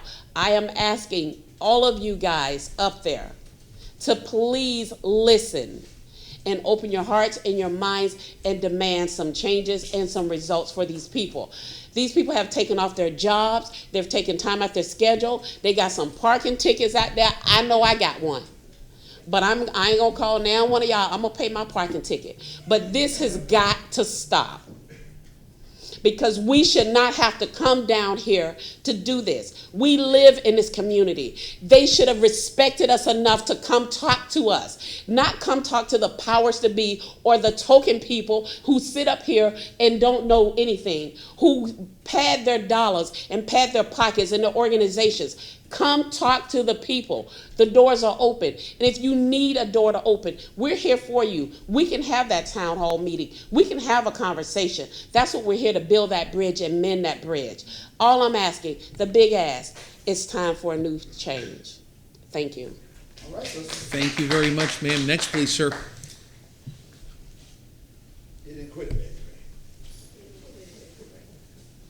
Good afternoon. I'm Reverend Willie G. Dixon. I have a business in District 5, and I would like to first say this. I'm here to straighten out some of this fake news. I've been in partnership with the City of Tampa, building houses, and I told the man back there, we have built over 250 houses. And we passed out some information. My attorney cannot be here, but I want you to know that on Palm and Ola, we have 8 lots that the city owes the Koch Foundation. And first of all, I heard that the homes wouldn't appraise over $90,000. As a nonprofit, I've sold houses in East Tampa for over $145. And I'd like to say this. Councilman Goose is representing District 5, but you at large, Councilman, y'all are supposed to support him because you represent the whole city. So it shouldn't be just one man carrying the water. So here's another thing too. I heard they're using misinformation about Domain Homes. They did not get $1 million, they got $1.5 million. Zero interest. They have never given a nonprofit that type of consideration. Why? And HUD is investigating this. Know why? Because they said that you had to have built 35 houses the previous year. And I was told by somebody that worked with the city, they knew in advance. That's what you call collusion. It's immoral and illegal. So therefore, we know that the city was shut down before when they used low-income money to take and destroy a black community on Palm and Ola and Oak and Ross. And here I gotta confess, they used me. I was hoodwinked, I was tricked in going in and getting black folks to sell their houses. It was wrong. And now they can't afford the houses. They have 8 of my lots on that building they call the Pearl. And what you gonna do about it? You have the information, because I know it's gonna be time, you hit the buzzer, but this is not a workshop. A workshop is dialogue. We have a chance to tell you and answer some of these questions, because I heard a lot of questions and answers that's not true. I have been with the city, I know the good, the bad, and the ugly, and I know where all the bones are buried. So now, I pray that we do not have the city to shut down. You know, I hate to say it, but when Steve went to jail, they shut down the city for 3 years. I'll give you 30 seconds if you want. So I pray that you listen to the voice of the people. They're crying for justice. I'll be soon 88 years old, and as Connie would say, I can't tell my grandchildren go on Central Avenue. I say that over the park that you have named after Perry Harvey Sr. should be businesses over there. They went to Germany and destroyed the whole city and came back with a Marshall Plan. So don't tell me you can't rebuild a city. You need to put businesses over there. You need to have everyone that had a family member that owned a business to build over there. Thank you, now, sir. I thank you for your time. Thank you, sir. Next, please.